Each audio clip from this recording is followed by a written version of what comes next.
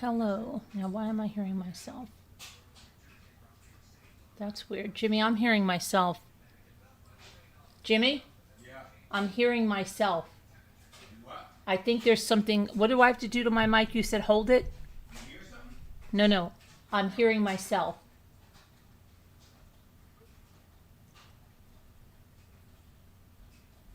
Say that again now. I'm hearing myself. Good. That's what No, it's supposed to be. I it's can not hear you. supposed to. It didn't do Yes, that. it is. It didn't do that yesterday. Remember? Okay, hold it in. Hold it in. There. Now, Hello? Is there a little speaker? Look, take your time. Okay. Is there a little speaker? No. What do you mean a little speaker? Where? Where If we you're go? hearing yourself, what's wrong with that? Okay, it wasn't like it was yesterday. That's all I'm going to say. I'm going to ask them if they can hear me. Hold on. All right, try it again. Okay.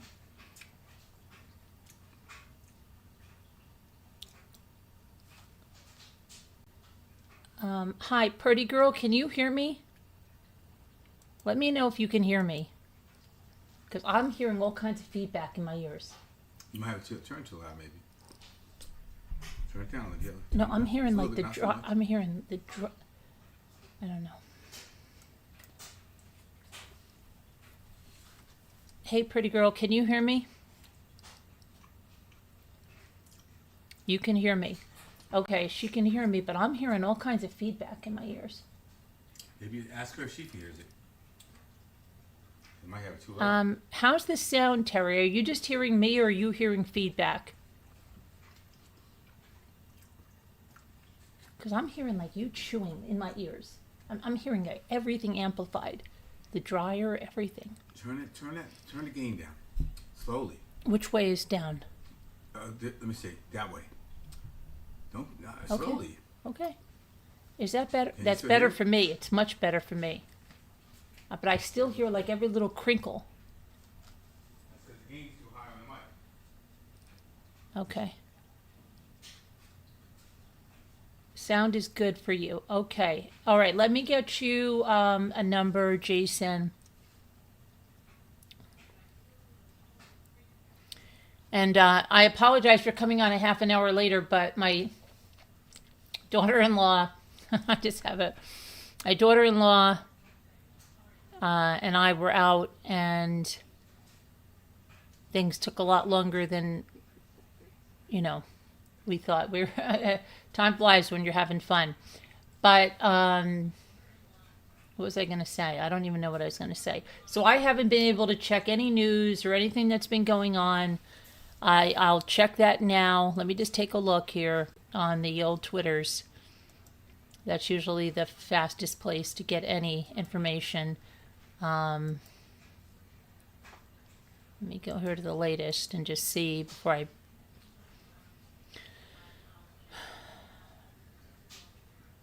Let's see.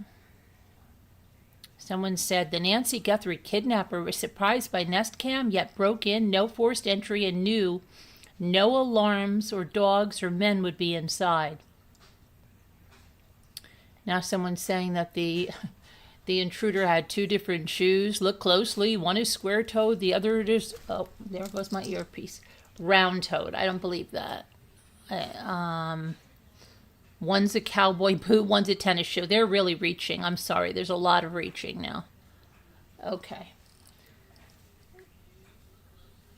Let's see. I still think they look identical. People are going again with Luke. Let's see. They should look into Mark Kelly. Mark Kelly. Why did Savannah call him before she called the police? Getting organized has never been easier thanks to these pre-storage boxes I picked up from QVC. Now, why am I here? Now, These storage boxes are incredibly now my spacious ad is and playing. Sorry, maybe that's why I was getting feedback. Okay, I shut that now.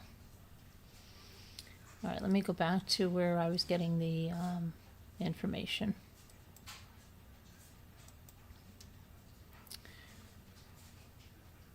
All right, what else is this now? Savannah Guthrie posted this today. She believes perhaps we should hope law enforcement has a bead on a perpetrator. We are 50 days in. I believe with angels. Does anybody remember anything from these dates? Then they're talking about January 11th, from 9 to midnight, January 24th, and January 31st from 9:30 a.m. to 11 a.m. Does anyone know what type of dogs were shown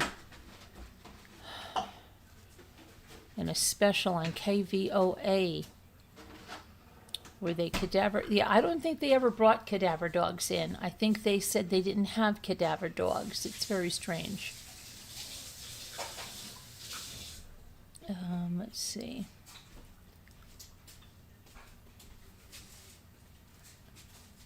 Saw a headline today saying there's silver lining in the Nancy Guthrie case. What could it be? Still not found. Okay, so I guess nothing really. Jimmy, you didn't hear anything cracking in that case today, right? Jimmy? No, I didn't hear Okay. nothing big. Not that I know of, so don't count on me.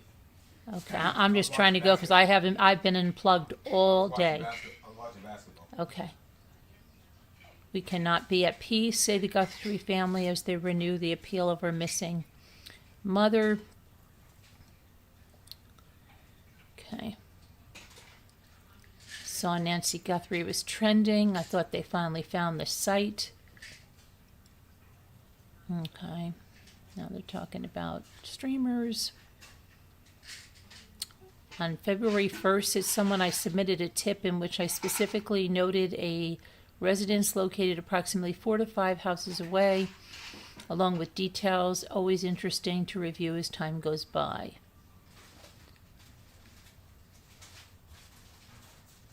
What happened here?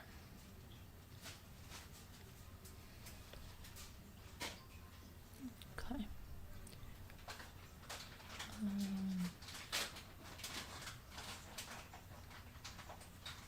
Savannah and family with a new statement. Okay, so I guess there's nothing. Who leaked the tape? The tape, what tape got leaked? Here is who I think leaked the tape to TMZ. I don't even know what they're talking about. They're talking about. Okay.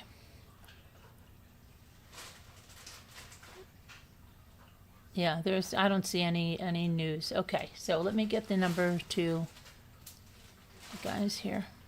I don't know if Space Cat is there or what. Let me see here. All right.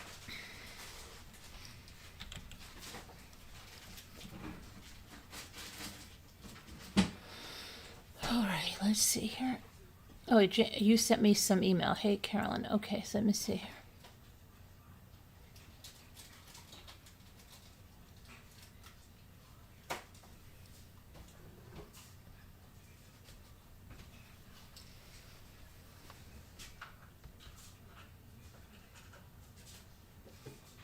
Okay, I hear you. Let me see. Thinking more about construction. Okay. All right. I'm going to send you the number. There you go on that. And let me send Space Cat. I don't even know if Space Cat's in there yet. I can't see the chat. Hang on. All right, let me send that. Anybody else that wants to call in, please just, all you do is email. If you're going to call in about the Nancy Guthrie case, if you have ideas or theories or questions, or you just want to run something off, by us, feel free to call in. Let me see, is this it? There we go. Okay, so let's see what we got here.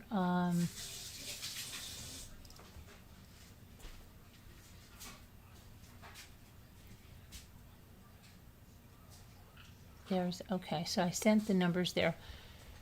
So I don't know, let me see if there's anything on the other things about this. Nancy Guthrie, neighbors find silver lining. Okay. They find a silver lining in her disappearance. What's the silver lining? Everybody, what's that? The neighbors of Nancy Guthrie have discovered a silver lining amidst her disappearance. Let's see what that is. Since a mystery man offered chilling new proof he saw Nancy, the rest of the community has united to heal. On March 22nd, Tucson resident Jeff Lamy told Tucson KVOA that many were concerned in supporting the family. He mentioned discussions have been had about reinstating the neighborhood watch. Lamy is part of the neighbors who have played an integral role into this investigation. The group has been assisting the FBI by collecting footage from each other's homes, cross-referencing that footage and delivering it to law enforcement. The Neighborhood Action Group was established early in the course of Nancy's disappearance. One neighbor who opted to remain unnamed admitted that everyone is on high alert. There's a sense of what's now out here. We need to rely on each other, and I've seen a lot of that in the past few weeks.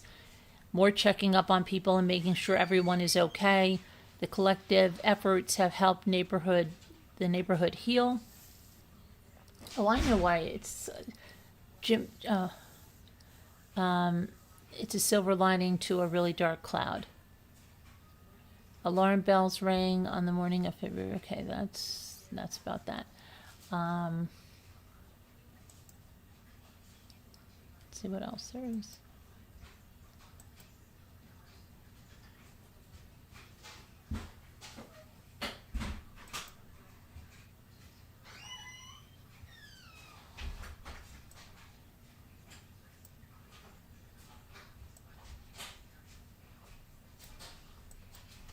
Jimmy, that light isn't on. Could you please turn that on? So. Done. Thank you. And I don't know. I was going to say something. And what else? I don't know. I thought I was. Something? I don't know. Something? You wanted that. Okay, good night. Let's see. Here's what a cold case detective has to say. Let's see what he has to say. As we hit day 50, Nancy's case is still very fresh, says Brian Martin, the crack detective from Fort Payne, Indiana, who helped catch the killer of 8-year-old April Tinsley, almost 30 years after her murder. Martin said he's optimistic that law enforcement will track down the abductor of the 84-year-old woman. Let's see. Why is he? The detective said his money is still on the DNA. I'm sure they have an item of evidence which was probably at the scene and was foreign, meaning that is something they would not have been in the house, and this was something that was probably left by the suspect. He added that this case is a long, long way from going cold. Often agencies will not consider a case cold until it has sat inactive with no leads or evidence after 3 years. He says he would not consider Nancy Guthrie's case a cold case. Frustrated locals don't share Martin's optimism.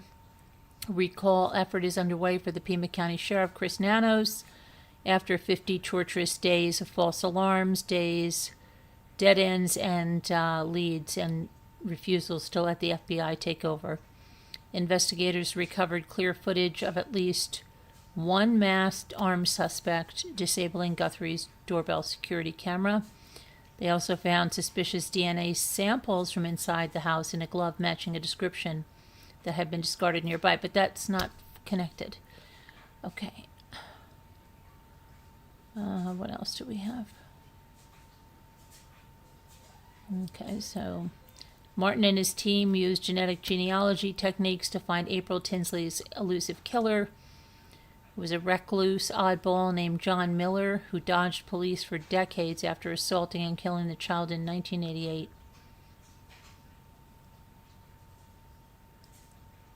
All right. Well, I don't know. I'm not so optimistic, but we'll see here. Let's see. Okay. Let's see if there's anything else. Uh-oh. Nope, I don't want that. Hello? Hello? Hello. Hi. Okay, let me just make sure everybody can hear you. Can everybody hear the caller? Yeah, I cut off the thing to hopefully get rid of any echo, so I should sound Yeah. okay now. I can hear you in my ears, but I just want to make sure they can hear you. Mm-hmm. Can you as guys in the chat, as soon as you can let me know that you can hear the callers, that would be great. Hi, Jason. Hello, James. can you hear me? I can. Very good. I can. I just want to make sure our chat can. Oh, you can? Okay, they can. You can hear the callers? Great. Okay. So did you guys, I mean, I was out all day. Did you guys hear of anything new on the case? I'm just wanting to make sure before I do anything that I'm not, I just want to, just checking my settings here for a second. Okay. Yep. Hi, Sandra. Hi, Terry. Pretty girl. How you doing? Hello, everyone in the chat. Colleen, hi. Sassy, hello. Dookie, hi. While he's checking his chat, I can answer your question if you. Okay. Or you want to. Yeah, you want to keep saying hi to everybody? Well, I think I got everybody so far. Go ahead. Okay. Yes, I've every time I get a little bit of spare time, I'm always researching this, going mostly back to the beginning and seeing what everybody was saying and starting, so so we can find these different counterpoints or different understandings of how people picked up information on the case. It's fascinating to me, and it should be to anyone really, about the accuracy of what's being said and who's saying it and how it's reported and all that. So, I'm finding just strange contradictions. I found some with the FBI guy today in the first news conference, which just blew my mind. So these people are, even that guy wasn't, he misspoke. Maybe he's just nervous or what, but you can go back and listen to all these things I reference people back to. But you were, one of the things, the LA article that you read, one of the reporters, and it might have even been the one from the LA there. I don't remember hearing the background. When I research this further, I'm going to actually take notes, written notes, and I didn't do that today. But I'm just learning these differences. But the FBI guy contradicted himself in the same news conference. And I'll get right to it. You quoted and this is good that he, I think maybe this was a reporter from LA that asked the question, maybe, but he answered a direct question about the notes being identical. Okay.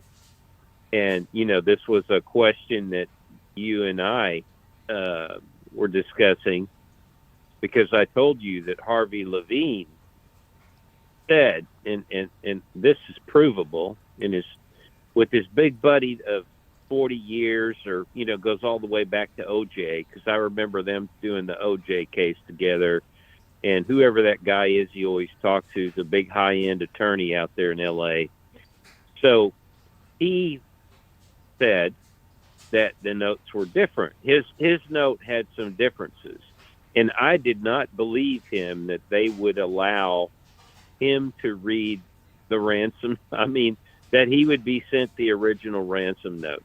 I still don't believe that. So I didn't believe Harvey was telling the truth about that when he sort of he led on. He said he knew the other notes, and that they were, and his was different, in the thing.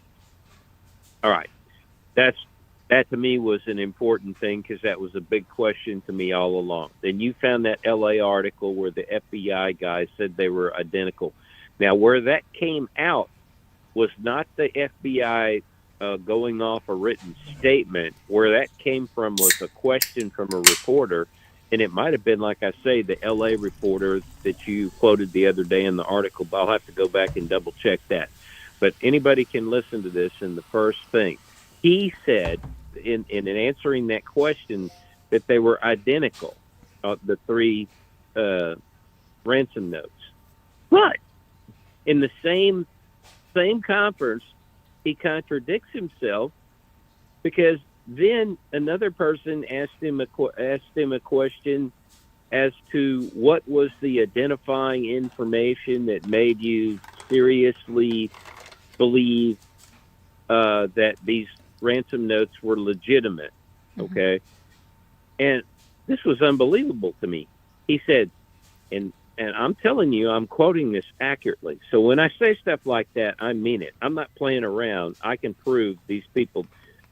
This is not something I make up or just guessing at. This is my memory at 100%. But what he answered this, which was caught my attention, which was bizarre, he said one note had the floodlight information in it, and one note had the watch info. Yeah, but you see what he's saying there? There's 3 notes they're discussing, and all the answers is that one of them had a watch information, and another one, had the floodlight information. And then there's this inference elsewhere that they're given other information they're not making public that gave them the idea this is real. So this is where you really have to piece things together and not just edit or snippet one thing they're saying, because obviously they're not identical. If one note is talking about, this thing and another talking about another object, and then they're inferring that there's other information given.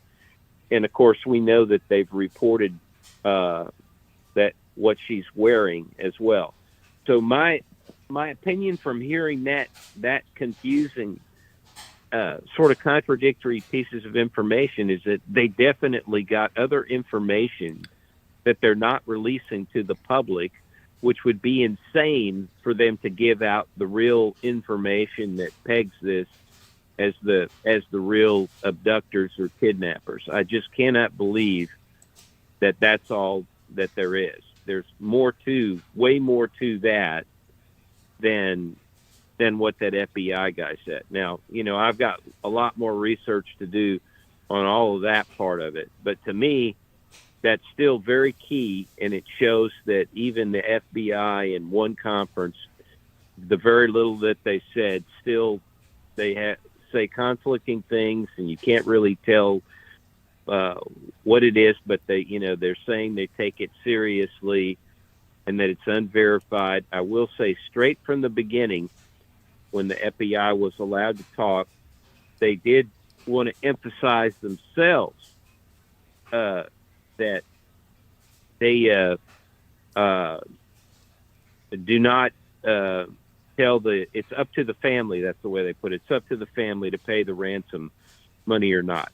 Now, one other piece of information, but we all know, at least I believe, absolutely 100% that they don't like to pay ransom notes. The FBI wants them, they want to capture the criminals, so they don't want them getting away, which,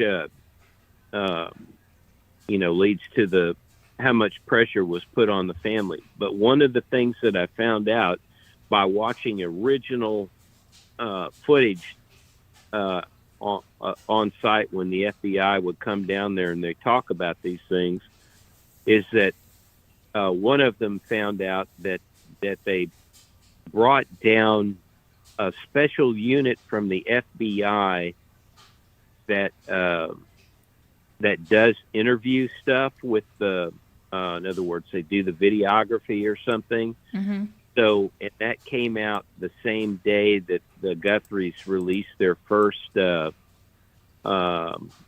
Instagram thing. So everybody knows or believes that this was not done just by the Guthries themselves. The first thing that was released was shaped or helped by the FBI because they brought their special videography crew, and it was like a special unit that works with children too or something. I thought that was really weird sounding, but but anyway, people identified this part of the FBI group, one of the other FBI consultants or something, and I think it was on Brian Enton that reported that, but that can be found out. But I thought that was interesting because that shows that the FBI was filming at least their first Instagram and probably advising them there too, because it was a crew, not just one person. So that, anyway, that supposedly happened that way, that I thought was interesting. And the other thing that I was trying to find out is how fast did reporters get down there?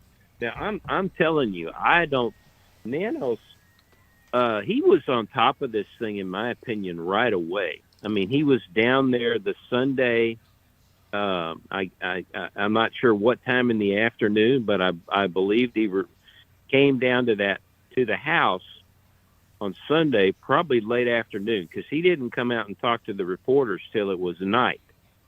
But that he was talking to them all along, and they sent up, and they were told that she can only walk 50 yards. It is 50 yards, not 50 feet. Yeah, 50 yards. Mm-hmm. So they sent up the flare stuff, which is all this infrared stuff. So had her body been out there anywhere in that time frame, in that whole region, not just right by our house, but I mean, they're flying around with the flare of that whole area.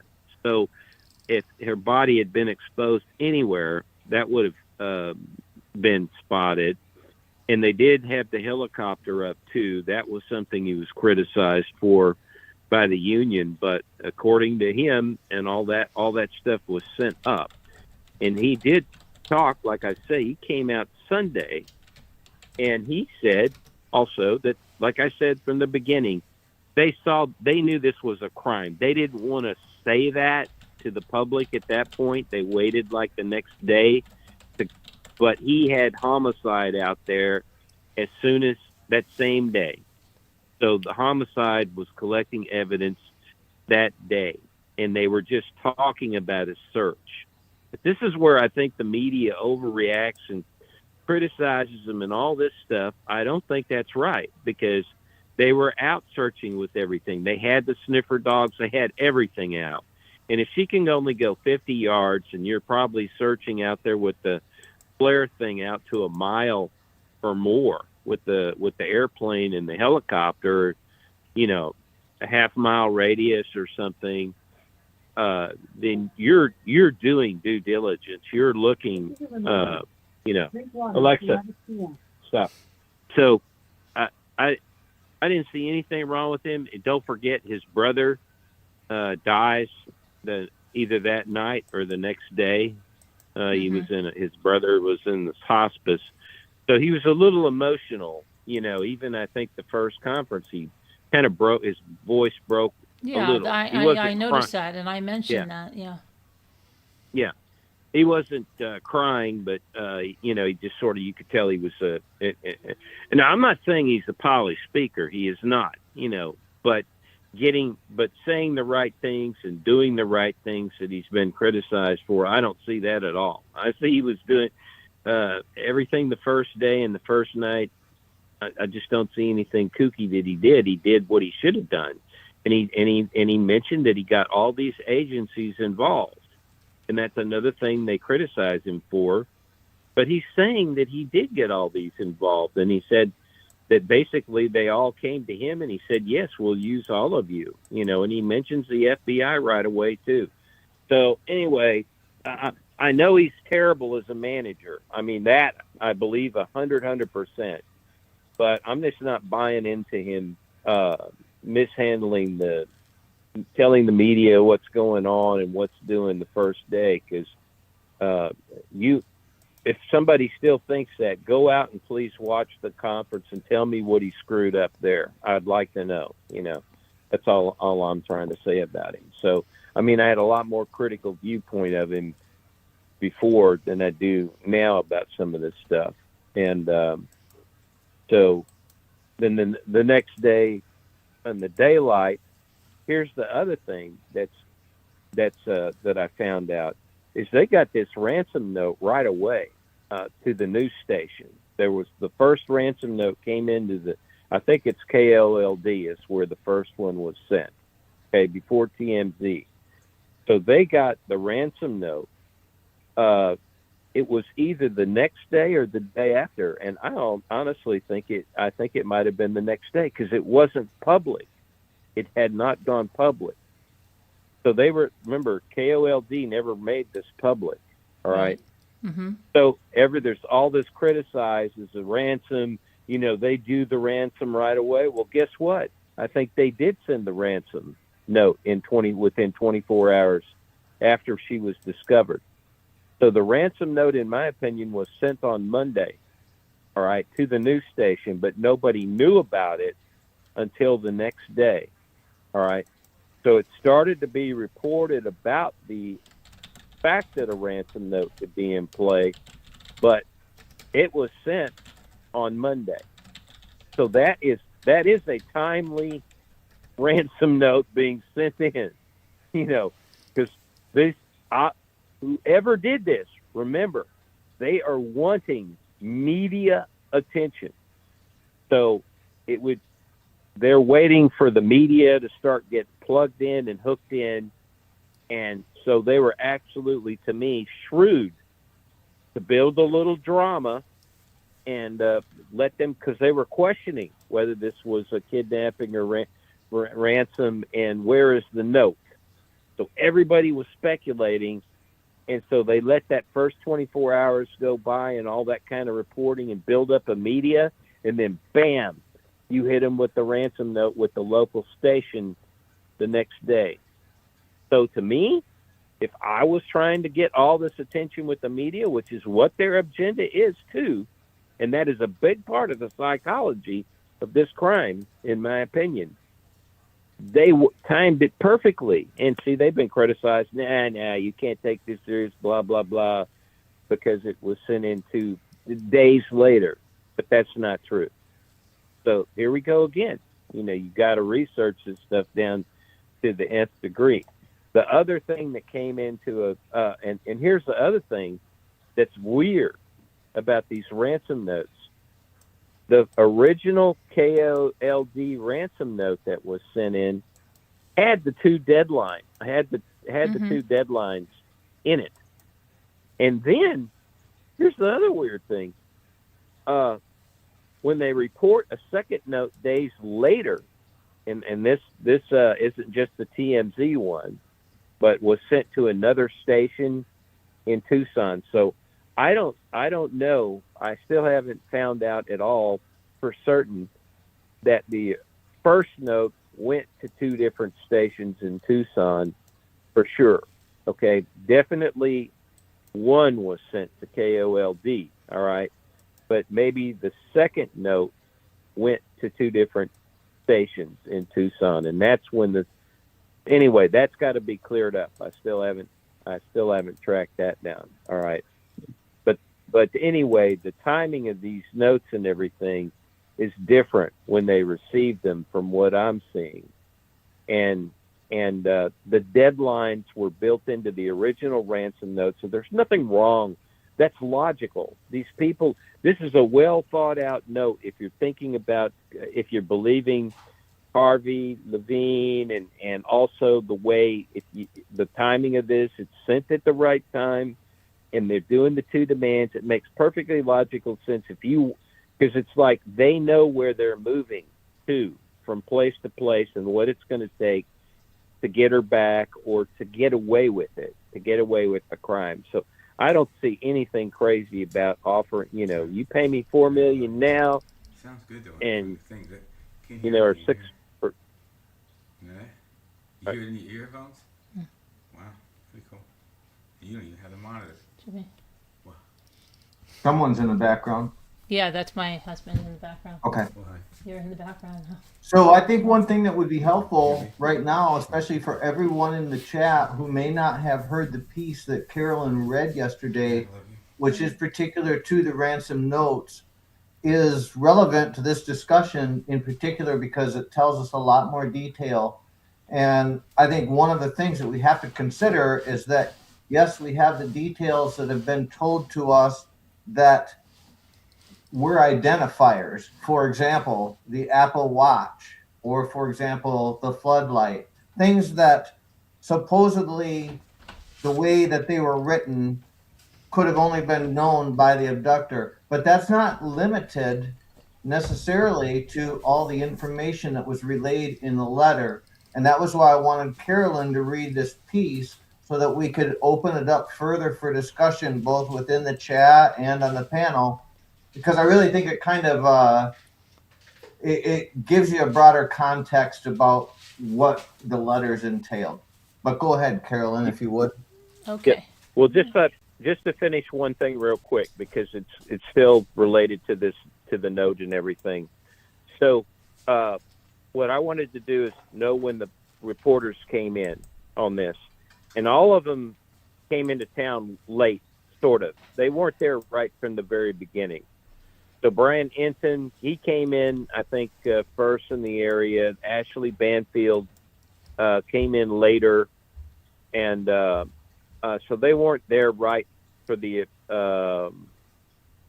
I think. Well, Brian was there for the first conference with the FBI guy, but he wasn't there. None of them were there when the sheriff was giving his nighttime conference and all that kind of stuff. They weren't. They were covering other stories and things like that. And then the other weird thing about this ransom note stuff is they talk about a second note that was sent in later on. But when they talk about this, they give absolutely no details about what was in the note, because I don't think they were told anything what was in the note at all. Usually Brian gets information, and when he talked about that, which was about February 6th, somewhere in there before the second note even comes into play, the first time he ever mentions it, he just says there's a second note, but he doesn't even say, he doesn't know what's in it. He just reports that there is a second note. Well, let's hear Carolyn's source then, so she'll tell us what that source is, so we can, give an idea of who was that source, Carolyn. Well, it's For the Keith. article. Yeah, Keith Jenke is the FBI agent that was speaking about the ransom notes, and he's quoted in all of this stuff. And you know what it'll say in some things, it's not known whether the three notes are identical. In other ones, it's, saying they're identical. So it is, there is conflicting information. But let me go to Keith Jenke here. What he said. Good. I'm finally glad you're admitting to that or finding that. Where did you see the conflicting thing? I just see it all over on here. Okay, federal officials have since intensified their involvement. FBI Phoenix Special Agent in charge, Heath Jenke, disclosed that an alleged ransom note referenced specific items linked to Nancy, including an Apple Watch and a floodlight near her home. Then it goes, TMZ founder Harvey Levin, whose outlet received the letters, said it also suggested a limited geographic area around Tucson, though he emphasized that the email's origin could not be traced. There is a radius around Tucson that they kind of disclose in this demand letter, Levin noted. There are real reasons based on what's written there that I believe that this person is in the radius of the Tucson area. Authorities have a radius, and that's something. So, let's see. Okay, but let me just add, let me just clarify that. You read, though, Carolyn. Yeah. You read a different piece. Right. But I've just... I need to clarify that right there, what you said about Levin. What that is Levin gave his analysis. What that has to do with is the return of Nancy. In the ransom note that he got, they said they would return her back to Tucson within, 12 hours. Yeah, okay. And so what Harvey, all he did with that is just figure out a driving time, and drew a big circle around, around the whole region, how far away they could get if they were going to, he guessed they had to return her by vehicle. So he just that's all he did was just go out how many, they drive so many miles per hour, and then that's how many miles she could be away. So I think he came up with something like a 700-mile circumference, or diameter. But you can Okay. anyway, And then it that's- says, that's as all that is. reported, Levin, who reviewed one of 3 identical letters, said the upcoming Monday deadline is far more consequential and confirmed the Bitcoin address listed was valid. Let's see. The note reportedly opens by stating that Nancy is fine but scared and urges that all communication remain anonymous. So that's... Oh, let me go back to this here. All right, and I just want to say one thing real quick while you're talking. This is very important to me. Brian got some local guy that's worked within the criminal justice system there. One of these characters with the cowboy hat and the cool-looking beard and all that kind of stuff. He's a good, like a media contact person. That's like kind of a promoter of himself and stuff like that. And I did not like that report Brian did with this guy, and I think it's a total lie. And I think this is how slick and sly people get away with their lies, and then they can say they're still telling the truth. But this guy he doesn't work for the police anymore. He's just a consultant. And Brian, and this guy tells Brian asks him, now here's where I think the sly lie, the deception takes place. Brian asks him, have you seen the ransom notes? And this guy says, yes, I've seen the ransom notes. And then they go on to talk as if he's read them. But this is where, I'm telling you, this is where games are played with the public. Yes, we've seen, all of us have seen the ransom notes. If you were watching the news conference, they even bring them in one of them or something, and they're hiding, or Harvey does and stuff like that. So anybody can say they've seen the ransom note, but have you read the ransom note? The question was not asked to this guy. But then this guy goes on to pretend like he knows what the cold contents are in that ransom note. Now, do you believe for 1 second the FBI is going to show this consultant guy who isn't working for the for the FBI and who knows how the hell long, the contents of the ransom note? I mean, people would be fired and lose their jobs and all this stuff. Anyway, all I'm trying to say, I think that's a total bullshit thing. This guy is trying to scam off the public and imply to Brian and his whole audience, and Brian lets him get away with it as if this guy knows what's in the ransom note. I don't believe it for a second. But okay, anyway, but here's something interesting. The University of Hawaii Police Chief Andrew Black, a former FBI special agent in Tucson, said about these ransom notes, the method, and I'm quoting his direct quote right now, methodology of these individuals doesn't match what typical kidnappers do who are holding someone for ransom. They usually establish a direct line of communication with the victim's family and law enforcement, and they exclude the public and the media because they don't want the additional attention. Absolutely, 100%. That's why I'm saying this crime is unique. This person wants the media involved. He wants the attention. This is giving an incredible description of this criminal. This is telling you a lot about his motives and everything. All right, let me just finish this. The first ransom deadline, Thursday, February 6th, came and went with no word.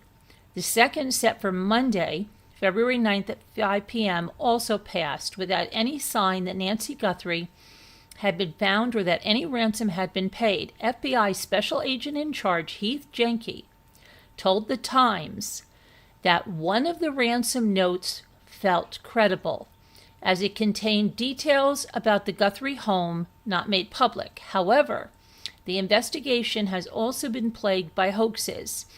One imposter message was traced to a Southern California man with no connection to the case. The use of cryptocurrency and digital communication has complicated the case further.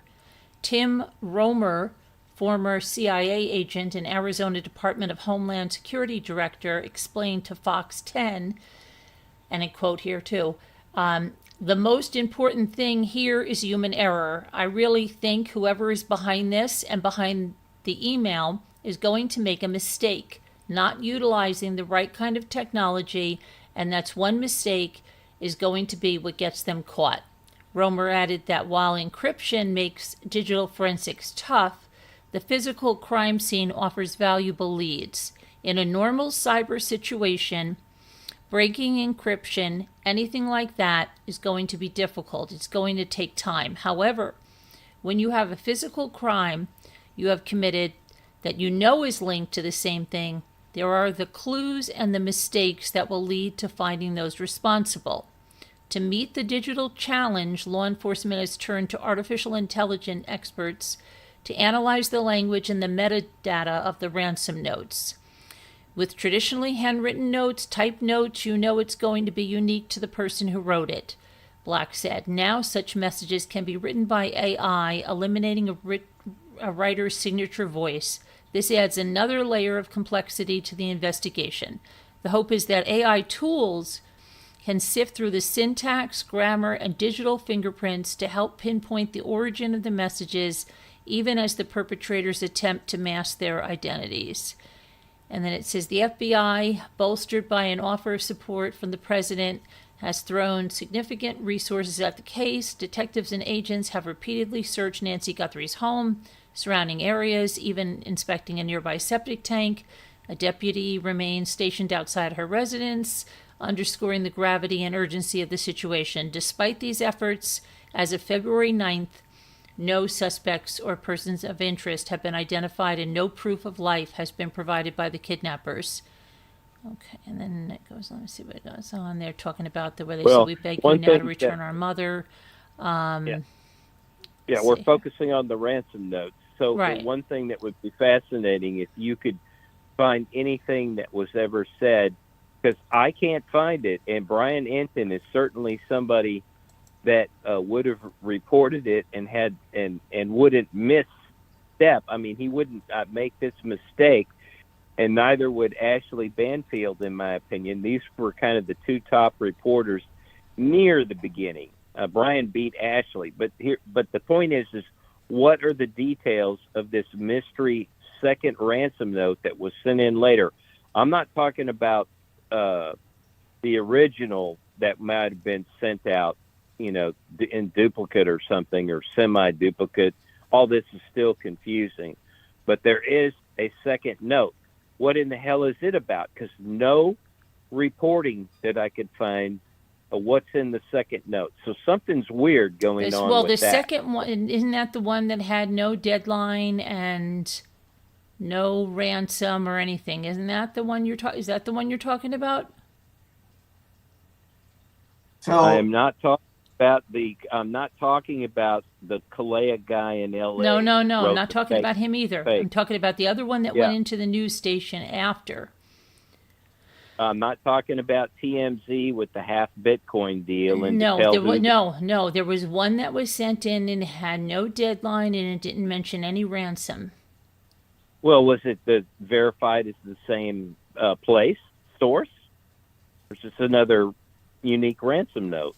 So the thing that's really tricky about all of this is that we can go back and forth and talk about different sources. Now, just to say that if we could, and we can't do this, I mean, probably we could if we really researched it. But what my point is even if we had a magic wand and the magic wand said, all right, we want to know the timeline for the receipt of the custody of the letter and what hands it went through, well, we might see something that it shows up in someone's email box. That person looks at it. They forward it to somebody else, right? So it changes hands a few times, but eventually it gets over to legal, and legal says get it to FBI, or they send it to FBI. But whatever the case is, we know that when the letter came in, it was seen by various people. It changed some hands, inevitably. Whatever the contents were, which we don't clearly know all those contents, but all we know is that it changed some hands, and that it made its way to the FBI. And that's the same thing with the other one as well, with the second one. So if we agree that that really did take place, that yes, it changed some hands, now that if we say the FBI has it, now it's in the FBI possession, then it becomes a question of, do we trust the FBI's judgment when they look at those notes and they say to themselves, okay, it's putting out certain information in these notes, and they're saying, we're leaving these identifiers in these notes for you to read so that you can go to the home if you need to, or you can check your video evidence and you can verify that what we're telling you is the truth and that only we could know these things. And so the FBI, of course, goes through that exercise and they say to themselves, all right, by all indicators that we have at our disposal, based on our knowledge, our technical training, everything that we have, what we see here is enough probable suspicion, probable cause, enough evidence that tells us that we can now go to the Guthrie family with these letters, present these letters to them, because they were never sent to the Guthries. The Guthries never saw these letters. So the only way they got introduced to the Guthries was by the FBI. And the FBI vetted those letters because they may have received others that we don't know about during that time period, but those particular ones, they vetted enough to at least go to the family. So just as everyone in the chat, everyone listening, what we really have to say to ourselves is, do we trust the FBI's judgment? Like, so if the FBI judgment looked over those, went and vetted them, verified them, and went to that, if we say to ourselves, yes, we really do trust that the FBI is telling the truth, the FBI literally does believe that the letters are credible, as soon as we cross that bridge and we say, well, yes, we accept that the FBI will do credible work and know that it has pieces of information that only the abductors could know. Therefore, they're going to go to this family, which is going to be a big deal, because really what you're doing when you're going to the family with these letters is you're potentially giving them hope. And this isn't a time of their grieving, when they're thinking their mother could be dead, their mother could be passed. It's a huge, big deal to go to someone, a grieving family potentially. You know, think about their state of mind. Now they get someone knocking at their door. Oh, by the way, we have this letter. Well, you know, they got to have their ducks in a row to go to the family. Now, I know that somebody could paint a cross argument and they could say, well, maybe they just wanted to go to the family and throw these ransom letters out there as, you know, potential, information from some ransomers to see how the family would react, because they maybe thought the family was guilty at the time. So they wanted to see how the family would react once they were exposed to the ransom letters. But even if that was a ploy in and of itself, there was nothing that came of it that would have made them think that the family afterwards would have had anything to do with it, or would have, been involved, because the family was cleared. And I know someone could say, well, they could beat the polygraph, like the T word and the A word, they could beat the polygraph. But here's the thing, is you're going to have to beat all the other things that go with it. You're going to have to beat 6 months of geofencing data that's going to be tracking your whereabouts, where you did every day, phone calls that you made, the people that you talked to. It's going to track all your GPS data off of your vehicle, where you drove, how long you stayed, how long you stopped at the stop sign, if you used a blinker signal. So they're going to have information that a lot is going to tell them that, okay, based on the reactions that we're getting to this ransom information that we're presenting to the family, and the reactions we're getting from them, and the fact that we, have information that clears them, it just leads me to believe that we can really conclude. And this is where I would like to hear anyone else's competing opinions. Like I noticed you in the comments, Colleen, and love to have these kind of conversations. That if somebody doesn't believe the ransom is real, if they say to themselves, well, it can't be real. And so if we say to ourselves, well, is it not real because it doesn't follow the same orthodoxy as a previous ransom? say, for example, if someone left a note behind at a scene that said, don't contact the police, and, you know, you only work with me, and if you don't do what I say, then you won't get your victim back, and that would be the normal way that it would be done. But the unorthodox thing, as if we're seeing in this present case, that wouldn't follow that, would tell us that, you know, this type of a situation, normal things wouldn't apply. So where we might say, well, that ransom, it can't be real because it doesn't follow the normal parameters of a ransom. So in this particular case, it's clear that it doesn't follow the normal parameters of a ransom just based on how it was done and where it was done and who it was done to. We have such a rarity of a case here. So I'm just making my case that I believe that those ransom letters are valid. I believe that it's something that the FBI felt so strongly enough about that they went to the family. And you have to think that they'd have their ducks in a row to go that far when you're dealing with the people under emotional trauma and those kind of things. I mean, I'm opening it up for discussion. That's where I'm at so far.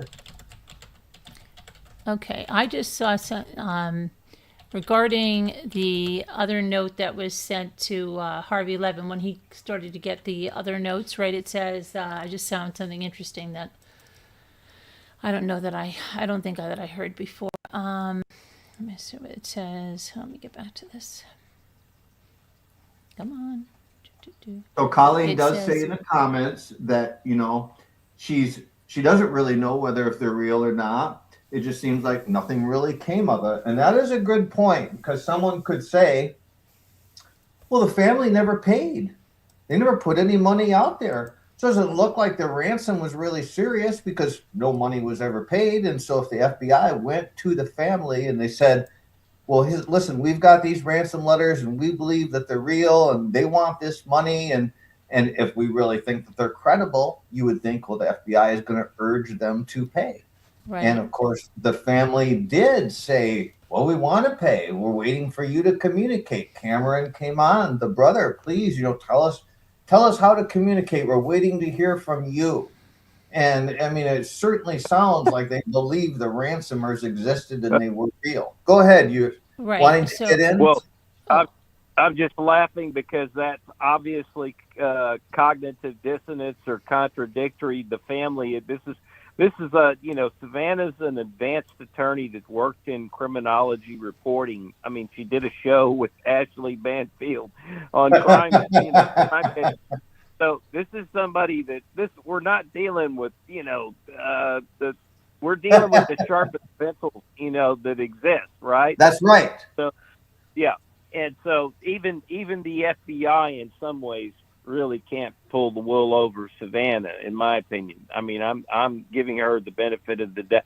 In fact, she graduated top of her class. I mean, this is why she's worth $40 million and does the damn show. She's the real deal. Okay. But all I'm trying to say is this is where I tend to believe they got manipulated into this game and somehow are trying to catch the guys because they were already. It's like what we discussed already in this ransom note thing. They were given the instructions. They were given the 2 deadlines. They were told, this is it. We're not talking to you anymore. So, you know, it's like, why are you telling us to contact you and you want proof of life? And I mean, when that note from the very beginning laid down the rules, they're playing, you know, and it's like the FBI wants to come back. And these are not, to me, these are not dummy criminals. All right. You're not going to sucker these guys in anyway. And I mean, that's the way it's played out. You know, they didn't respond. They didn't send anything more. They just did what they said they would do. And, you know, that, I mean, that's my position. So I think there was legitimate information that goes way beyond the Apple Watch and the floodlight, and that was brought up with the FBI people too in the conference, and they're not commenting about any. And all they would say is those 2 things in that first conference, but then he words it like really weird, and anybody can go back and listen to this. Like one note had one thing, and one note had another thing, or one thing. I mean, it's just weird the way he worded it. Why didn't he say all notes had the 2 items? But what's really important, though, is that the FBI went to the family. That's what's. I mean, right. We can go back and forth, you know. Go ahead. Other FBI agents commented, and I can't remember whether it was one of the working ones that's current or the retired one. I'd have to go back and listen to it. But yeah, somebody commented with some expertise about kidnapping, who's done kidnapping cases, said they wouldn't have gone to the family and all this if it wasn't real. I mean, serious. Okay, because they understood the emotional effect this has on a family, that you can't do that ethically. In other words, they have some ethical aspect to this that they don't. You know, they're not going to try to play games with that part of it. You know what I mean? And so, Carolyn. I just want to say one thing. February 12th, okay, when it said another ransom note regarding Nancy Guthrie was reportedly sent to TMZ on Thursday, the second such note in as many days, and one of several that has been issued since Guthrie was last seen 2 weeks ago. Then it says, today's message is from the same person who sent Wednesday's correspondence. This time, instead of simply asking for Bitcoin in exchange for information, the writer made several ominous statements. On Wednesday, the ransom writer requested 1 Bitcoin, approximately 66,000, in exchange for pertinent information. The request has not been fulfilled, which led to today's letter. In the note, TMZ said it received at 8 a.m. Pacific time. The anonymous author complained, "I am not being taken seriously." He makes some ominous statements in the email. TMZ is cooperating with law enforcement by not disclosing the specifics. One thing he makes clear, the situation has changed from Wednesday to Thursday. The writer also claims this is their final attempt of assisting. And then it says, in another part of the email, the writer says he wants Bitcoin because he'll need money to hide after identifying the apparent kidnapper. The author also worries they might be incriminated like that Carlos guy, referring to local resident Carlos Palazuelos, who was detained for questioning earlier in the week. And then it says, let's see, meanwhile, just days after the FBI released photos of surveillance camera, blah, blah, blah. Investigators are reportedly asking for footage. I'm just trying to see if there's anything. Those are the TMZ. Yeah, well, that has nothing to do with the original ransom people. But what you're reading there is the guy that says he knows who committed the crime. Right. The other 2 letters that were sent to TMZ. Right. That, you know, and that's crazy stuff there. That's where I said TMZ. The guy is scamming everybody. I mean, the TMZ guy should have paid the $50,000 immediately. I mean, he's easily has that money. Yeah. He just should have paid them directly. The guy, whoever that was, and continue with the story. He would have made a hell of a lot of money off of it. And maybe if this guy was real, then TMZ would have gotten the exclusive information as to who committed the crime and where Nancy is. So, you know, that's a whole crackpot thing that has nothing to do with the original ransoming stuff. You know, that and Harvey totally messed that deal up. So we can ignore all that. Now, somewhere there's talk of a second ransom note that Brian Itten talked about near the beginning. And again, see, this is why I'm saying you have to research this stuff and all this, because even Brian, this is like a mystery note now. You know, we're not finding any details about this so-called second note that did connect to the original. Well, now, it says right here, FBI investigating new note regarding the disappearance of Nancy Guthrie, and this is on February 6th.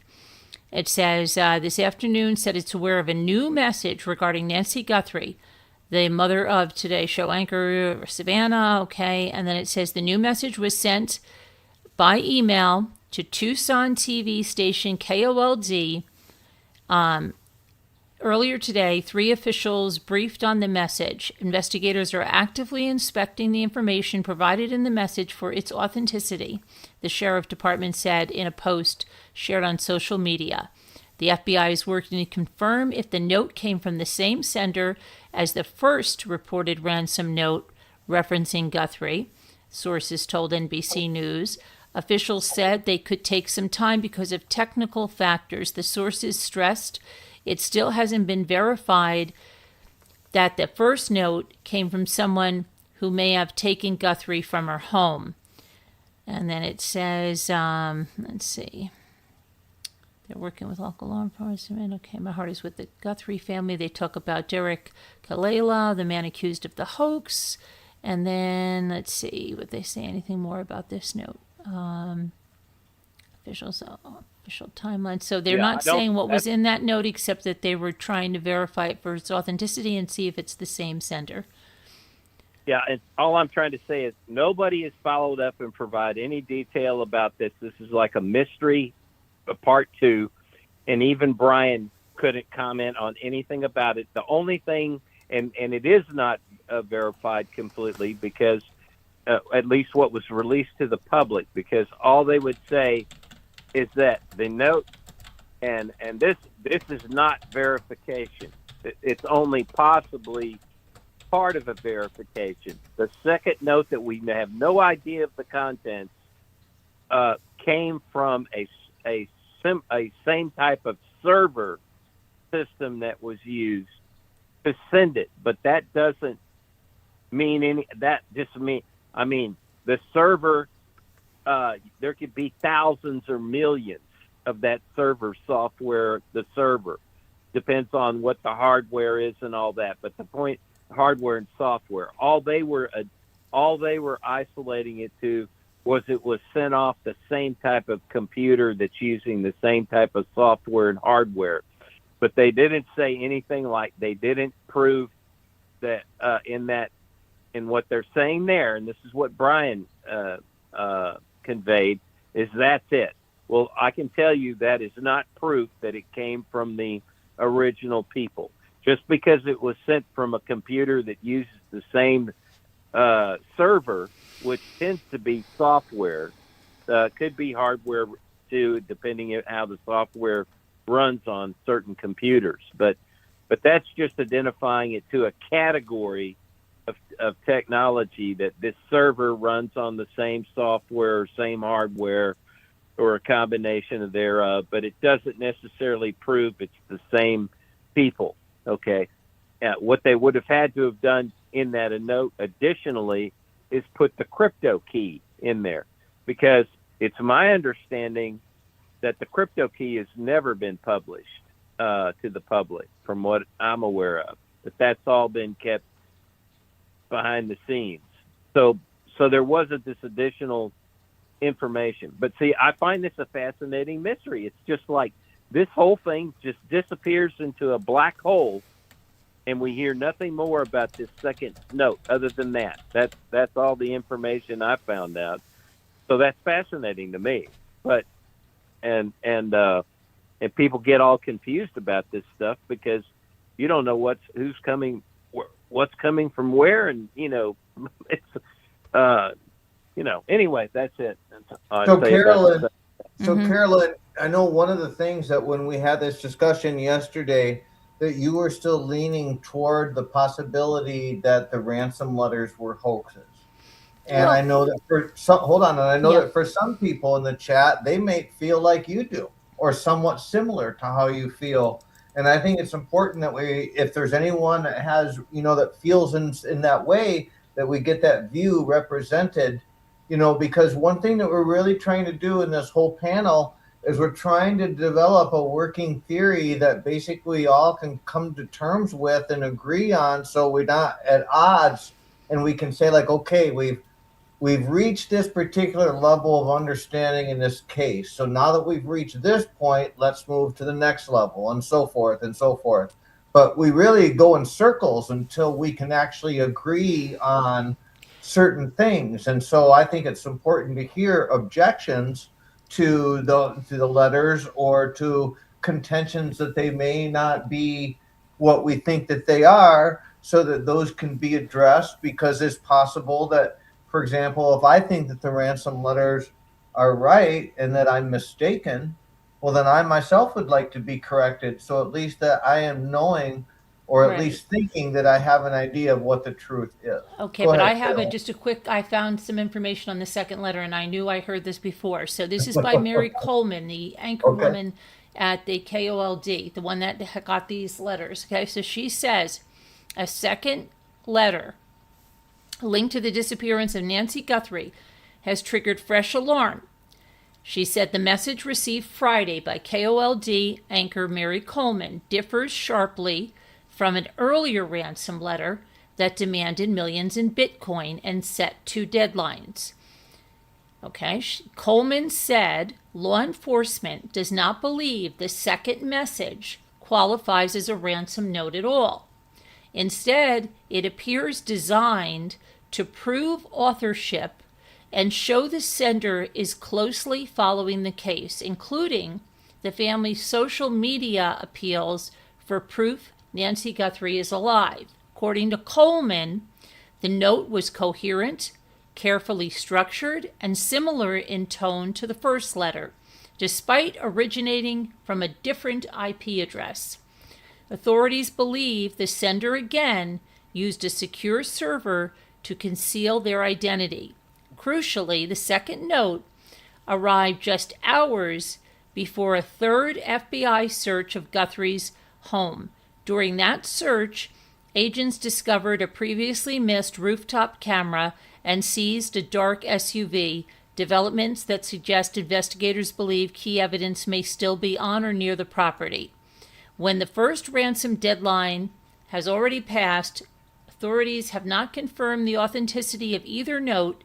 However, police say they're both being treated as serious leads.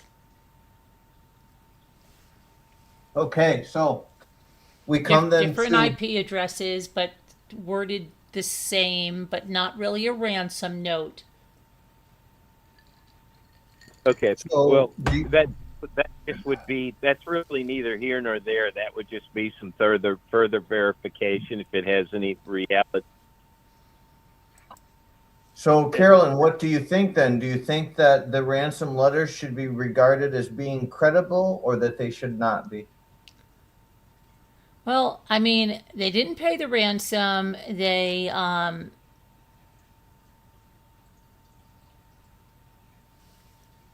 so okay, I'm just looking at someone here in the chat. Hi, White Angel. Hi, Jen Grill. Hi, everybody. Hi, Well, anybody that's based- come in. Hi, Linda Uribe. Based on your reading of the second note, I don't think it really matters much what the hell the second note is. It's just that they're trying to further verify something, and whether it really did or not is really moot. I mean, moot to the point. They got the original instructions. There's no more instructions with the second one. And yes, that was one of the missing details. I'm glad you found that, Carolyn, because that was it, right? It came from a different IP address, but then there was some further reporting, and that was from Brian, was that it came from the same type of software or hardware, the server. So there was some commonality about it, but it didn't pinpoint to the original, for sure, to the original ransom note. So there you go. It's unverifiable, right, on the face of it. Just they're telling you right there.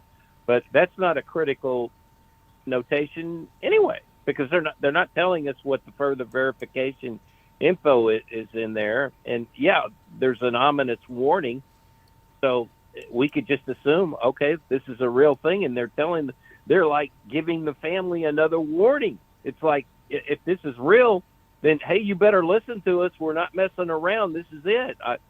So they did come back. This is one thing they did come back then. If you want to believe that, then they did come back and plead with them that you better do this or you're screwed. So, I mean, certainly when that further verifies it, then you better pay that $4 million. I mean, what's going? This is what's ridiculous, Well, when you follow the family's reactions, because I mean, there's a series of events that take place, and one of them is that, there's the receipt of the actual letters as they come in. Then there's the filtering over to the FBI, and then there's the family. The FBI breaks it to the family, and so now the family has to process each one of these interactions that they have with the FBI. They have to go through in their mind as a family and say to themselves, okay, what do we want to do here, and how do we want to proceed, and what does the FBI want us to do? And so ultimately what we get to see play out as the audience is we get to see their post, their video post that they put out there to the public, and where Savannah gets right out there and she makes these direct pleas. And we have so this is in me, it's kind of like this is the evidence of what the FBI interactions was with that family. So when you see them out there in front and they're saying X, Y, and Z, and they're very passionate, that all of that is based on their interactions with the FBI. That's why they're saying the things that they're saying, because the FBI has told them certain things that lead them to believe that their mother has been abducted by someone, and that there is this person that has money and that they need to pay it. And so they're literally saying to this person, we're willing to pay the money. It's clear as a bell that this is what the family itself is taking away from what the FBI is coming. When the FBI comes to them and has these conversations, it's clear the family's takeaway is that there's someone out there that wants money for our mother. And I mean, and even that we notice that the tone changes at the point to where there is the one public announcement where if you look at all three of them, all three of their upper clothes, their shirts are wearing are black. They're all dark colored. And they're all basically saying during that conversation, okay, well, we're acknowledging that our mother may have passed and that we want to celebrate with our mother, and we need to be with our mother and our mother to be with us. There's no reason why they would be saying those kind of things unless the FBI was in their ear saying, okay, this deadline, that deadline, this, that, the other thing. All those things would have had to have been prompted by the FBI. And, if someone's like, so why is that important? Why is it important what the FBI was telling the family? Because the FBI was basing what they were telling the family off the ransom letters. That's the whole relevance. That's the connection. So I'm just saying that the proof is in the pudding. So you think okay, well, if there was no ransom letters, if that was all just a hoax, then why is the family carrying on national TV saying, we're ready to pay. We just want to hear from you. Let us know what to do. This is what, Cameron came on and said. Could they have been asking for more communication in order to catch them, in order to, or connect the letters to because if the second thing came in off another IP address, maybe they're thinking that has, it's not that, maybe they're trying just to catch the person that's doing this, as they really are upset about the ransom notes no matter what. Whether they're legit or if they're not legit, they still want to get the person that did that. Okay? They did say as much. So could they, asking for more information so that they'll write again? Well, obviously they want to catch people who would be fake, hoaxers, and or people who would be real. And by them catching Kalila, obviously they caught somebody who was a hoaxer. But so it could refer to either one. Anyone who wants to step up to the plate and try to say this, we might catch you if you're fake, but we certainly, our goal is to catch you whether you're real or fake. As far as a person who would claim that they are the abductor.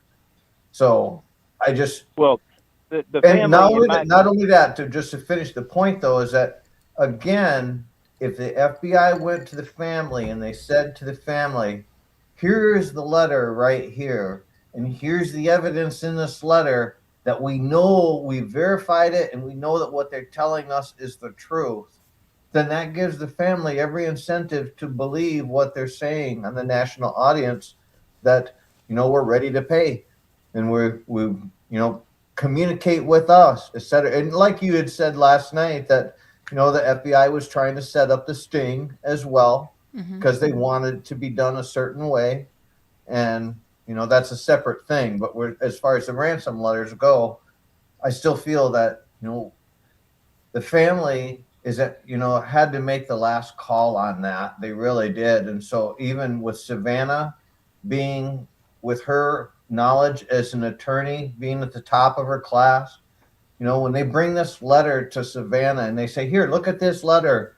Savannah's no dummy, like we were talking about. Savannah's going to read that letter and she's going to know what was in her mother's bedroom. She's going to know the way the property was set up, you know, and so she's going to know basically, even at face value, probably pretty close, you know, whether there's some truth to it. Now, if there's specific information, such as the watch was placed at, you know, the right leg of the bed tilted at a 90-degree angle, you know, well, that's very specific information that someone would have placed it there specifically so that the person who found it would know that someone placed that watch in a specific way. Because think about this. I mean, I know that someone could say, and I heard it even said, oh, well, you know, they just knew that the Apple Watch was in the bedroom, and well, anybody could have known that. That's common knowledge. The Apple Watch was in there. But if you wrote the ransom letter in such a way that you said the Apple Watch is in the bedroom, it's at the foot of the bed on the right leg, I've tilted it at a 45-degree angle, and they go in there and lo and behold, that's what it looks like. Nobody else is going to guess in millions of people that was precisely the way that and in other words, what I'm saying is that is the authentic identifier that really shows that, hey, I am the person that was in this bedroom. And then it had to be something that solid for them to go to the family. Yes, Cheryl, ask your question. Just if anybody has a question in the chat, put the question mark emojis or something big, in, like if you do that in front of them, like on the front side and the back side of your question, it'll stand out. But go ahead, Cheryl. Shoot with your question, yeah. Hi, Linda Uribe.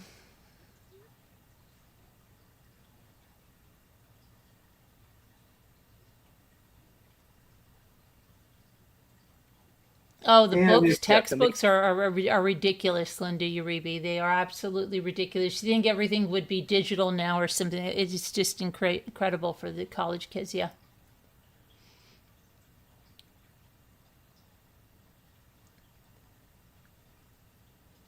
So, go ahead. To me, it's totally implausible that Savannah and the family is going to be puppeteered, play along with the FBI for some bizarre concocted subterfuge that they're discounting the reality of the ransom note, and they're going on national television to present the American people a lie, a deception on the whole situation. That doesn't add up to anything logical. That you can't live with yourself that way, behaving that way on a situation like this, with everybody's expertise and background. There's just that to me is, again, like going to ET aliens did the abduction, or, you know, super level conspiracy stuff. That's just, you know, not plausible. So, you know, so the notes were real, and the family considered the notes real. And the FBI, I said that, you know, was no, weird, Cheryl, you're not a troll. No, Cheryl, no one's calling you a troll. I think they're talking to the other person.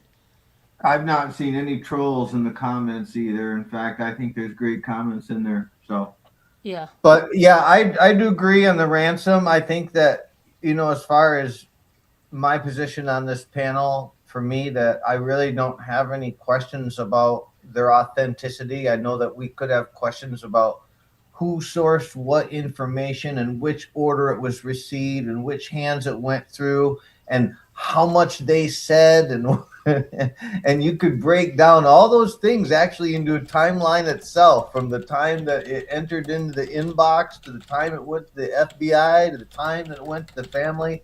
You could put it all down in a timeline, but the end result is that that family decided to go on live TV and plead their case. And I'll tell you what, watching that family get out there and do that, I mean, can you imagine having to plead in front of a national audience for your own mother, and you're scared to death that she's gone and somebody's done something to her? It's horrifying. And that's what these people had to go through. So you would think they'd have to be pretty darn certain that the ransom note was credible to stick their necks out there like that. And that's just my take on it. Cheryl, but let me see. I hope I didn't miss your question. Yeah.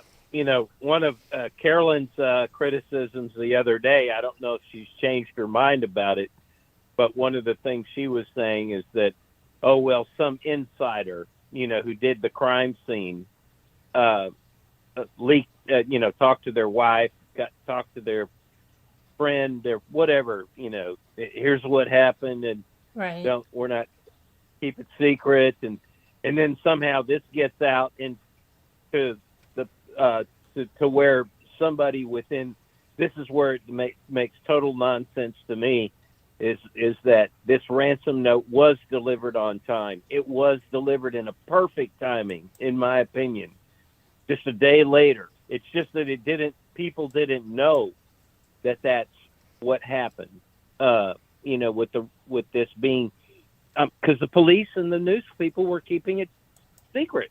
Okay. I agree. But we find out by hindsight that no, the ransom note was delivered exactly right, timing wise and everything. Because again, this person wants this in the media. This is somebody who is very arrogant, who is hugely ego driven. They are mocking. They're mocking even the FBI, the sheriff, everything. All right, to do this way. If you listen to the real criminals, people that do the real, by ransoms that are normally done or whatever. It's just telling you the crime. It's still a real ransom note, but it's telling you something about the motives and this personality that would go to this level, because that's not a normal ransom collection of money. They want the FBI, they want the media, all this stuff. Notoriety. Yeah. This is a very important part of their whole, of the outcome of this. It might even be more important than the money thing, possibly. So there was one point that was because brought they up. escalated the chances of themselves being caught by doing it that way. There was one point though that keeps coming up, and it was kind of hinted at in the chat, which is kind of where we circled around to at the end of our conversation last night, which is kind of the hint, the fact that, okay, well, there's all this talk about a ransom, but there's no money paid out. Right? So a person that so if I were to play the devil's advocate argument, like say I was somebody in the chat and I wanted to say, or maybe I even just really felt this way, I'd say well, listen, your ransom stuff all sounds good. And you're saying that the FBI went to the people and, hey, we've got this ransom letter, and hey, Savannah, you're a smart gal. You can put this together. You see that it's real. And so then, if the proof is in the pudding, why didn't they pay? And this is kind of what even was kind of hinted in the chat. Where's the money? Show me the money. And the money wasn't there. And the kicker is that we know that Savannah had the money. So it wasn't as if it was a money problem. The money was there.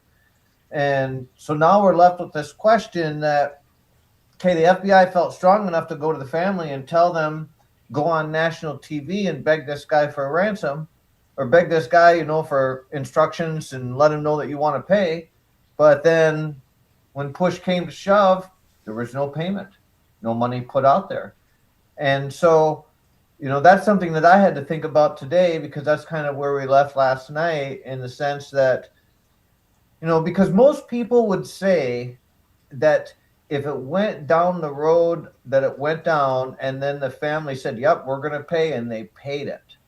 And then even if they got swindled and they didn't get mom back, but they put the money out there, most people would say, like, okay, well, it must have been real. They paid the money, because how are you going to deny it at that minute when you lose that kind of money? But since they didn't pay the money, that leaves the door open to where someone could say, well, They didn't take it seriously. did they really take it seriously? Did they Right. even believe the ransom notes?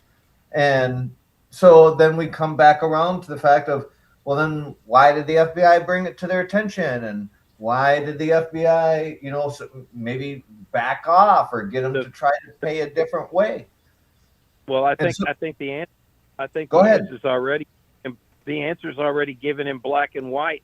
The family was trying to. The family and the FBI were trying to manipulate the criminals to give proof of life. That was their condition. They were trying to play conditions back on the criminals who weren't going to have anything to do with that bullshit. All right, so that doesn't make any sense to me. Okay, because ultimately you're screwing yourself by not paying it. But they hinge this thing on proof of life, and they shouldn't have done that. Okay, and then they come back. Don't forget the black clothing and all that was way, a week or more later, when they realized that they weren't going to get proof of life, and oh shit, now she's probably dead because we waited all this time, and so now we're going to just offer out some money. But see that here, whoa, here's the motive on that. This is something that's a very important point. All right, why that happened that way. When they did that, the 1 million, that was not directed at the criminals, the people that committed maybe murder by this point. All right. This was directed at somebody to rat on them. Mm-hmm. They were hoping that some witness, somebody on the outside circle, whatever, would, collect that reward. See? So they were never expecting the million couldn't go to the criminals. A lot of people jumped to the conclusion that the criminals could collect on that. I don't know, because it was a public. reward. It was different. But here's something Cheryl put in here. She said, so they didn't get the ransom and did away with Nancy? I won't believe that. Nope. Call her. So she says no. She says they didn't, she doesn't, I guess what she's saying, she doesn't believe the notes are credible. They didn't get the ransom, and then they just did away with Nancy and went on with their lives. All right, let's talk about that. So let's think about it this way. So let's put ourselves in the perpetrator's shoes. So the perpetrator comes up with this idea that, I'm going to try to go do this. And they go to the location and they recon it, just like we would expect that they would do. And under this scenario, they don't know Nancy personally. They don't know anyone personally in the family. They just want to see if it's feasible. And so they go by and they recon the place, and they come to the determination that there's no dog, there's no pet, and the security is lax, and it's offset, and that they can go ahead and they can do it. And so them going ahead and moving forward to do it kind of lets you know that they were at a point to where it was just comfortable for them enough to go through without having to really, like, once they had it scouted out enough to the point to where they felt like, okay, we can pull this off.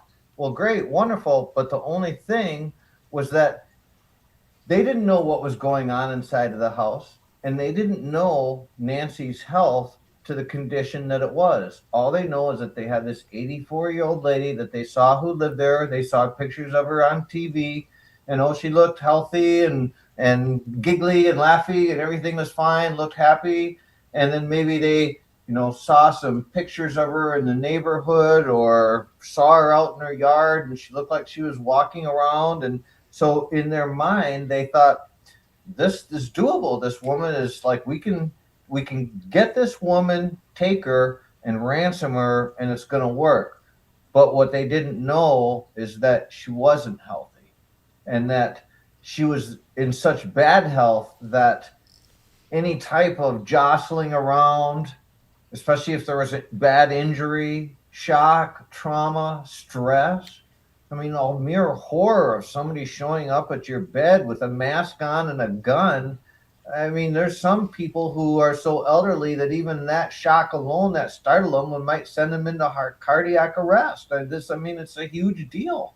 And so the fact that, they didn't know that was the state of her health, but yet they still thought it was viable to do.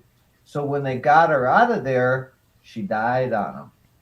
And that's why they couldn't proceed with doing anything, because she died. And once she died, it became a homicide. And they said, okay, at this point, our best bet, especially thinking about the fact that once his photo was released online to the nation, to where everybody could see his face, now he's got another presser on him, basically saying like, okay, well, I could go walking around out in public, and if I draw too much attention and someone looks at my face and they see my eyes and they recognize my eyes, I might get snuffed out here. So my best bet is just to make this body go away. Don't try to collect anything. Walk away from this. And that's how I can explain that that there was no, like, that's why it ended without any money being exchanged. And even with as far as the ransom goes, that's what my offer would be to that. Okay. Yeah, that's extremely important, and that's a perfectly logical thing. I think also, just the other aspect of this, whoever did this wants the grandiosity, the fame, the media attention, and to defy the police and everything. So that, like I say, that may be the underlying ultimate motive, and the money isn't even the critical factor. If that, you see what I'm saying? Because, and it's like I said the other day, this is like a Sherlock Holmes, Moriarty arch enemy thing. Because this person escalated it to that level, and knowing how kidnapping is properly done, you tell them you don't go to the police, you don't go to the media, you just send the stuff all privately with the family, and you keep it, and you collect your money that way, and you send a finger in or something, whatever. Anyway, you keep it on the down low, and instead, whoever did this put it on the down high maximum international level, with involving the president, Cash Patel. You see what I'm saying? This is just this character. Sensationalized. Yeah, sensationalized. Is at that kind of crazy level. This there's a psychological profile of motive that's beyond just the money. Okay, I'm trying to follow the chat now. Some people are saying they agree she could have been shocked and died in the bed, but then I think people are saying, if that happened, why is there blood at the door? Then other people are saying, if she died from the shock of it, why'd they take her body? Why didn't they just leave her there? So there's a lot of questions here in the chat. Yeah, so when it comes to taking of the body, this is just my opinion, but if you're going in for a ransom, that's why you're taking the body. That's exactly why that you would. There are other theories that are out there as to why a body could be taken, but to me, the most probable one I mean, yes, there is the sexual assault that is hypothesized as a possibility, but I find that the money, as far as a ransom goes, is a higher probability. Like someone would be more interested in the money than they would in the sexual assault, although both are possibilities. So, she was worth something because of Savannah. And that is the most obvious thing in the whole scenario, is that she is worth something because of Savannah. She's worth something even more than what her estate was based on Savannah.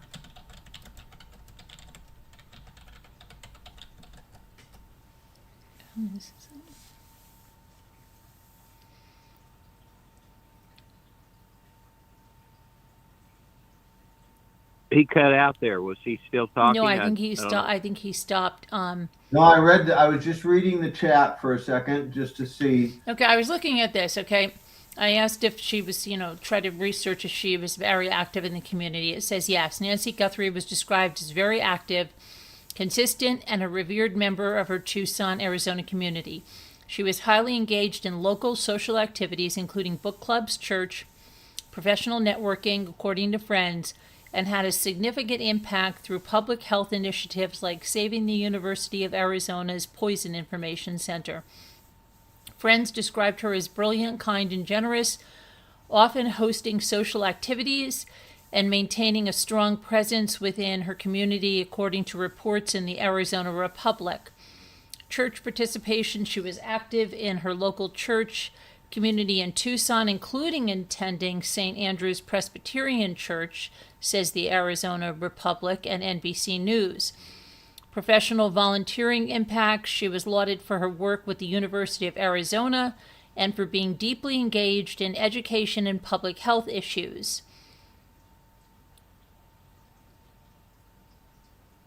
So she was. Let me just add to this, so this is more background on this. These are, I know what these are. That I watched even the actual video television production of what this article's saying. They interviewed the two professors that she interacted with, and yes, the poison control is covered. But these are things she did decades ago when she was active as a, this is nothing recent. The only thing recent about Nancy in the public sphere, in my opinion, is her church activities, her activities with her family and close friends. Like she had a birthday party with so many people that came over just days before this happened, right? So she's not doing any active social causes anymore, except maybe, through her church or anyway, there wasn't any. These other things she did were great accomplishments that she achieved decades before when she worked at the university and stuff like that. They're doing like a review. So, so it would have to, if it's something from that angle, you're talking about something she did a long, long time ago, which then I still think could be triggered by this person, by the news events that Savannah created with her mother locally. That could have triggered that in the background of somebody to do this, if you're going that angle. I still think it would be the media event that triggers that with the mother, where you get some kind of wacky reason. Okay, here's something interesting. You know the black dog that's in the pictures? Yeah. They're saying that's not Nancy's dog. That dog is named Fetch. It belongs to Savannah. It says there's initial confusion that arose from a photo used in the missing persons campaign. The black dog in the picture is Fetch, a puppy added to Savannah Guthrie's family in 2024, not a pet belonging to Nancy. It says some social media chatter mentioned a dog passing away in December or being present at the home, but reports confirm the dog in the widely circulated photo is not a pet of Nancy, it's Savannah's. Yep, there's a perfect example. See, that lines up with something I said yesterday, right? That I was thinking that, so I read that and believed that. And now we get a correction. And guess what? I saw another correction. If you remember yesterday, I was talking about the guy with the 2 backpacks that they had that used a vape pen. And, they caught him on a Ring camera next to a dumpster. We're not talking about Porch Guy. We're talking about this other guy. All of y'all have seen it, should have if you're following this. And then Yes. I said last night that that once you expand the video out, I said I didn't know whether this was AI created or whether this was real, but it was presented as real, that the white Soul Kia was in the background of that. All right. And then since yesterday, okay, because that was a possibility, another streamer that I watch just happened to bring up that video for other reasons. And so I looked at that video as a secondary source, and that person has his channel, so he's using that source that he's used before. And guess what? I expanded that video, and the White Soul Kia is not in that video. So here we go. Somebody's playing games out here. Yeah.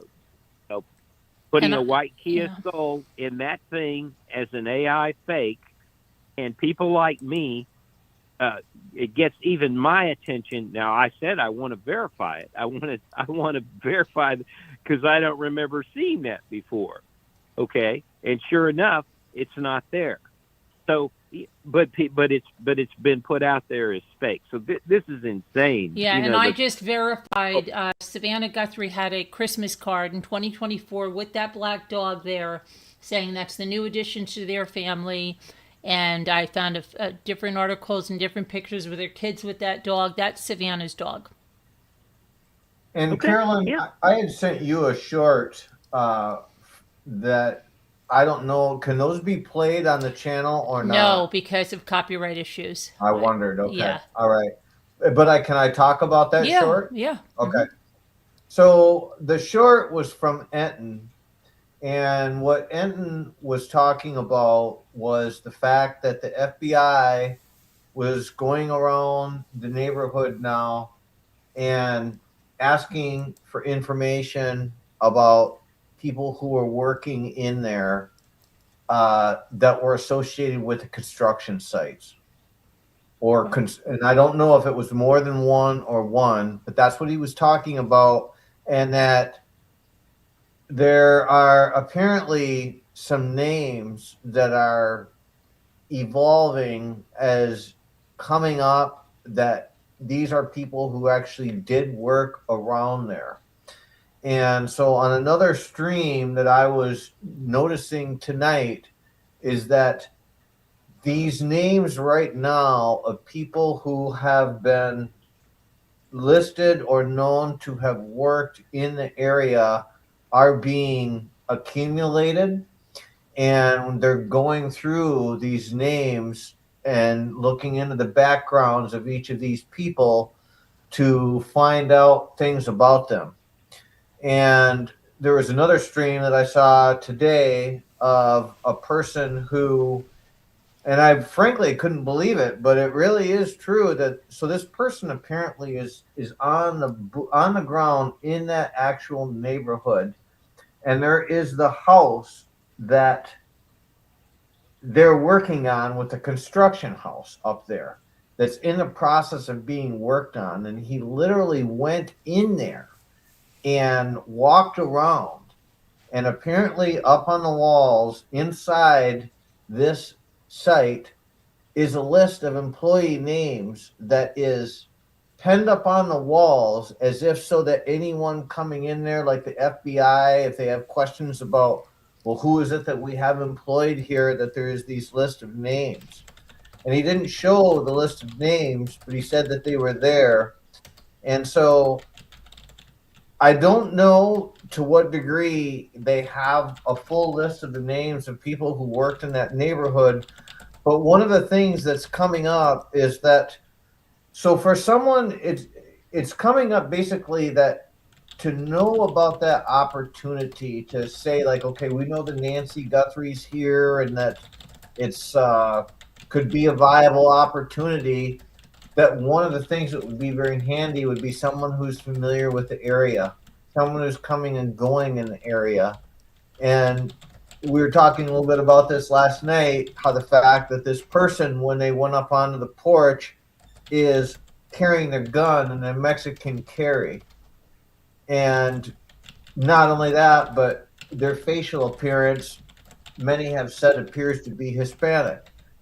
And so there's this possibility that these people who worked in the neighborhood, that there are some people who worked in the neighborhood who were undocumented that were hired. And if that was the case, then you don't really know if the names that they gave were real names, like what they were working under. Mm-hmm. So there's several things there that are questionable. But what could be shown ultimately is that if we know for a fact, or if there's any information that can be proven that there were undocumented people working in that neighborhood, well, then we know that the undocumented person, presumably if they, come from Mexico, that this automatically connects the fact that they could know other people who also live in Mexico, or even people who could be locals as part of an undocumented gang in Tucson who, eventually come to concoct that scheme by going back and forth through that neighborhood because they used to work there or that they know it. But I'm just saying that it seems like they're developing some names now about who has been in that neighborhood that has worked there, and that they're researching the backgrounds. And has anyone heard about that? Yeah. Did you see the video that you're referring to or not? Which one? The house. You see, the house that the guy walks into and he talks. Yes, I did. You saw that too, then I take it. Well, yeah. Well, if it's the same one, he pointed his video camera down to a table at the other end of the skeletal house. That's where the list. It's not stapled to a wall or anything. It's just laying on a table with a bunch of tools scattered around. So it's like the whole crew shut down and got the hell out of town once this criminal investigation started. They just don't want to, that's not uncommon. Maybe a construction, they go on to other jobs they work on or can do other stuff. But for whatever reason, it's like they kind of stopped mid-sentence on that house, and nobody's working there right now. But it's bizarre that they would leave tools around and all that like this guy was saying, and it's weird that they would leave a list of employees on a table. So that's bizarre. But yeah, I mean this is not a matter of conjecture or of doubt or anything. There are definitely plenty of illegals doing construction in the area all over the place that are not U.S. citizens. That's just common knowledge. I mean, there's nothing mysterious or bizarre about that aspect. From where I live in the area, almost everybody that's doing construction around here are illegals, including the landscaping. Or they certainly have connections to plenty of people that aren't here legally. They can't speak English. I mean, it's obvious. So and Tucson is more infiltrated with more illegals than where I'm at. So I'm just saying that's yes, of course there are a lot of people in construction in Tucson that are not legal here. Absolutely, and plenty of them are engaged in crime and can connect to the underworld. I don't. And so to make sure that we're talking about the same source, is that person also the one that was reconstructing the face? Yes. Yeah, okay. He was drawing on Tommaso's forehead, and right. his head. Okay. Yep. So someone, and presumably it would be the FBI, actually knows whose names are on that list. And again, if any of those names were undocumented people, we can't say for sure if those are real names or not.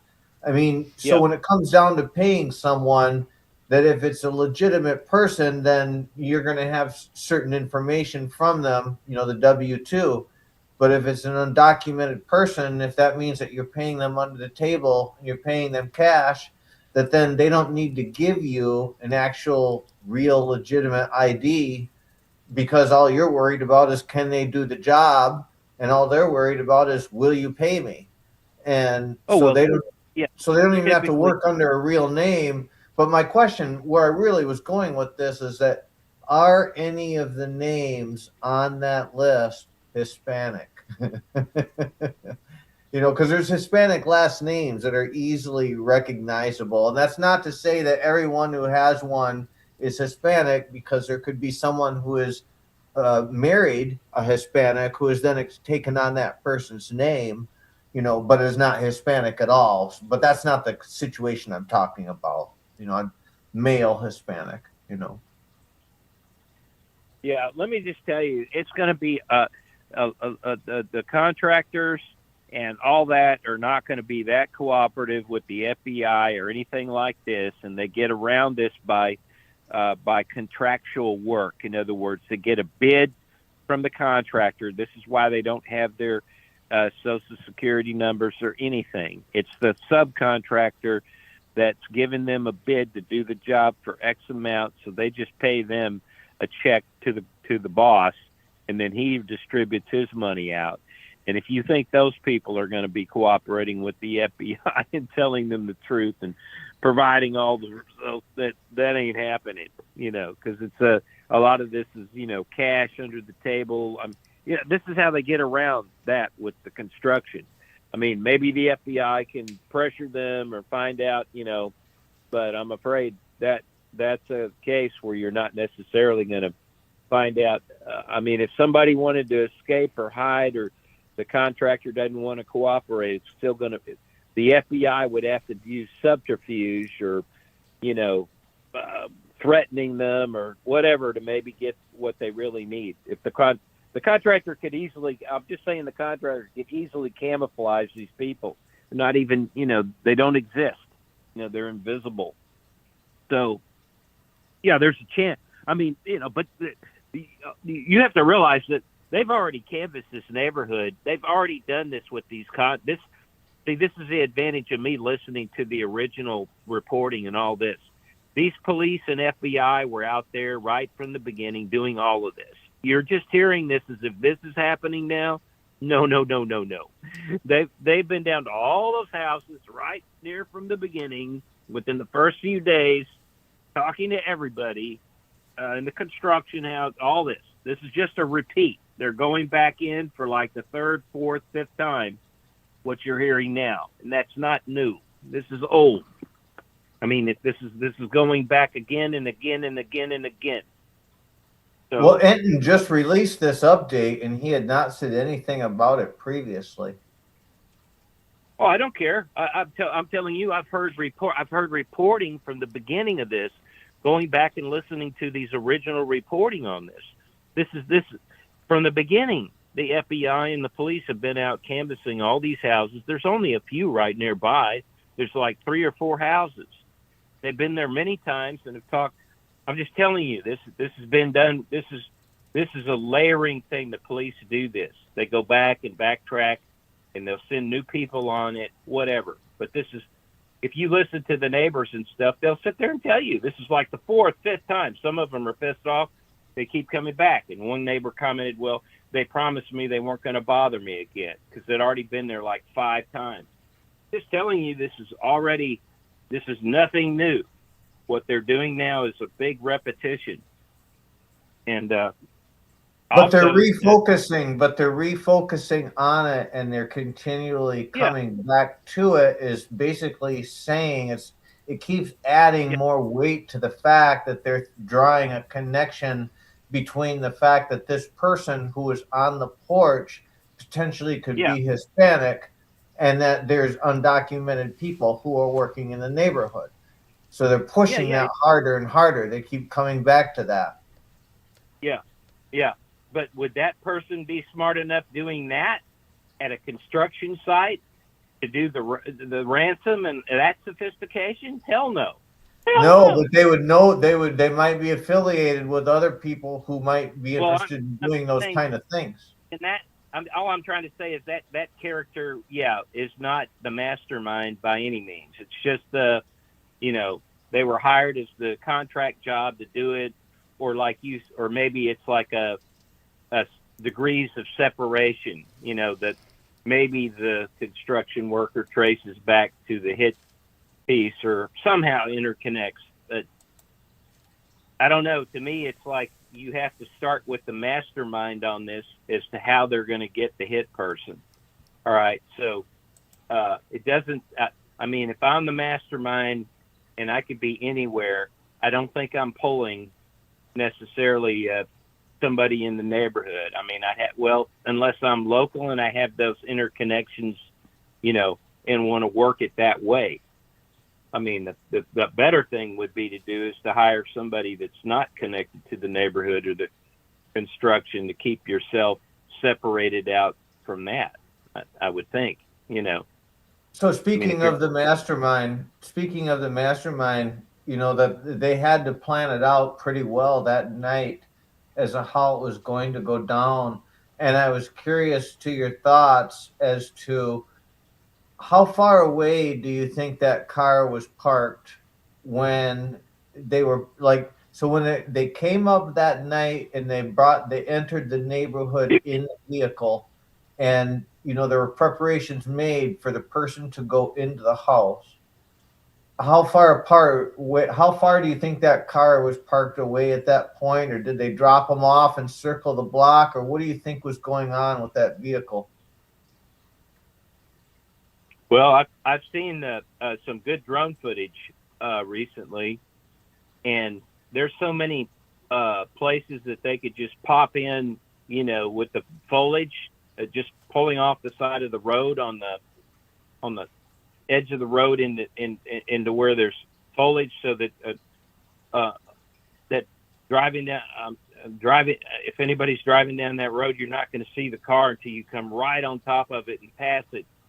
So it would just look like somebody parked at those people's house. I'm sure people sometimes park that way there. The other thing is too, these houses, they're empty houses that are right there, the construction house and all that. You just pull in to one of those empty driveways where there's and just walk less than 100 yards down the street to the house.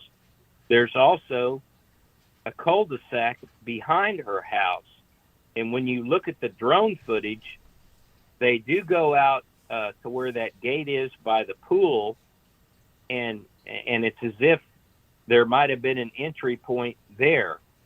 With the way the crime scene is reviewed with the attorney people, something happened there out by the pool just as you enter the gate, and it's as if they're entering the gate to enter into the area to get closer to the house, and they had some evidence they were pointing at there. I don't know what it was, but that was kind of weird to me. But that's more to the back of the yard or something. And then if you look at the area there's so much path. There's really good pathways between the cactus. This cactus isn't all on top of itself. You've got lots of little dry, hard-packed paths between the cactus stuff. So it's incredible camouflage. I mean, just next to her house, to the rear and to the right, is a whole big, like a block-sized area of this terrain that you could come in through the back, and it's a full moon night. And they keep talking about how dark it is, but I'm sorry. I've done a lot of night walking and stuff, and for different and to go out and see nature and walk up on animals and stuff like that, just for photography and stuff. And all I can say is on a full moon, if you're on a good full moon lit night and the moon is up, it would be easy to check where that full moon is in the sky there. But if it's anywhere up between the 10 o'clock and 2 p.m. position, like near noon high, in other words, it's up in the sky, elevated, you're going to see it. You can see like you've got a low level flashlight. You don't even necessarily need much of a flashlight to walk on those white pathways between the cactus. But anyway, behind the house, sort of a long-winded way, there's a cul-de-sac behind the house too, that they could have come down into and just park there and then walk down through the back way to get to the house. Okay, so let's follow it through, because there's lots of different scenarios, but let's just pick out one and say that was the scenario. They parked the car, the guy went to the house, and he went in there, and he got Nancy ready to leave. And so my question is that so, and I'm only asking these things because we're trying to figure out ways that it could have been done. So we're trying to physically walk through the way that it was done. So how did the car then know to get to the area where Nancy was going to be put in the car? How did that car know to get there? Well, the place has been cased, right? They know the plan from the get-go, so they've developed a plan. Okay. And whether go ahead. So what I was just saying, where I'm really going with this is that this is how I'm trying to envision it happening. Is that so? While this guy is in the house with her, and let's say that it's only him that's in the house with her, that somewhere there is a car that is out there that she is going to be put inside. And the question that we're trying to ask ourselves is, how does she get into that vehicle? So what we're really saying is, well, does the vehicle have to move from the cul-de-sac? And presumably they're not going to be carrying her, dragging her through the backside, through the back wall by the pool.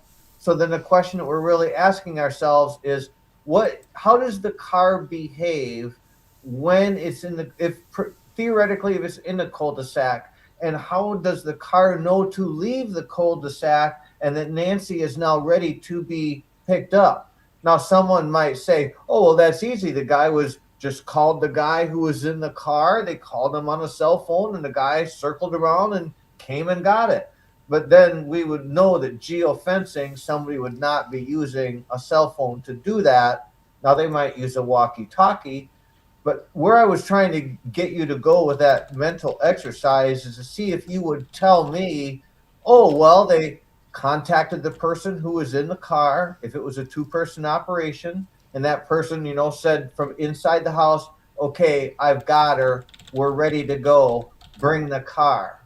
And so the guy circles the car around and pulls up in her driveway, but is only there for the amount of time that it takes to bring her out and put her in the car. Now, how that could be possible and how it could be done is if there's two people. But mind you that if there is only one person that is doing this, then you have to say, okay, well then, if he gets Nancy ready to go and the car doesn't happen to be nearby, well then he has to leave Nancy to go and get the car, which doesn't make any sense. So that means that either he brought the car to a location that was either in front of the house or it was nearby, but presumably it would have to be in front of the house so that when he came out with Nancy, the car would be ready. Mm-hmm. But if he did that, then that would mean that car sat there in front of the house for a period of time while he was inside dealing with Nancy. So, well, I'll run through it. Hold on. So now we could say that he went there, he disabled the camera, and then he could pull the car up and it could sit there. and that no one would know how long it sat there because the camera was gone. And so that, that would explain how he could leave it sitting for that amount of time. But most people, if they're trying to do this crime and to say to themselves, okay, how do we make sure that we don't get caught, where we have the least amount of probability of being caught here? The true answer, especially if you're doing it with two people, would be that you're only going to pull up in that driveway, number one, because it gives you the closest distance to get Nancy in there, so you have the least amount of time with her walking and being exposed to the outside, where somebody might see something like very short distance to the car, but they're only going to do it and go up that driveway when they know that they're only going to be parked as long as it takes for her to get in there, because they know if they're parked for any amount of time and something goes wrong, somebody pulls up in the driveway and now there's another car there, they know that they can't leave a vehicle parked there for long. And the other part is that, if we go any other route and we say, well, they didn't pull up in front, they parked the car in the distance. Well, if that's the case, then you'd have to leave Nancy and you'd have to go and get the car. So with a two-person operation, you normally would have to be calling this person and letting them know. You'd have to say, okay, I'm on a walkie-talkie, you're on a walkie-talkie already. You make the call, okay, we've got her, I've got her, we're ready to go. Come around, circle around. They wouldn't even be saying all that. They'd be talking in their little codes that they've got. But I was just trying to ask you to go through that scenario to me of how you think that car behaved in that situation, because somehow that car had to get nearby that residence so that they could get Nancy into it. But didn't they say they have a camera facing off that garage, and didn't they get Uber footage that they didn't release to the public, but the FBI has it? Remember that, of her last Uber ride? So if the car was parked over there, wouldn't they have film of it? Well, the camera was operable at that time. Right. But it wouldn't have been operable that night once he took the camera off. He only took the Ring camera off the door. The Nest camera off the door. He didn't do any of the other cameras. But is there an indication that there was some other camera that had an angle that would have covered that driveway? They said, when they discussed the other cameras, they said there was one on the garage. Was it operable? And they did talk about Uber footage. So but did they say where that Uber footage was recorded from? In other words, right, I understand what you're saying. It could be a dash cam that the Uber driver has themselves. Is that what you're saying? Or, or even off the front door. Well, what does Uber have to do with removal of the body out of the house? No, we're talking about the car. That the camera was working, showing that the to see if the camera was showing the car waiting. Let me see what I can find about that. But presumably, Carolyn. But all that stuff's erased over. There isn't any proof of any of that, right? Because the camera is erasing the imagery. But if they got the stuff off the doorbell camera, why can't they get it off the garage camera? It's the same situation. We don't know all what they've recovered. We know all they admit to is they recovered thumbnails, which means they don't have any of the video stuff. We know the whole thing gets erased over, and it could be gone forever. Or they have more information they're not telling us. So what difference does it make? I mean, it's neither here nor there. I mean, well, what I did want to ask you though is, how does the car know if the car came up the driveway and presumably so in my way of thinking, they had to get Nancy to the car quickly. So they're not going to let's carry her all down the driveway, and they don't want to certainly be taking her down the road or through the bushes. I mean, this has got to be quick. So if presumably so the car. Go ahead, you guys. Yep. Yeah. Do You're breaking up a little bit, this Space. this is not a hard issue whether he's by himself or with two people. The car was just pulled when he wanted to exit the car. Whether he went to go get the car or whether he had somebody with the walkie-talkie, it's obvious they pulled right up at the steps. There isn't any of this other business. I mean, if you've got a blood trail, otherwise you have to go into all kinds of conspiratorial crap about setting up the blood. You have to make some basic assumptions. The blood trail is real. It shows that it's exactly like somebody's waiting at the door, pausing for a short time, whether for the car or to look out to see the coast, something, and there's more blood spilled there. Then they move off towards the car, and the blood trail gets thinner and thinner, and it disappears right where the car would be pulled in.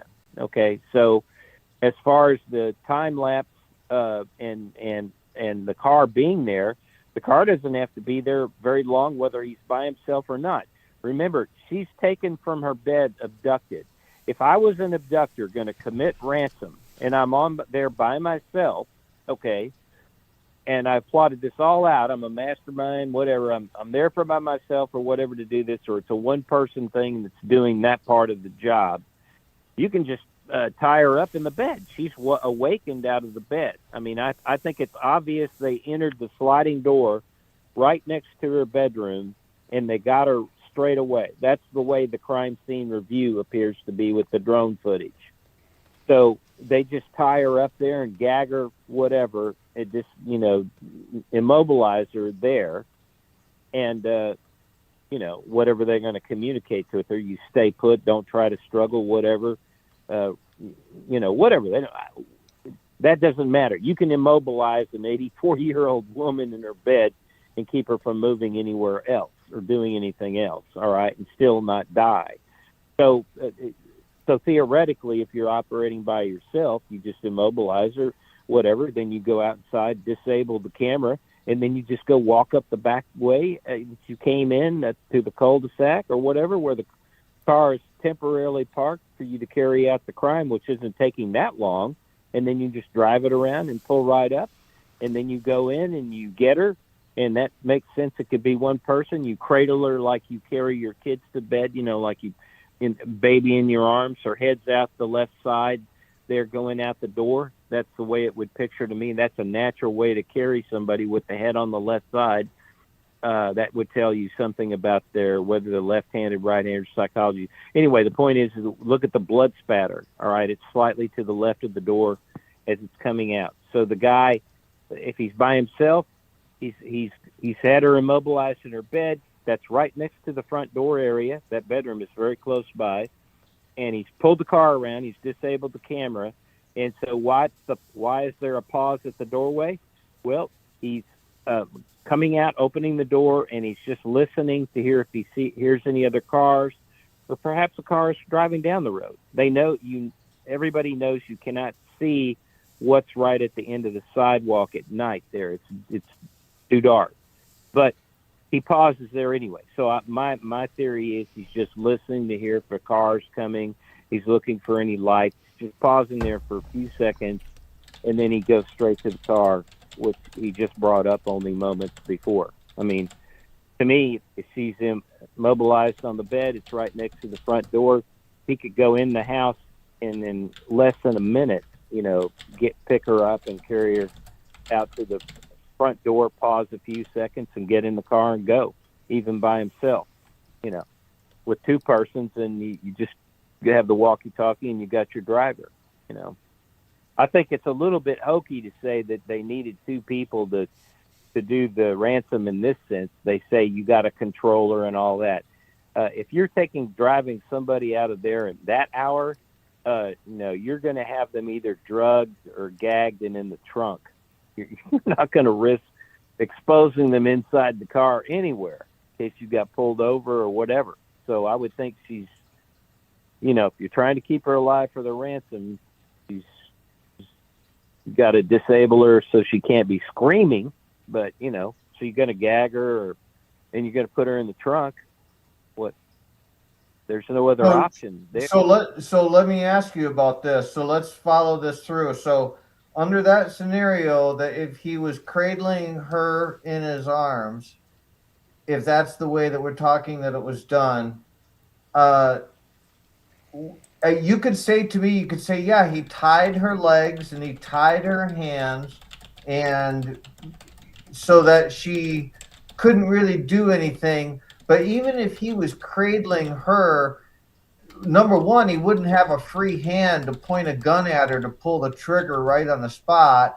And number two, that if she wanted to, she could buck around and create a scene.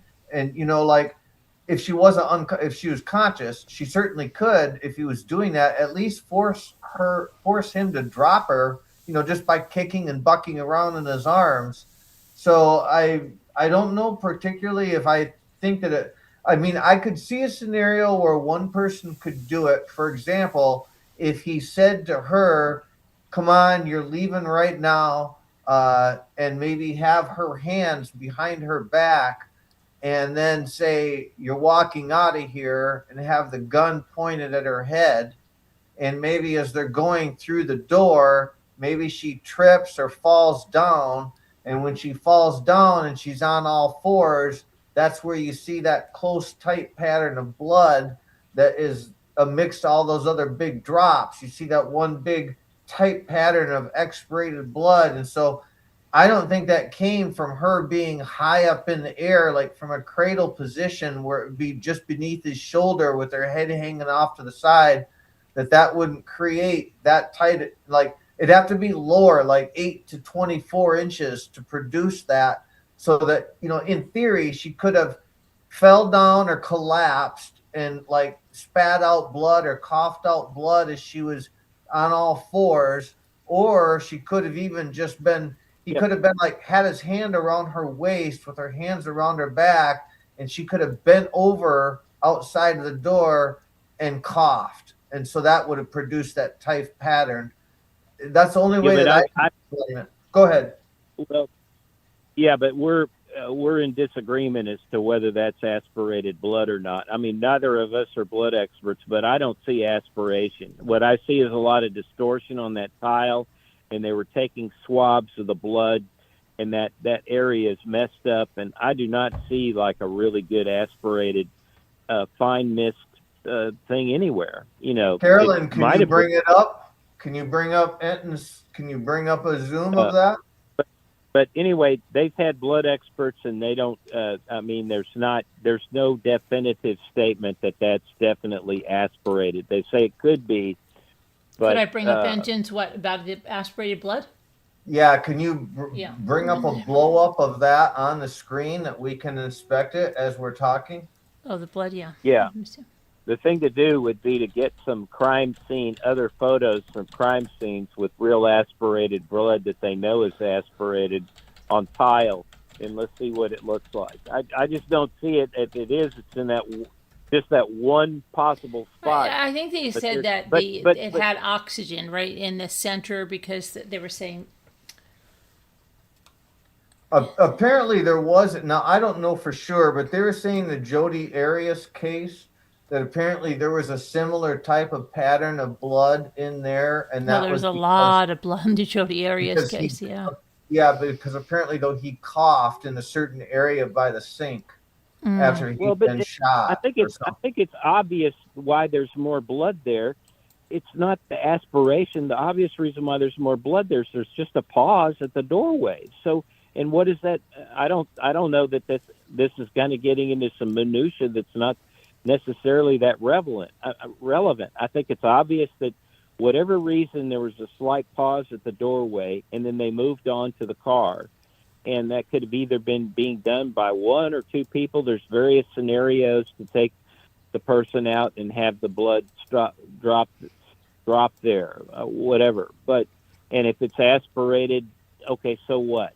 All right, so that just all that is some kind of point of minutia, maybe where a position was or something. I don't know. To me, it doesn't come across as aspirated at all. It's that place has been distorted and messed up. Anyway, in the collection of evidence.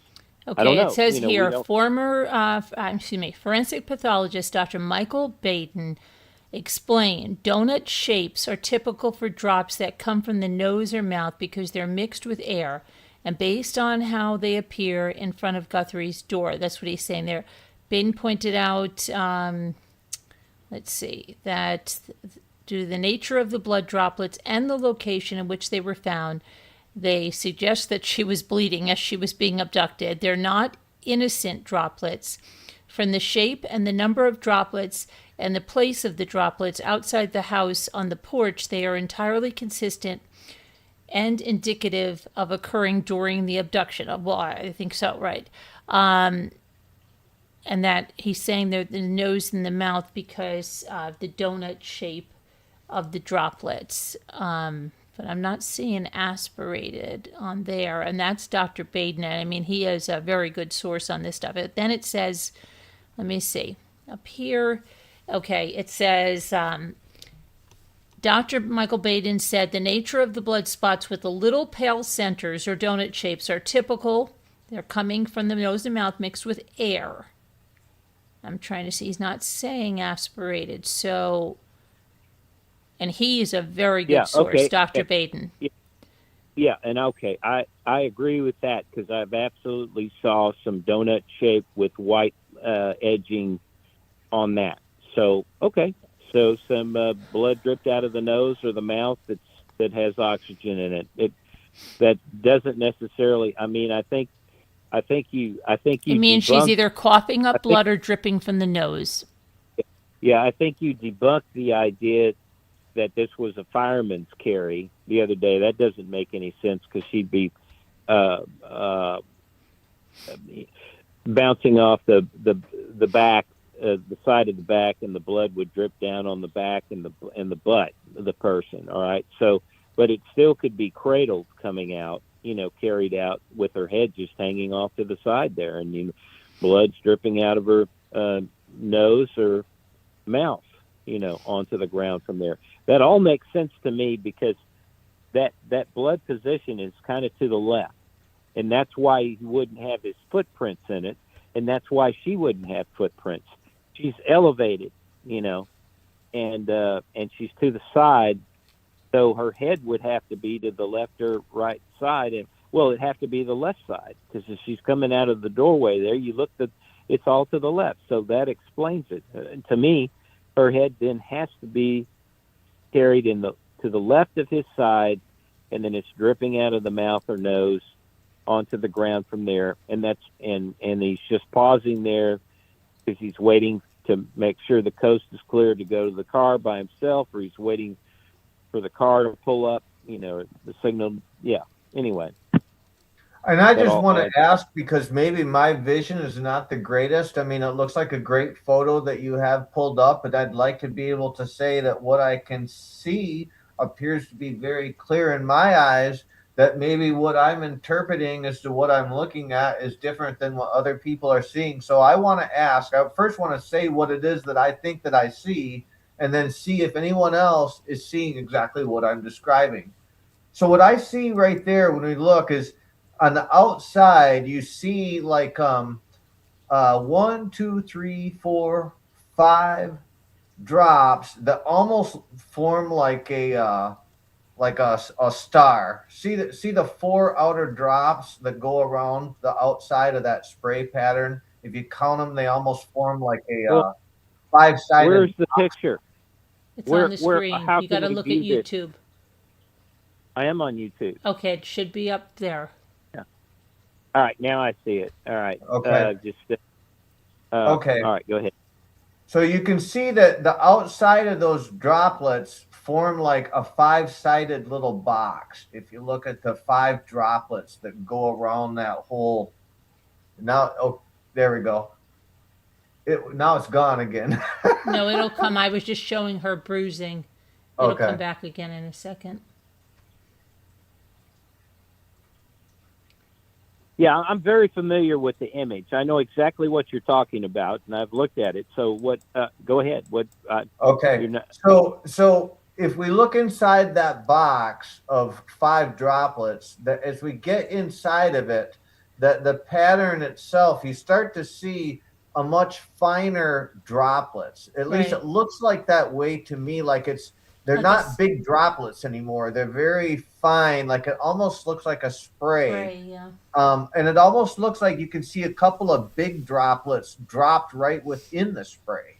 But in particular, that small circular area in the center of those, like where you see the 5 big drops on the outside that form the box, that inside that spray pattern, it looks to me like it is spray and that it's finer, like dots of blood. But I want to ask anyone else, is that what everyone else is seeing when they look at Yeah, that? Or do I you? see that. I see a big droplet over here too, like right on that grout line in the back. Yes. There's like Yep. yeah, and then over here in the other square, there's you wonder if somebody stepped in it or something. I mean, there's something here, right here. There's 2 big splats. So what? Yeah. What then is your take on it? Well, like I said, I think at this point he was carrying her out. Somehow he noticed that she started bleeding pretty bad, badly there, and I think he adjusted her and either, put something around her head, because you'll go from that to having like 1 droplet on the walkway, and I think that's weird. So I think he had to do something once he saw the blood. Yeah, it would be interesting to know. I mean, it couldn't have been that long of a pause, or there would be even more blood. And I noticed like how there's no blood. Doesn't look like there's blood on that floor mat. It doesn't look like there's blood on that little step up under the door. Though there might be this right over here may be a blood droplet. I'm not sure right there. But Mm-hmm. something, see, and here's something that looks like a blood droplet also. I mean, like a smear, kind of a smear right here. So how far away do you think that wherever that blood was coming from that create that small little tight pattern in the center of those, in that box of that 5 drips on the outside within that center of that fine spray, how far away do you think that she needed to be for that to be created? How far away? Again, you want to ask me? I'm not a blood expert, so whatever I say is not really going to hold much water. Dr. Baden, who gave that report, is very well versed on this stuff. So he feels that she's bleeding from the mouth or the nose and coughed. Maybe she did have a cough, and that's what that spray is there.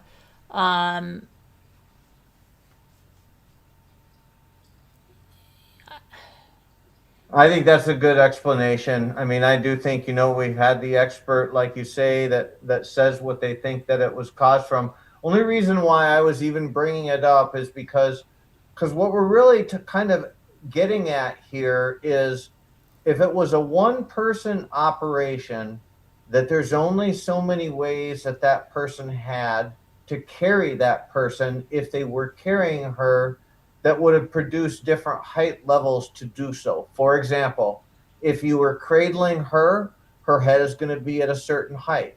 If you are having her across the back in a fireman's carry, her head is going to be at a certain height. Now that's for if it's 1 individual.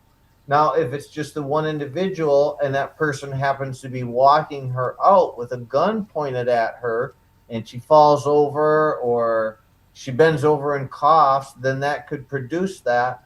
But the reason why we're having the conversation about that spray is that we're trying to figure out that if it was 1 person that produced that, what was the way that they were carrying the body that would have produced it?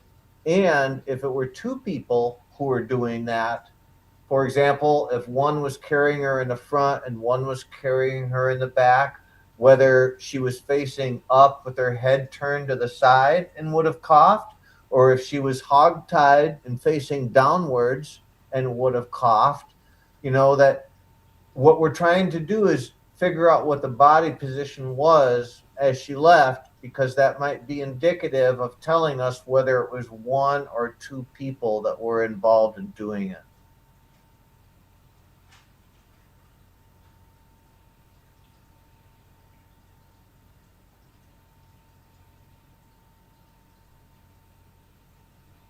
Yeah, there's just so many ways to wrap the body. You know, the body can be rolled up in the tarp, rolled up in the blanket. Can you guys hold on 1 second? White Angel, why are you being so mean to Scooter and to Margaret? Come on now. That's totally uncalled for. And everybody here is a grown person, and nobody needs to be calling anybody out like that. I love Scooter. I love Margaret. Please don't do that. Okay, sorry. Yeah, I think a lot stands to how they're packaging her up. I mean, if I was doing it, let me just say that. I mean, if I was doing this myself, I mean, the first thing I'd do is kind of figure out some way to mildly drug her. I don't want to, you know, I want to muffle her voice, so I don't want to cut off her breathing pathway even from her mouth. You know, right. I think this too fragile a person. They need to breathe through their mouth and through their nose. So what I would first do is think of some way to semi-drug her, okay, so that she's not going to affect anything with her breathing or heart condition or something like that, but just kind of make her more placid, all right, and she's not going to be able to scream. That would be like ideal. If that's not it, then you know, I'm still going to want to sort of, I guess, gag her, but still, you know, she could still make some muffled noises and just kind of threaten her to not say a word. You want to live, see your children, you're not talking. I mean, it depends on how she's kind of reacting, right? But anyway, the point is that you could, depending on how troublesome she is, I'd either just carry her out like that, and her head could be off to the side and blood can drip down. And if I'm pausing there, it's just dropping down and it's straight down. So, and maybe, you know, you're saying there's the aerosol thing. I still don't know that that's the case. But I do believe that the blood is coming from the nose or mouth there because of the other thing. But the other way I would do it is I would roll her up in a blanket and then a plastic tarp or something that so that she can't move her arms and stuff, but not be so constrained it's going to tear her arms and legs up. You know, I mean, really, I would do that and like have padded, like a padded tied. If I needed to tie her hands or ankles together or something, it'd be padding. You know, I'm not like with a sheet or blanket or something, because I don't want to tear her skin all up. I mean, just, you know, you can't put plastic ties on her or handcuffs. It's going to rip her. You know, it's going to be she might bleed to death just from that. So, but ideally, I'd try to do it the drug way and just carry her out. Otherwise, if that's where I'm going to have to roll her up, then I would roll her up and carry her out that way, either the same way, or if I really wanted to get more to free up one hand or something kind of, or I would have like a strap, you know, I mean, something where you can carry her like a suitcase handle thing that she's wrapped up inside there, but then you have some kind of strapping mechanism that you can lift up. But, you know, the person looking at their physique and their sort of age, to me, looks like they're a slightly older person. They look like they've had some, they've used their body a lot. They're not like, doesn't look like a teenager or somebody in perfect fitness in their 20s. So the way they move around and stuff. So, yeah, I would have a problem trying to carry her with one hand at all, with one arm. I mean, you know, with the strapping like a suitcase handle or something, that would be pretty hard to do. You'd have to be pretty strong to want to pick her up that way. So now I'm having a hard time thinking out how to get her out of there without, having to use two hands. Because Well, can you easily lift? I haven't. I'd have to be doing some weightlifting or some serious. I'd have to be physically very strong in my shoulders and arms to be carrying 150 pounds out with my left hand. Now that person is left-handed, in my opinion. So when they're walking out the door there, they were using their one arm. They're using their left hand, like they're carrying her out with like a suitcase handle type thing or something, They are left-handed, so maybe they have the strength to do it. Otherwise, you could do it with two hands with the strap, and then she would be kind of bouncing off your knees. So you sort of get your height there. She'd be from your waist to your knees. You're carrying her out like with the strap thing in the blanket. You know what I'm saying? She'll be slightly lower. So if you're insisting on this spatter pattern, she's coughed there, that would get her at the right height there. And that's kind of where I was. That's where I was kind of going with it, is the height thing. The height thing. Yeah, what would produce that? Go ahead. Obviously, if there's two people in this thing, I would still think they would try to do it with the car sitting in the driver position and the one other person still carrying her out to the car. Otherwise he has to get out of the car and come over and help carry. But there could be, I don't see that there's a huge time constraint here, But if since this guy's left-handed, in my opinion, then that makes sense that the blood is to the left, and they both could be carrying her out where her head could be to the back. Like each guy, one guy has her around the knee, has her wrapped, has his left hand draped below her thigh. Okay, and then the other one behind him or whatever is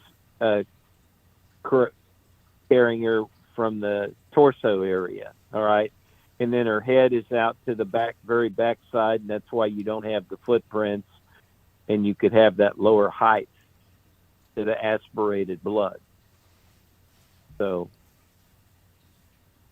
the one part that you said that I thought was, a lot of what you said was very interesting, but one part that really stood out was the fact, so that if he's going in there with a backpack and there's something in the backpack that's going to assist him in removing her, and that hypothetically, if it's a sheet and a tarp, for example, like you were saying, that she was wrapped up in that, so if we follow that through to its logical scenario, it almost makes you think that, well, she wouldn't be walking out. She would be carried out.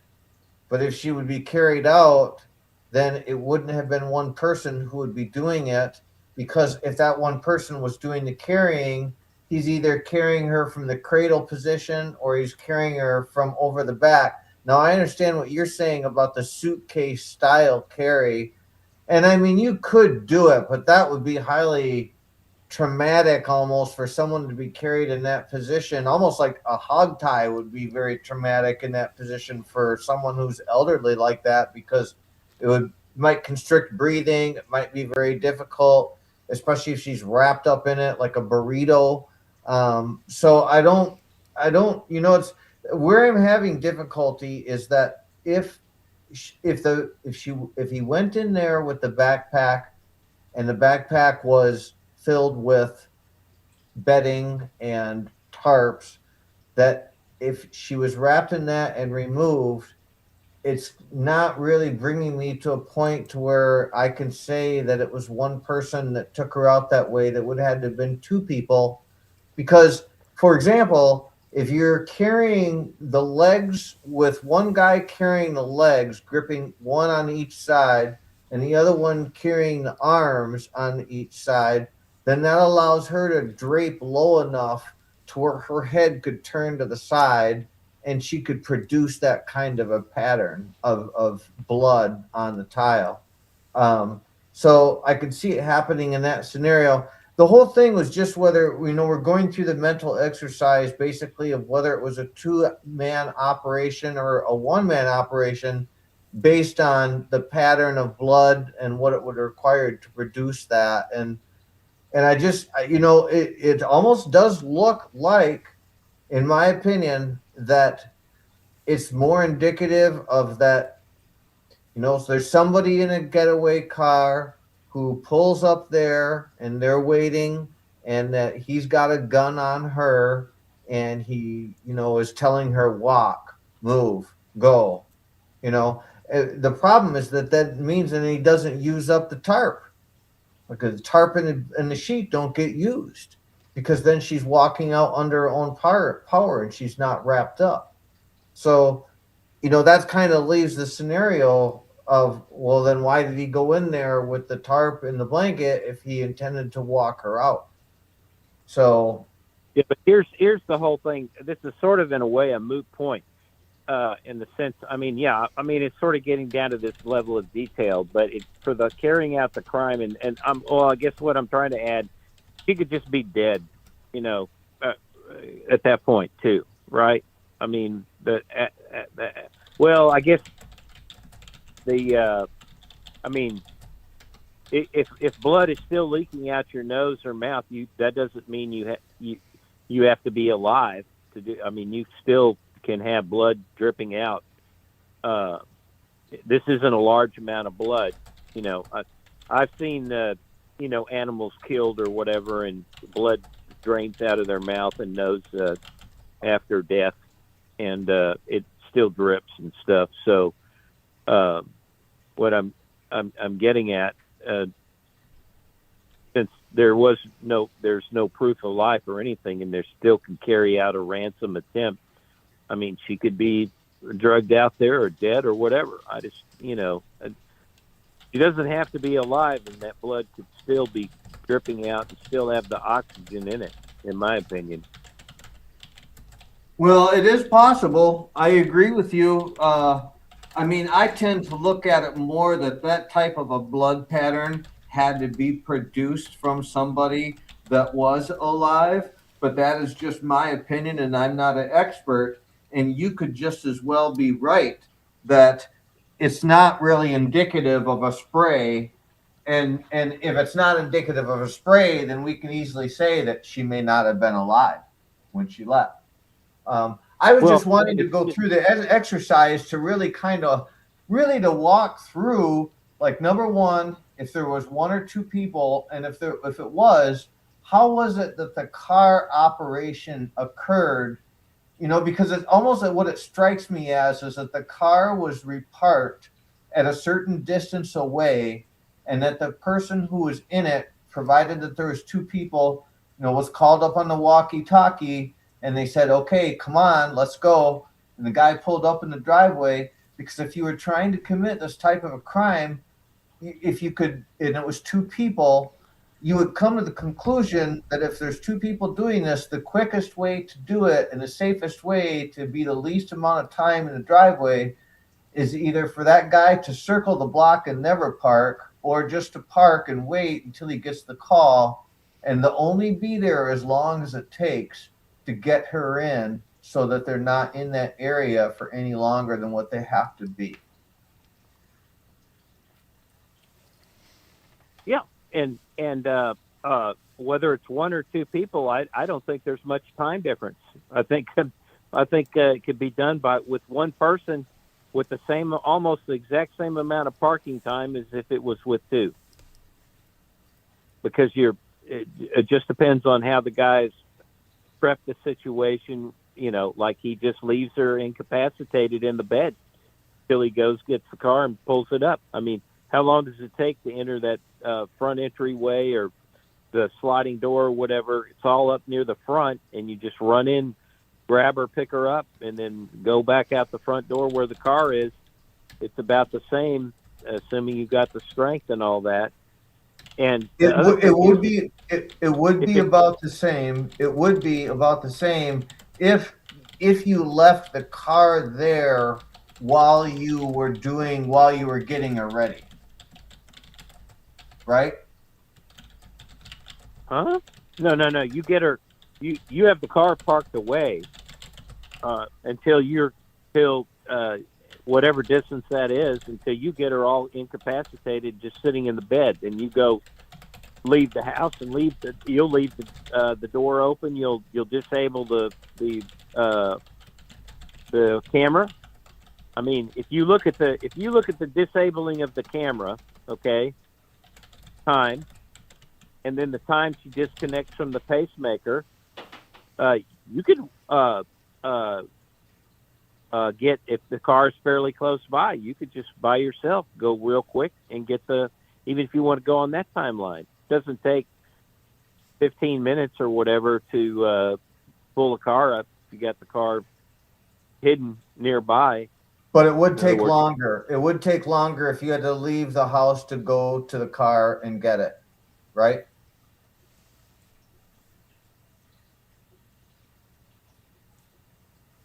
Not if it's close in. You're talking about 15 minutes or so. The thing about it is that, I mean, obviously. What time was the camera disabled? It was anyway. 147. Huh? 147 is when it was disabled. The camera? 147 or one, Yeah. or no, that was when the garage door. No, that's correct. That's correct. 147, 148 was when the camera was disabled. That's correct.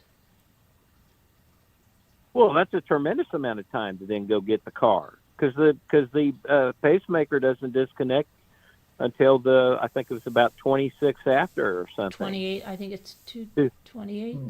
But what I'm trying to point out is that, so if you are one person, and let's say that you want to do it as quickly as possible, as if you were trying to do it as quickly as possible that two people could do it, the only way that you could do that is if you pulled up the car in front of the house and then went in the house to get Nancy, because when you came out of the house, the car would be waiting for you, just like it would be if you had a getaway driver. But now if you don't have that set up and you have to walk down the driveway and down the space of road to go and get the car to bring it up, that is going to take you longer than it would be that if you had the getaway driver who just shows up when you're ready to go. So the only way you could, so my point is the only way that you could do it as fast as the two-person method is that if you brought up the car and you put it in front from the beginning. But that would be slightly different than the two-person method, because a two-person method would not leave the car in front. They wouldn't have the time. They wouldn't leave the car sitting out in front during that time. It would be parked away because there'd be somebody in it waiting to be told to pull up at the right time. Do you see the difference that I'm making? Yeah, but I mean, in an ideal, perfect world, I guess of the crime, it's better to have 2 or 3 people, right? Probably 3 people. But then but to this type of criminal, and the planning and what they're doing with this whole event, it's better to be just by yourself too. I mean, there's advantages to doing it one way or another, but I mean, still. If you're trying to pull off a media event with the FBI and all this stuff, I mean, you got to know too that the world's coming down on you, right? I mean, well, anyway, but again, I guess that's where I would see the mastermind just hiring this person as a contractor, like a contract abduction, right? Like we talked about yesterday. Yeah, I mean, so he could still keep his identity anonymous or separated from this guy going in and doing it. You know what I mean? So his identity and everything would still be protected. So he could contract it out as a 1 or 2 or 3 person operation. Yeah, and still protect his identity. I think at this level of crime, that would be ideal. Because then they can't trace back to him. Because we already have proof that crypto crimes are being committed this way, and the mastermind is not being caught. They're not. they're catching the underlings, but they're not catching the mastermind. So, well, I would say this, so that let's just say that if we try to put ourselves in the perpetrator's shoes, that if we go with the idea that it's one person, for a single person to be that confident of doing the whole operation on their own, meaning that you're going to go into someone's house, you're not going to have any help on the outside, no one looking out for you on the outside, you're basically doing it all blind. You're counting on all your previous recon that you did, that it's going to turn out just right, where no one's going to interfere and you're going to be able to pull it off. That the only reason I'm bringing it up is that so the person who would do that, who would just be a single person who would go and attempt to do something like that, you'd have to be highly brazen. I mean, as a single person, like you'd think it would be the type of crime that would be much more attractive to a two-person type situation than a single person, because a single person you'd have to be really confident of yourself to say, like, oh, well, I don't need anyone else's help. I can pull this off on my own. I can do this by myself. It almost sounds like it would be unheard of that someone would have that level of brazenness to want to try to do it on their own. Whereas if, for example, it's two people, they can easily persuade each other. Oh, well, you're going to do this. Yeah. Okay. And you're going to do that. Yeah. Okay, great. Let's do it. Where you're kind of encouraging each other to go along with it, and therefore it happens. But the single person doing it is a whole different level, because, I mean, I don't know. Do you think really one person would see themselves as being... It would be like, very it would be difficult, yeah, especially with getting her out and in a car, Yeah, that's why, I keep going back to this. I know I saw this video. You probably weren't here listening, since you just found this, but I found this crazy video, and I think, I don't know, it's almost like it was in a dream, but I really saw it, but then it was deleted. But it had this person who was, I think it was made by AI, okay, I'm pretty sure, and they put this George Will on there, who's deceased, so it's definitely by AI. But I was listening to it, and it was making sense to me that they said something about they took Nancy out through the car that was in the garage. Now, if you remember early on, they were looking at the Circle K for a car that was very much like Nancy's. And remember, they towed Nancy's car in at one point. But they also said that people were down at the Circle K looking for a vehicle of interest. I mean, even if a vehicle pulled into the garage, it would be a heck of a lot easier to get Nancy in a car in the garage where they didn't have to worry about anybody seeing them, right? And then just open the garage door, back out, and go. That would be the easiest. That would be the easiest. Go ahead. Then you got to go with the subterfuge of taking all the time to put all this fake blood dropping everywhere, and we know there's a trail of blood. At least this is multi-sourced, saying there's a trail of blood similar to what's out there, and this is multi-sourced by reporters. So, assuming that's true, there's no way you're going to fake the blood trail. So taking it out of the garage is not possible. This person is taking her out, and it makes perfect sense to take her out the front door because the bedroom's right next to the front entryway. So you're just going to come out of the bedroom and hang a U-turn and go right out the front door. All of that makes perfect sense. Now, I did think of one way you could take her out with one person, and you could be an older person. I just figured that out. And also not necessarily harm her as much as two people. Don't forget, two people still carrying her down at your side. You're just using one arm to carry her, right? And since it's to the left, it's going to be two people using their left arms. So like I said, one guy's, assuming this blood dripping and all this stuff, the head's going to be to the rear. So the front guy is going to have his left arm down around her knees or thigh area. The other guy right behind you is going to have his arm wrapped around the torso, whatever. And I guess she's in a padded blanket or something, and then the blood drips off the back. That gets her mouth down closer to the ground for your aspiration theory, and two-person carry. But that's still not going to be that comfortable for her. You know, arms are not that supportive either.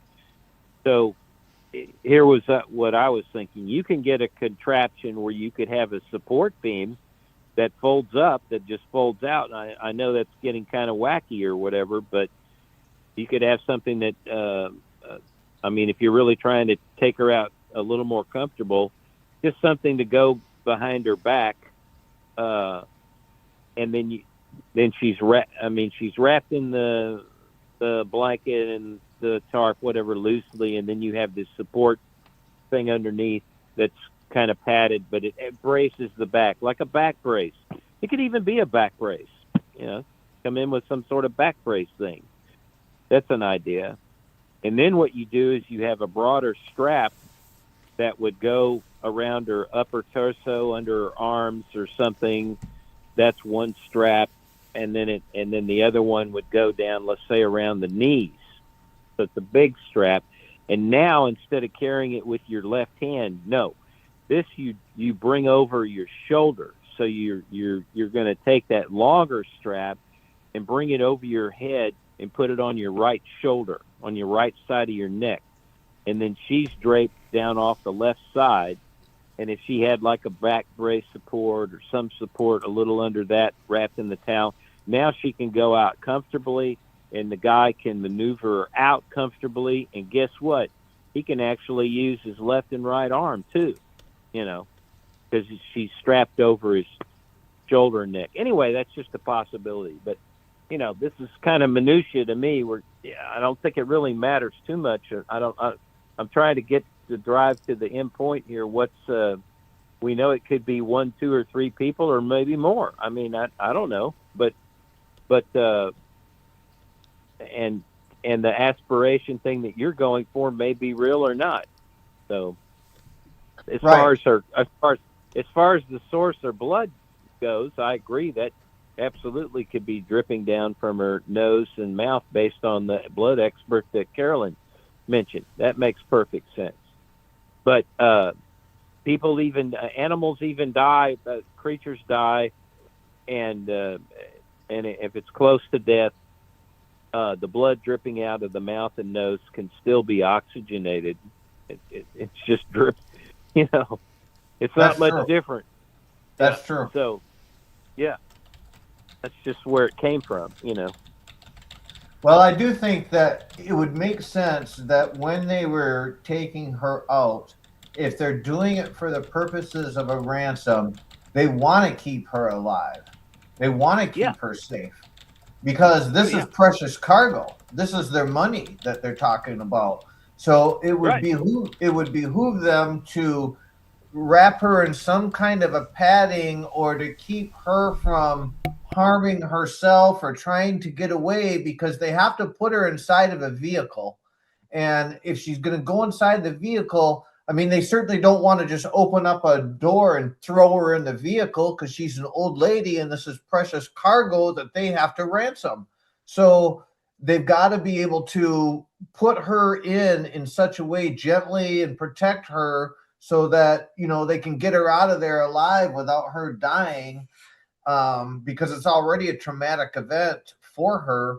So I could see that she would be wrapped up in something to kind of protect her, especially if she's, you know, I don't know if the surface that she was laid down on was like, say, an SUV type situation where they could lay her down flat, or if she was on a back seat and they'd laid her down on a back seat, that type of scenario. But whatever it was, you would think that they would have to be doing it in such a way that if they were interested in preserving her life, to get her out of there and ransom her, that they'd have to be careful enough to make sure that she wasn't going to die on them. So they'd have to take some type of precautions to, you know, make sure that she doesn't die.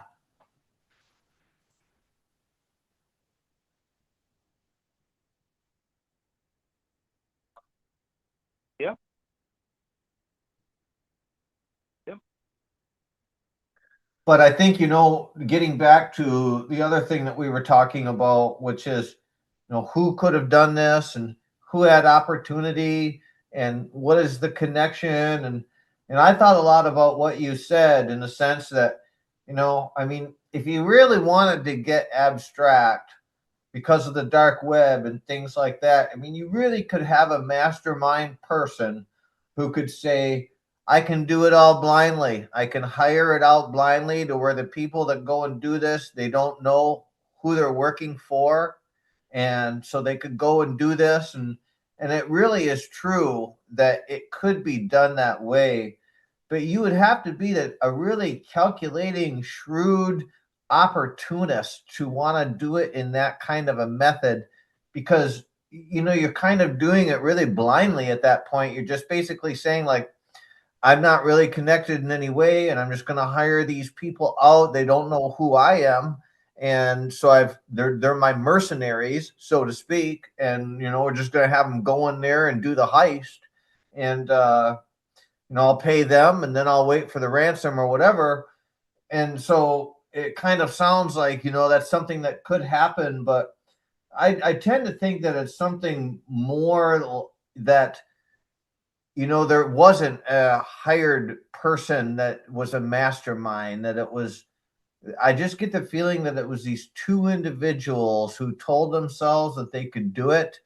And that I think I mentioned it the first night that I came on here, that my theory was that it was two brothers, because we still have to reconcile the fact that we've got $1 million reward out there and no one has bit on it. And so it leads me to the conclusion. If we went, I know that there's some people who could say, well, of course they haven't spoke. Of course they haven't turned, because, the guy who hired them killed them, so they can't speak.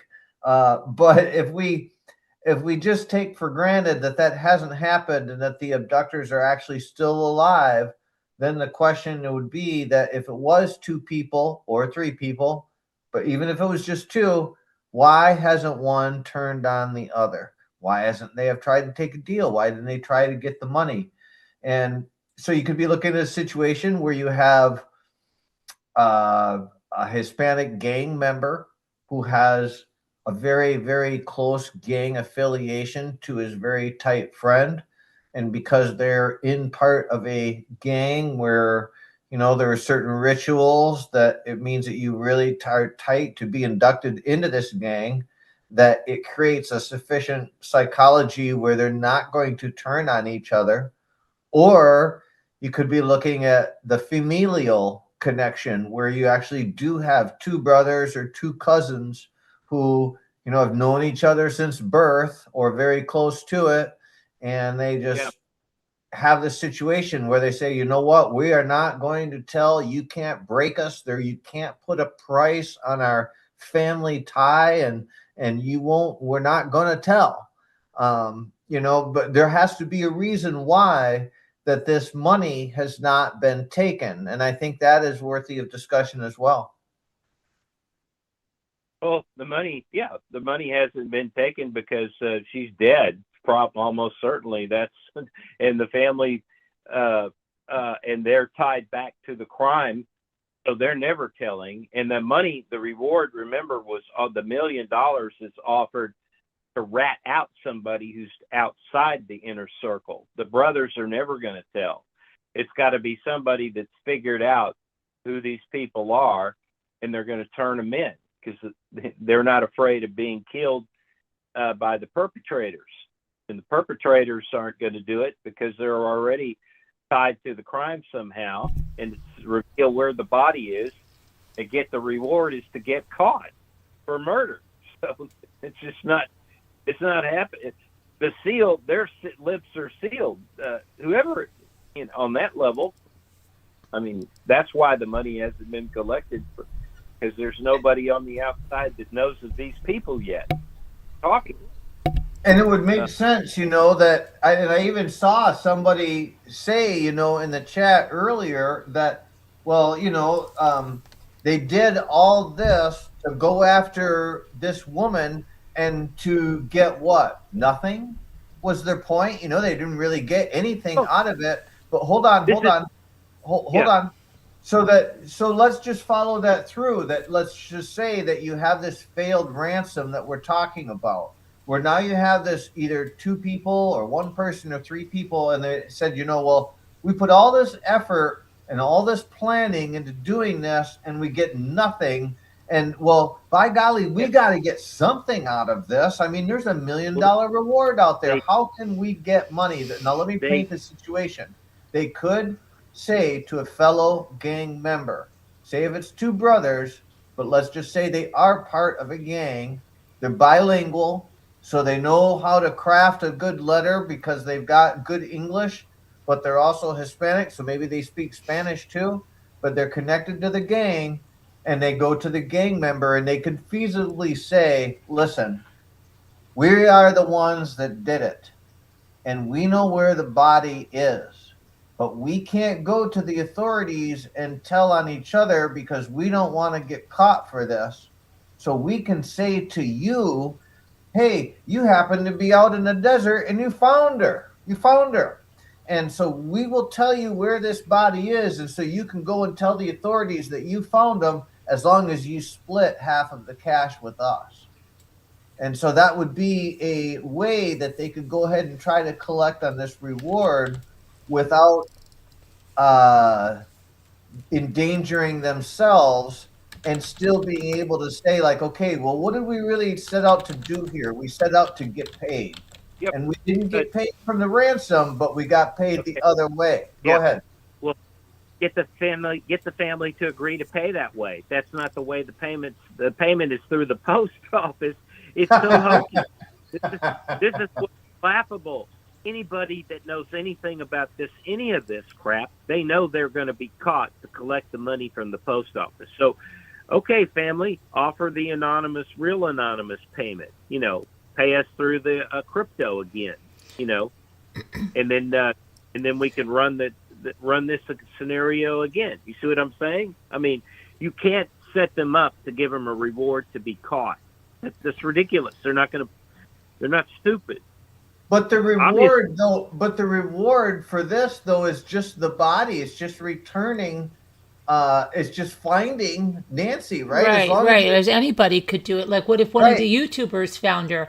So all they got to do is tell a fellow gang member, listen, we got a situation that we're setting up that we know where the body is, and we'll cut you in on half of the reward. Go ahead.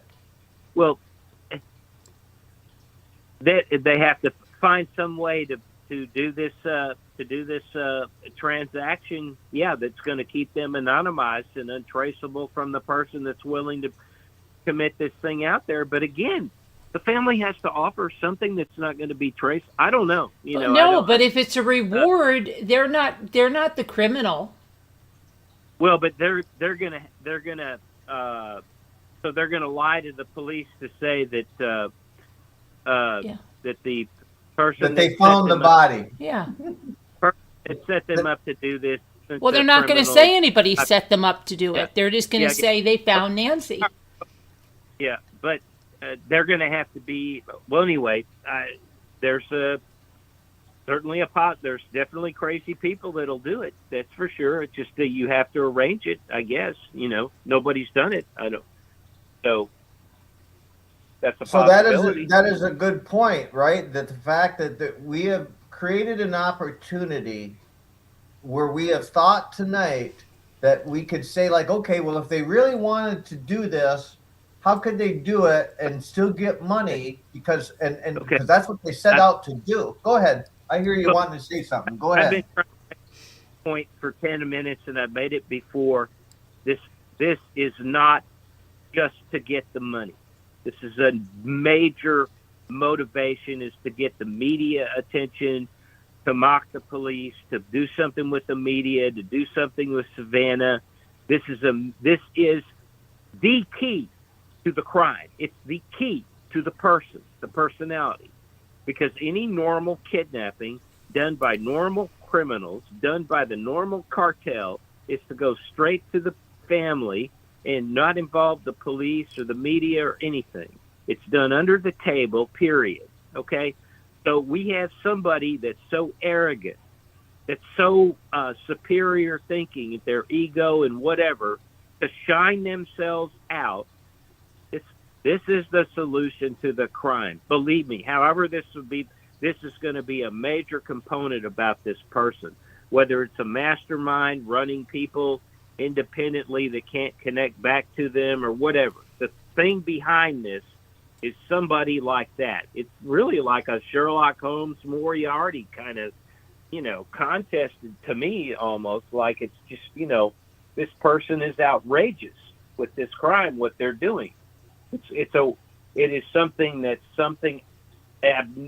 completely aberrant about their personality, and also caring about getting the money and getting away with the crime. They're saying to the world, I'm going to get away with this and get this, maybe the money or whatever, but it's like, I dare you. Don't you see this? This is the key to the whole crime. I see that Well, there's it's not a cartel, I don't think. I don't think it's a normal cartel. When you say normal cartel, a normal cartel wouldn't go after an 84-year-old woman. Well, I mean, that's my whole point. This is not a typical kidnapping. Right, but I'm just saying they wouldn't do it in the first place. Yeah, so it's telling you this has got a multi-level situation. It was to collect. Anyway, I just, no random person that's just trying to collect money or hearing the story locally or whatever is going to concoct this plan and go to the media and perform the crime that way. That's not it. So this well,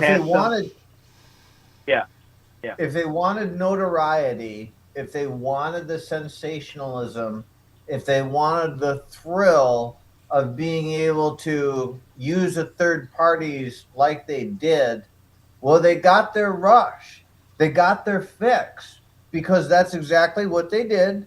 And it worked to the extent that it has. So now that they got their little fix and their thrill off of that, there's the other part that they didn't get, which is the money. So they got the one part, right? They got the fix off of that. They got the thrill. So they got that payoff, but they didn't get the monetary payoff. And they want the monetary payoff because that's what they set out to do. And so I'm just saying that if this is a situation where the money is a factor, where they're like, we want this money and we set out to do it for the money, and that the money is a big deal to us, that as long as they knew somebody that they could trust, like a fellow gang member, and it doesn't have to be, I only say gang member because people who are in gangs usually tend to be pretty tight with each other, so that's the only reason why I say that would be helpful in this case, because you might be able to go to a fellow gang member and say, hey, we'll split half of the reward with you. You found the body out here in the desert. You were looking around. And the only way that could ever be caught or come back as something that was, connected as part of a setup or, arranged, would be if they said to the person who found the body, well, did you really find this? And the person would be like, well, yeah, of course I found it. Well, would you like to take a lie detector to tell us that you found it out here? I thought, don't let it, I got to talk because it's going to slip off my tongue. Okay. Go ahead. Here's the mastermind. Okay. He commits this crime. He's gotten the thrill, which to me is this to flaunt the media and the FBI, the family, whatever the motives there. It's an emotional, he got his reward, really. That's the bigger pay, even the money. And let's say he hired this guy independently. This could be a 10K, 20K hitman, all right, or a ransom man, that was going to carry out some aspect of this or something. But let's say, again, this is anonymized. That guy, the perpetrator, who is going to commit these crimes, but they're anonymized to the mastermind. So the mastermind can't even trace back this guy necessarily, and the criminal that carries out the crime carries it out, and then we all know that this whole thing was set out, that that Nancy's on a timeline to die. Okay, she could have died right there in the house, just from the abduction or whatever. So there was always risk of death, and certainly by now we got to assume she's dead. All right, I would certainly believe that happened. So this criminal, the hitman, got his 20,000 contract job. He's anonymized. They're anonymized both ways. Even the mastermind can't trace this hitman, let's say, and the hitman can't trace the other guy, back.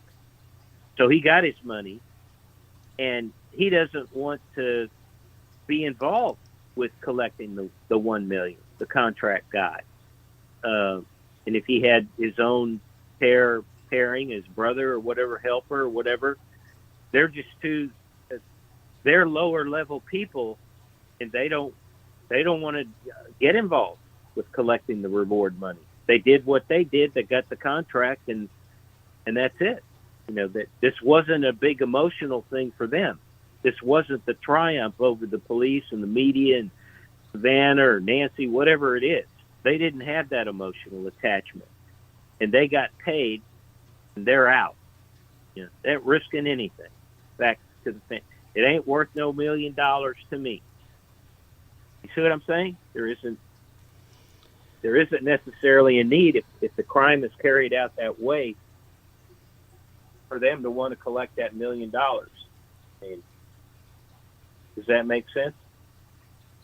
So let's just say that if we follow this scenario, that the guy who is the mastermind concocts this idea, and he goes on the dark web and he looks around to see if he can find some hired people to do the job. And so he recruits these people, and they don't know him personally, and he doesn't know them personally. So it's double blind. And in that situation, they're both protected because neither of them can find the other. But so he offers the two people, hypothetically, let's say he offers them $10,000 a piece, like you were saying, something like that. And they say, okay, great, we'll do it. And under that scenario, then, that these two people would not have any emotional investment, would not have any psychological payoff on the notoriety from a TMZ and you manipulating the news sources. They're just in it as a job because that's what they got paid to do.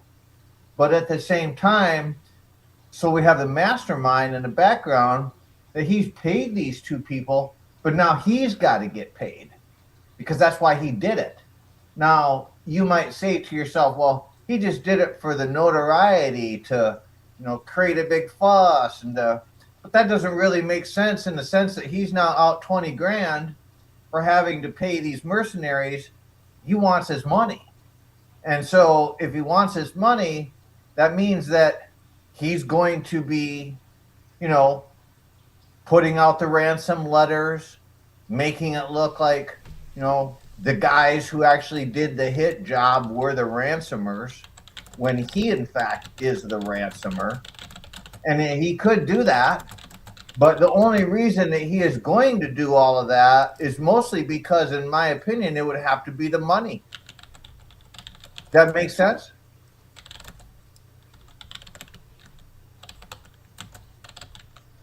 Well, yeah, it makes sense. I mean, it would make sense, sure, if you're in there for the financial gain about it or whatever. But there are just wackadoodle people that, that I don't know. There's like this notoriety thing, more and more so. Well, anyway, yeah. I mean, that's the way I would lean too. But there's still time for. I mean, if he can randomize the crime that way, I suppose that this person at some point can randomize maybe collecting the reward. And maybe he doesn't. You know what? Wait a minute. Maybe he doesn't know where the damn body is.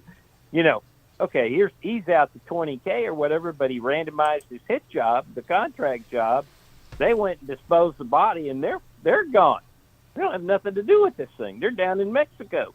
This is probably a Mexico illegal anyway that did the hit thing. So he's just gone. He ain't coming back, right? And he didn't tell the guy her where body, the car, everything could be incinerated. He did.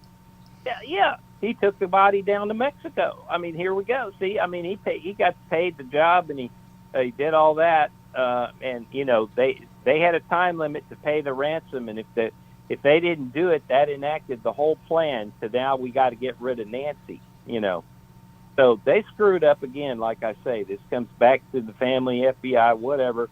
Pay the damn money, let them collect the crypto, and then now you've got a chance to catch them. All right, you got a lot higher chance than not paying the crypto. I mean, didn't they know that, if you don't pay the ransom, the person's likely dead? Okay, so do you want the body back or not? I mean, dead or alive, you better pay it. You didn't pay it. And why are they not finding anything with the pacemaker either? Because that makes it sound like she could have been incinerated. Well, and here's the thing where I'm now thinking that this is not, the body was not stored anywhere nearby. That was another thing I wanted to point out. And I got to hand JLR compared to other reporting. And this is what happens when you have somebody that just sits on a site and just constantly is clicking for the news and everything. And I don't like the guy. I mean, after I investigated the recent stuff, that's insane. But anyway, he's off the charts. He's got some serious issues. He needs to be in therapy the rest of his life.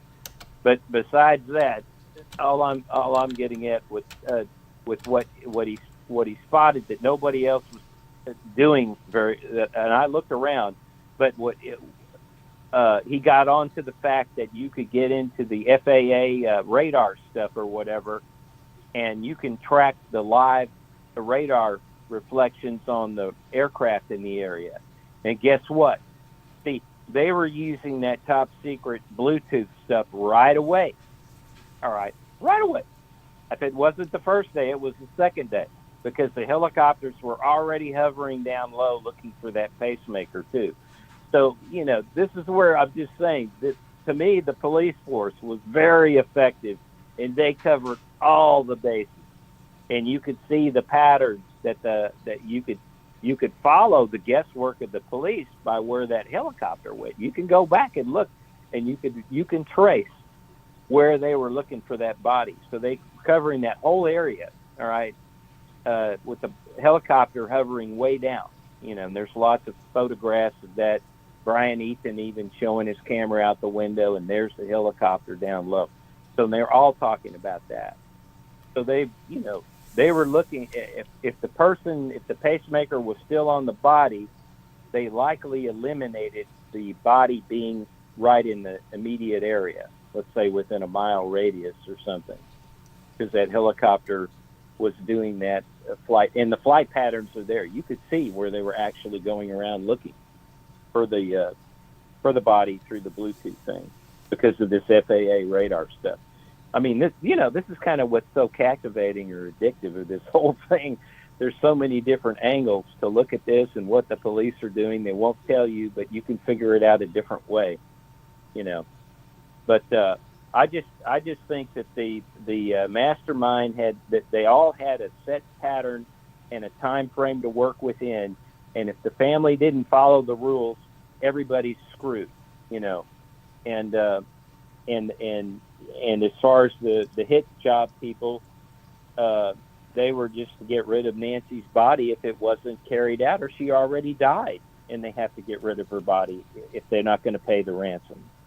So that's a highly likely, I think it's better than 50-50 that she's dead within a week's time anyway, right?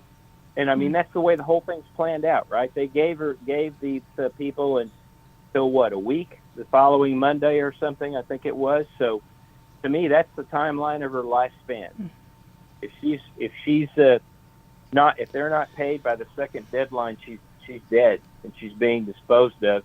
And probably, if you're trying to pull off the perfect crime and be the media, this incredible spectacle, Sherlock Holmes, Moriarty, whatever it is, he wins because now you get rid of the body, and you got your rush out of the whole emotional charge. You didn't get your money back, but the problem is discovering where the body is. Moriarty, the mastermind guys, depended on the hit job people that maybe he randomized, and so now you just got to be dependent on the hit job people who want to reveal where the body is somehow. Yeah, but I don't even think she was living, with over a week. Realistically, with the shock, with the bleeding, with probably the manhandling, getting her out of that house, I don't even think she was alive. And even if you consider, for example, like a double blind, where the guy who hired him, he didn't know who he was hiring, and they didn't know who they were being hired by. And so let's just follow it through and say hypothetically that the mastermind said, I don't want to know where you put the body. I don't even want to know where you house her. I don't want to know any of those details. Just make sure that it's somewhere out in the desert and that you get it done. And the reason why he would say something like that is because he was never interested in producing the body, because he wouldn't know where the body would be. And all he wanted to do was just put the ransom note out there to see if they would bite on it, and basically to say, like, okay, I have Nancy, and I'm going to give you're going to give me the Bitcoin and you'll get Nancy. But the real truth is that he never knew where the body was. All he wanted was the Bitcoin so he could rip off the family and never have to produce the body in the first place, because he didn't know where it is anyway. And that would be to protect himself, basically, because you could pass a lie detector. If somebody says, do you know where the body is? If you ever got questioned on that, he'd be like, no, I don't. And he would pass because he didn't know. Yeah, but they would ask, did you have anything to do with Nancy Guthrie's disappearance? No, that's one of the things they would ask. I agree. I agree. So, but it is interesting, though, the double blind, that would he really want to even know where the body was if he didn't want to return it? Well, what's crazy is, again, we have recent examples of this type of exact crypto ransom crime being carried out, like the guy in Michigan. Yeah, but they were caught right away. No, the underlings were caught, not the mastermind. The mastermind is still at large, and I don't know about the two teenager guys that were hired for a few thousand. Did they catch the mastermind that was paying them? I don't know. I haven't followed the story. But somebody was, like, nobody's been caught here. Yeah, I know. Right. Because it sure suggests to me when we talk about no one getting caught, like, I know that there's been a lot of talk about that. Yeah, the guy who came up on the doorstep, he wasn't very bright, and that these were just bumbling. Oh, right, yeah. And all this talk about that they weren't all that bright, and I might have even been able to convince myself of that within the first 7 days. But the longer it's went on, and you begin to realize that the FBI and law enforcement has all these investigative techniques that, for lack of information, hasn't had telling us that they don't have anyone, means that these guys or guy must have planned this out very, very well. I mean, even to the degree that he thought, 6 months in advance, that using certain devices or using a vehicle going somewhere, that the GPS, blah, blah, blah, like he literally would have had to think of every little single thing long beforehand to make all of this work successfully, unless we just want to buy into the theory that it was by blind luck that he got lucky. Like, oh, I just got lucky and nobody happened to figure out it was me, you know? Or it really strikes me because even the whole recon thing, there was the neighbor who said, well, I saw that one person who looked suspicious in the neighborhood and looked like he stood out. And when I looked at him, he looked like he was, looking at checking stuff out and casing it. And you guys probably saw that interview. But this person, in order to do this type of crime, would have to know certain things that, in my opinion, would have to bring him in pretty close proximity of that home. For example, you would have to know that there was no dog there to make it successful. Because if you thought to yourself, oh, we're just going to recon it from the outside and we'll watch to see when she comes and goes and watch and see when other people come and visit her and we'll get her schedule down pat. And, oh, lo and behold, we happen to see that every Saturday night or on certain Saturday nights of the month that she goes over with family and she catches an Uber shows up here. And oh, we've got her schedule down. And so they get her schedule down and they decide to do it, but they still don't know what is going on inside that house. For example, they wouldn't know if she's got a dog or not. So you would have to do something to be that sophisticated to where you're saying like, okay, we're going to think of everything. Well, that means you'd have gotten close enough to that house to rule out a dog, because you wouldn't go and do it up. Like you wouldn't just go there that night and show up without knowing whether there was a dog or not there. You'd have to rule it out. And the only way to rule that out would be to get in close enough to where you would trigger a dog reaction, and you could then say to yourself like, okay, well, obviously I've gotten in close and I didn't get any reactions from dog, no barking or anything, so I can safely conclude that there is no dog there. And that the type of recon that you're going to have to do to get to that level of knowledge to tell yourself that it's okay to go inside this house and I'm not going to be detected is, to me, a significant amount of planning that is going to put you on that property. I don't know how you're going to find out that there isn't an animal in that house without coming onto that property and doing some. You're going to have to get close. You're not going to put a trail cam. I suppose you could put a trail cam out there, and if she never brought a dog outside to go potty, then you could conclude that she doesn't have a dog. So you might be able to do that just by looking from the outside and seeing whether a dog comes out to use it. But again, you'd still have to be setting up some type of regular surveillance where you could know for a fact that there was no dog that was there.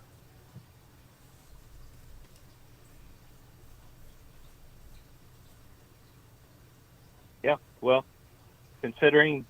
if you're considering the ransom notes and all that kind of stuff and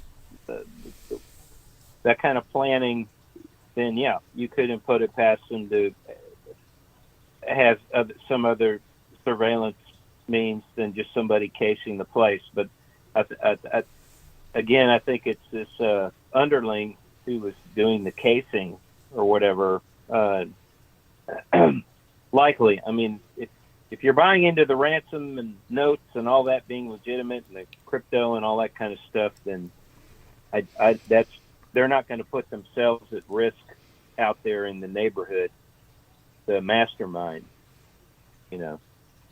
So this is going to be something that would cause that, just if we followed it through, for example, and so say the big boss gets in touch with these people on the dark web and he's like, okay, here's the address and here's how old the person is and here's what she looks like. So you know what she looks like, you know the address that you're going to, and now make it happen. Well, but that really wouldn't be the conversation that would take place because, number one, they'd say like, well, what do you want us to do with her after it's done? Do you want, her to die, or do you want us to dispose, or blah, blah, blah? There'd be that conversation, but there'd also be the conversation of, okay, you guys, are you just going to show up there and go in with guns ablazing and go in and just take her out and, in the dark and be unprepped? Or are you going to go in there and and do all your recon and everything that you need to do up front. Because if we go with that scenario, that there was all this advanced recon to make it happen, for example, using different vehicles, doing your recons in such a way that you're being sneaky and not being detected by cameras, traffic cameras and things like that. You're, not leaving a digital footprint. That if you're going through all of those things, which could involve multiple visits for a recon,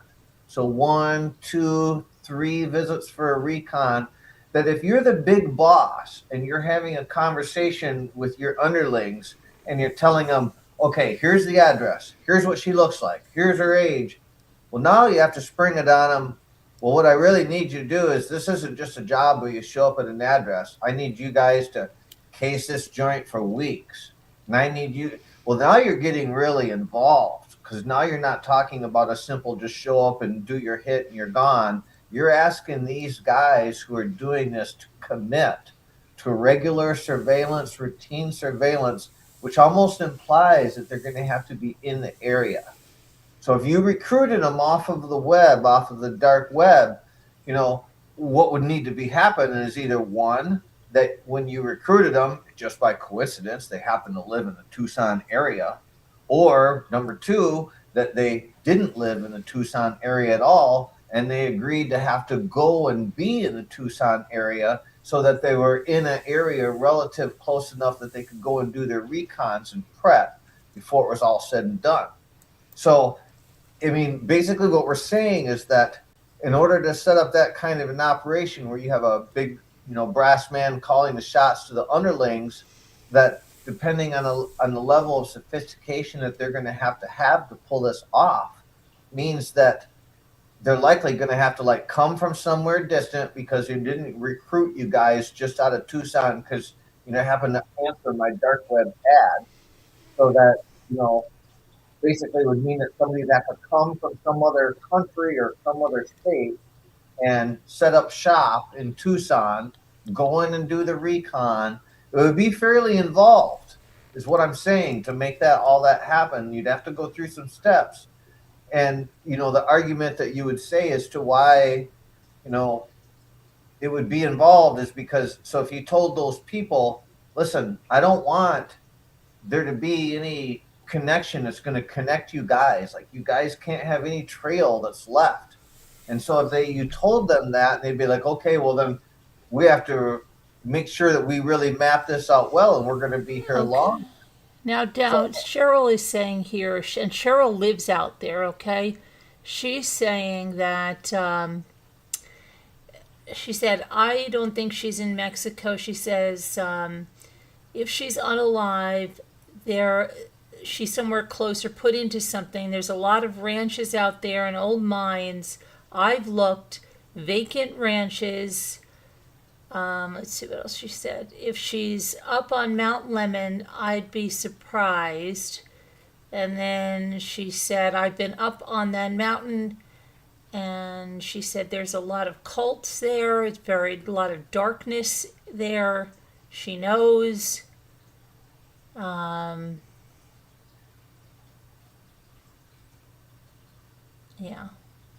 So what about an old mine or something like that? I absolutely think there's places out there that you could go and hide someone, and it'd be very unlikely to find that person unless you just happen to stumble in the right place at the right time. It's absolutely true. I mean, that doesn't go to the level of sophistication it would need to pull that off without getting caught. But it's still, it is true that there's plenty of places out there in that desert where you could probably put somebody and never have to worry about them being found. She also said some people, neighbors, won't let anyone check their cameras, and there are snowbirds there. Yeah, that I just thought of something. I got to interrupt on this second note. We need to. This is important to find out. On the second ransom note that we have no details about, was that received before or after one of Savannah's Instagram talks? Okay. because if this is critical. If like the brothers, all right, when the brother came out and said we will, well, I don't think he was saying we'll pay. You need to contact us or something. But was that second ransom note sent in after one of the Instagram things? Because that's critical.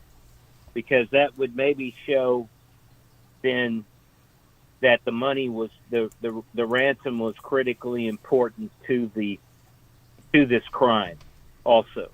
That the money was also a primary goal, because to me, this whole thing wouldn't have been carried out if the media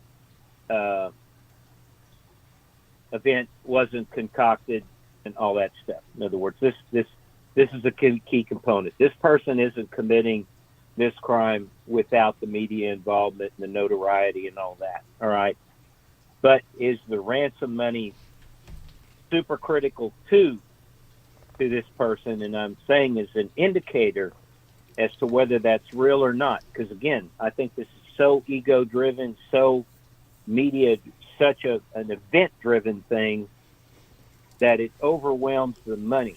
But let's say on those other notes where the family is saying you need to get back to us or we're going to pay, when did that second ransom note come in and warn them? Let's put in a date on that, Carolyn. If you could see the date when the first ransom note came in. Yeah. Let me just finish my point. You probably already know it, but I want to get it out here, laid out here. If it came in after, all right, one of these things, then that would mean to me that they really are trying to pressure him to pay. That would be an emphasis that this person really is trying to collect the ransom stuff too. You see what I'm saying? Yeah. Are you to make sure that I'm understanding what you're saying? Is basically what you're saying is that so the ransomer put out the first letter, and then he watched to see what she would say or what the family would say, and when the family didn't say what he wanted to hear, and it was contrary to what he wanted to see happen, that you're saying that then that's what triggered him to send the second one, which would then be indicative of the fact that was what, that's what pushed him to do the second letter, was because he realized that the first one wasn't effective. It wasn't getting at what he wanted, so that he was forced to write a second one, basically saying like, okay, well, if you don't meet this demand by this time, that now that I've seen you on TV and you're saying this, that, and the other thing, that I'm going to lay out one more demand for you, and that this is the proof. Is that what you were saying? Is that kind of where you're going with that? Well, no. The point of the second note didn't have it. I don't think any more demands or anything. What it was just foreboding. The main purpose of the second demand is you better take my first demand seriously. I want the damn money, and I want it when I said it. And quit screwing around. Because you're stupid. I mean, he's telling him that this is it. And so I'm trying to say that was instigated because the family was coming back with their little tricky dick FBI stuff saying, oh, you got to contact us, or, tell us how to pay. You know what I'm saying? And the guy's just seeing how ridiculous that is. And he's telling him you're about to screw up and lose your mom, between the lines. And so also that means an emphasis too, that he wants the damn money too. Okay, he does want to try to collect that money. That's all I'm trying to say, too.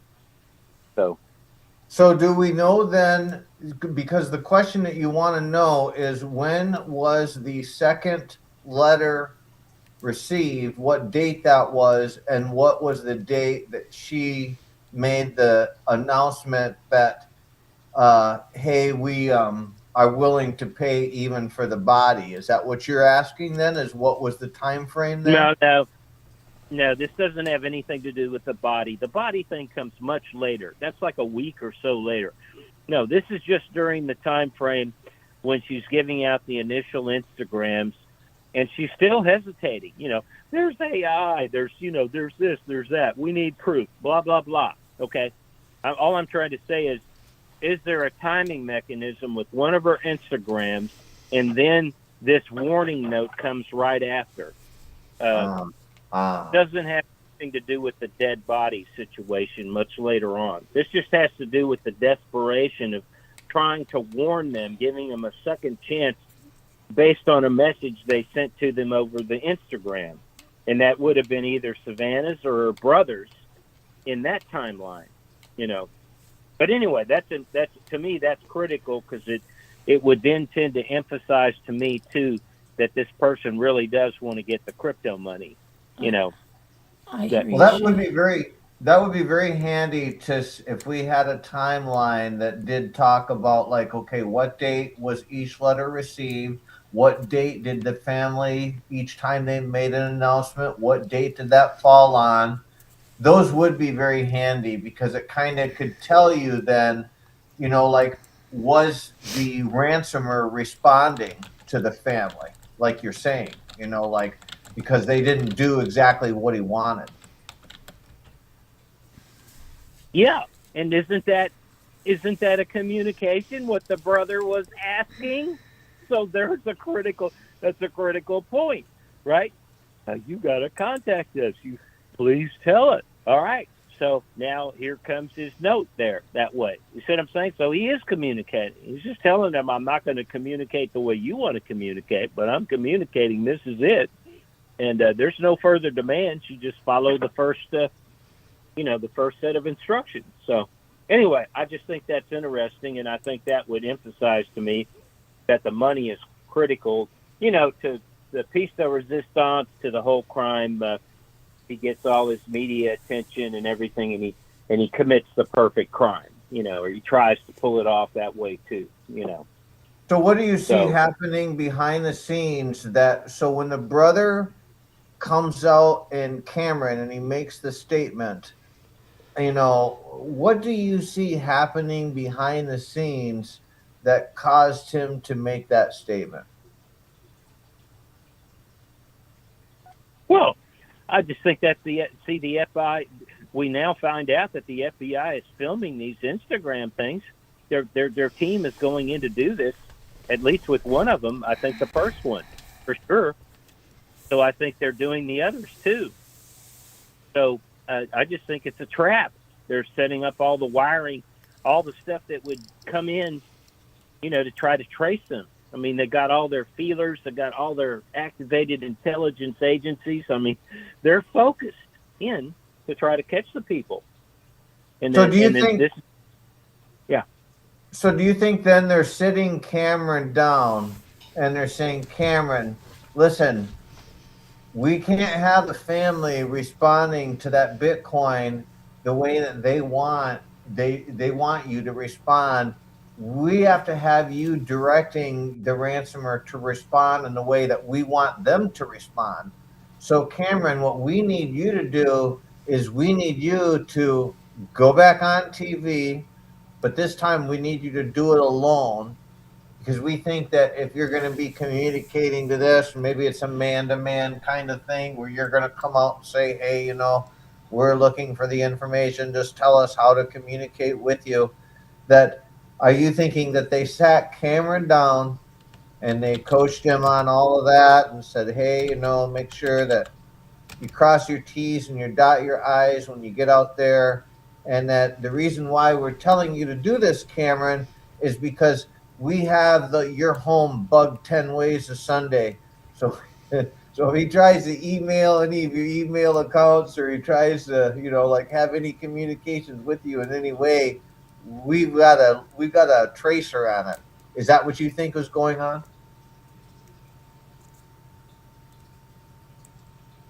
Yeah, I just it has to be something like that. You know, they're still trying to set up to be able to track the criminals. But, you know, all of this is very bothersome to me, because I've always been told too. I mean, my understanding and my assumption that I've made about this case is that there's like a 99.99% chance. How long does that alert stay on your camera, Shay? How long does the alert stay?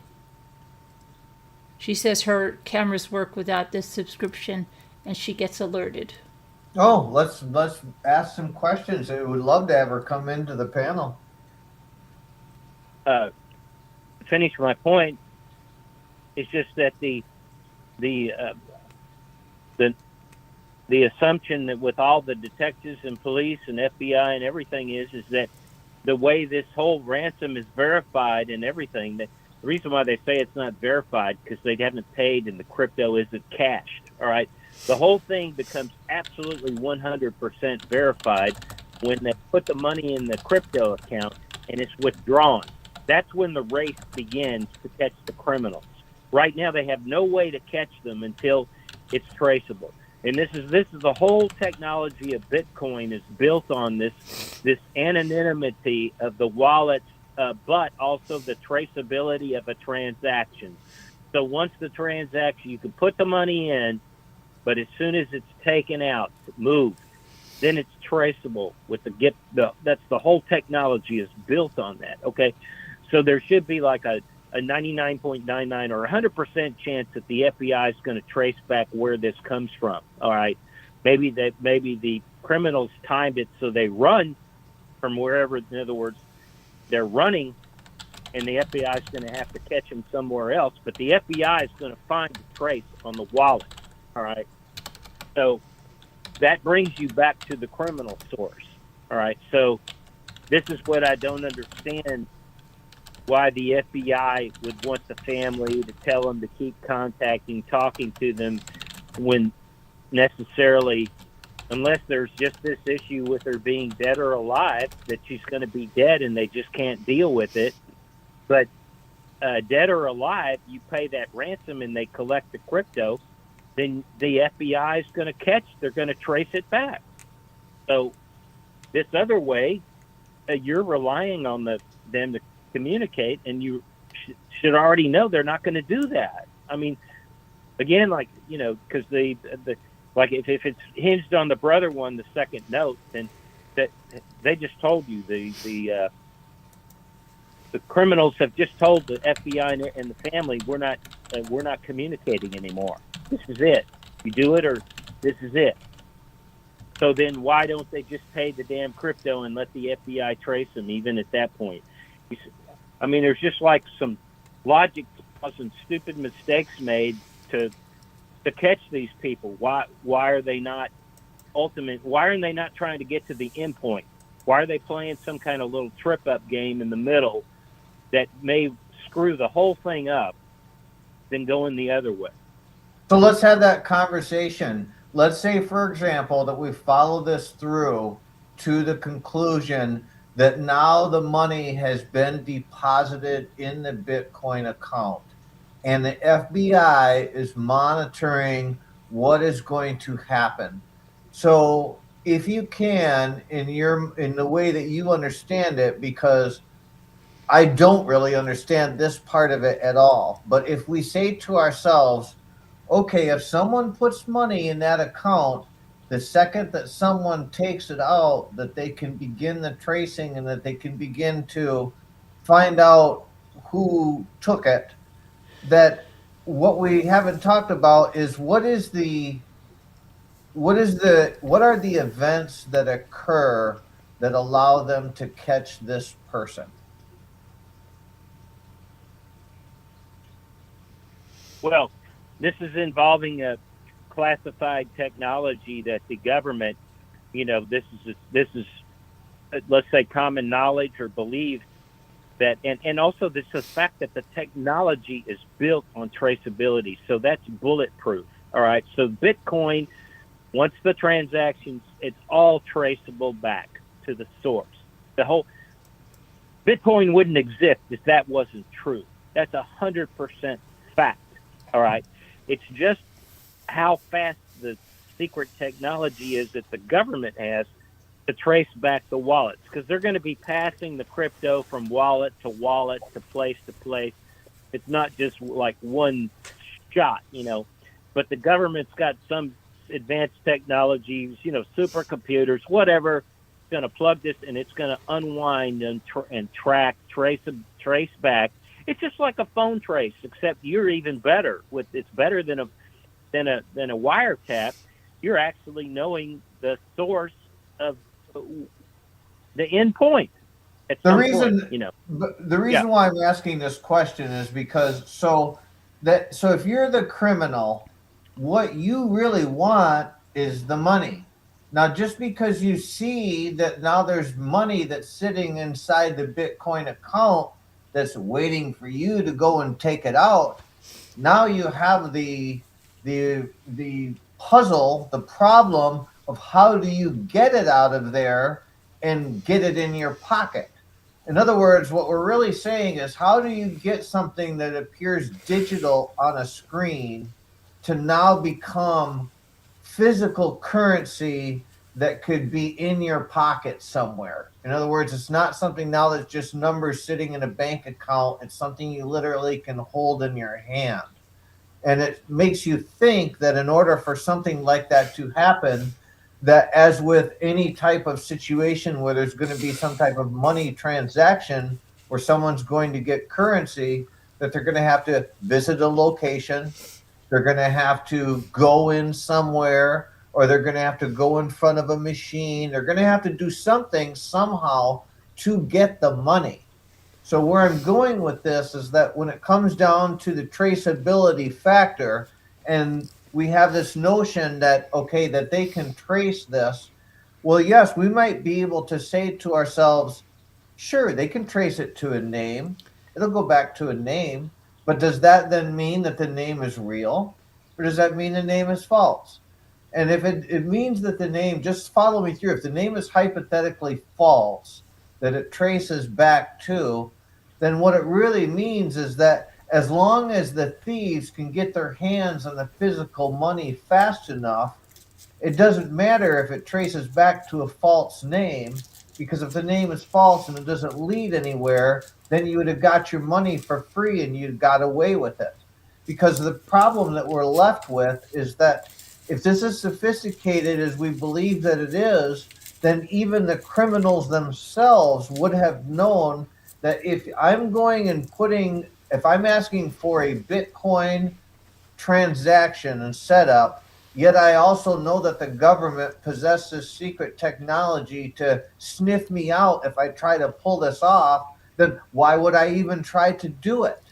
So it would make you think that they would have had to have thought this through enough to be confident in their own abilities to pull this off and say, okay, we know that we can actually get the money from this and not be traceable, because why would we even go and try to do it if we think that we would get caught? And so it does beg the question that you would think that if this is really legitimate and real, that the ransomers in their own mind would have believed that they had it figured out where they could get the money and run.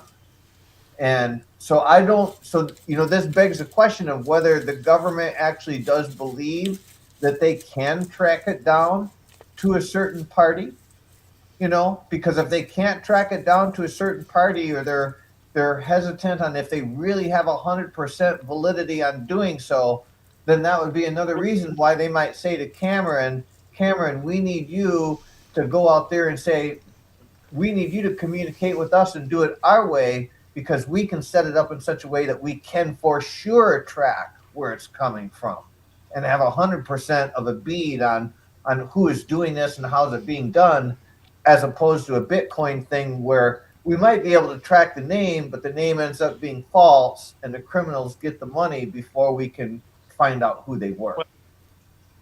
Maybe this is the thing that I've wondered about this, how smart these people are. I mean, how sophisticated the crypto criminals are versus the government. All I can say is that what's been said about this case related is that the Bitcoin and all this. See, people are trying to get Bitcoin to be integrated into our markets and accepted more, and even Trump, some of his team is supporting this stuff and all that with Bitcoin, and other crypto stuff is more controversial, but there has to be a traceability and an identity factor to this crypto.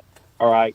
And all I'm trying to say is that the government now says they have the ability to trace this and go back and catch these people who created it, whether through the fraudulent setup. I don't know.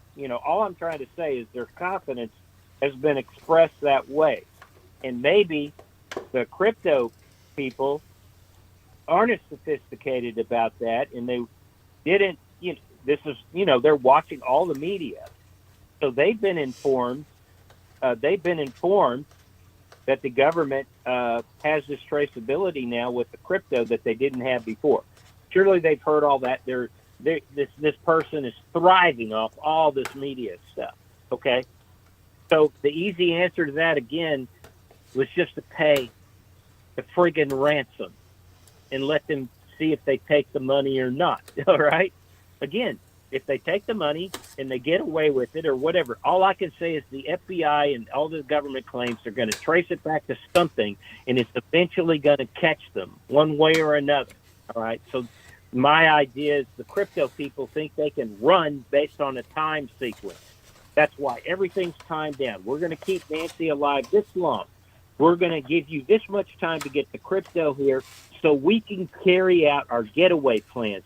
This has to be a sophisticated timeline, scheduled thing, all right, for them to do all this, okay? And then the race begins. The minute they take the crypto, then who's telling the truth, the government or the criminal, all right?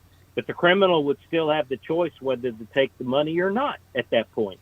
In fact, you could find out maybe if the money never was important, you could just find out maybe they got so paranoid, and maybe the real thing was a hit job or something that the money isn't that critical. They got their rush or whatever, and then they put the money in the account and they never even withdraw it. How about that? Because they're either afraid now we are going to be caught because our plans are all screwed up. They didn't follow our schedule. We can't take the money. We can't even get away with this crime anymore. But that was already premeditated and understood. So that would be my first line of thinking, why they should have paid on time and all that. So if they put the money in the account now, I don't think they're going to withdraw it. This is my thinking, the mastermind. Go ahead and put the money in now and see what happens. I bet you nothing happens. Why? Because the criminals know they're going to be caught now. All right. It's just that's all I'm trying to say. But this could be this would tell you more about the case. Is another reason to put the money in the account, even to put the money in now. If they never take it, you can get it back out through the Bitcoin system, I think. I think they can get it pulled back out somehow. So now they're saying in the chat that there was a spike at 2 a.m. and with that spike, based on her pacemaker, she was gone at 2 a.m. And if that's true, then those ransom letters that saying she's scared but safe are all false. All right, can we confirm that, because I know that it has been said, but can we confirm the 2 a.m.? That's not true. I've researched that. All right. All this 2 a.m. rumor started. That time was put out multiple times at the very beginning because they didn't have the precise time when it disconnected from the pacemaker. This what they were referring to with the 2 a.m. thing in the very beginning was that it is the pacemaker disconnection. They corrected the time. And people misconstrued that, including me, because this was rumored. Again, here we go with the damn telephone stuff over the internet, where you just get all this fake stuff or it's disinformation. It's not accurate, but I understand how it happened, because in the beginning, they just had this rough idea that something happened with the pacemaker at 2 a.m. It's right in there. And then it got corrected later that this actually is the disconnected time, and there was never any more talk about this event at 2 a.m. That's because it was the pacemaker disconnection where they pinpointed the time. So it's just what happens in the beginning of the news events. The information is not always accurate, perfectly, set, and they did it later on. Anyway, that's what I found out by listening to the original press conference and stuff. I think they did that once or twice. And then it gets repeated by reporters and misconstrued. I'm absolutely confident that's how the confusion is, because there's no official thing anymore. So there's a question in the chat that I think is a great question, and I want to put it out there. I'm glad to tackle it as well, but maybe I'll give it to you first. And that question is, so that when we think about the timeline of the arrival of the first ransom letter and then the second ransom letter, and I know that how you had said that just because it was released to the public that, oh, we've got this ransom letter, may not have been precisely when it occurred, because it was still being processed by the parties behind the scenes. But what the question is basically saying is, why was there a long delay between when Nancy was ransomed and when the first and second letters were sent out? Why wasn't the letters sent out right away? It's basically what the comment is asking. Go ahead. Well, I answered that thoroughly earlier in the beginning, which is that there was no delay. This ransom, the first initial ransom note, came in the very next day, on Monday sometime. It was received. It just wasn't made public until Tuesday. The police department and the news organization received it on Monday.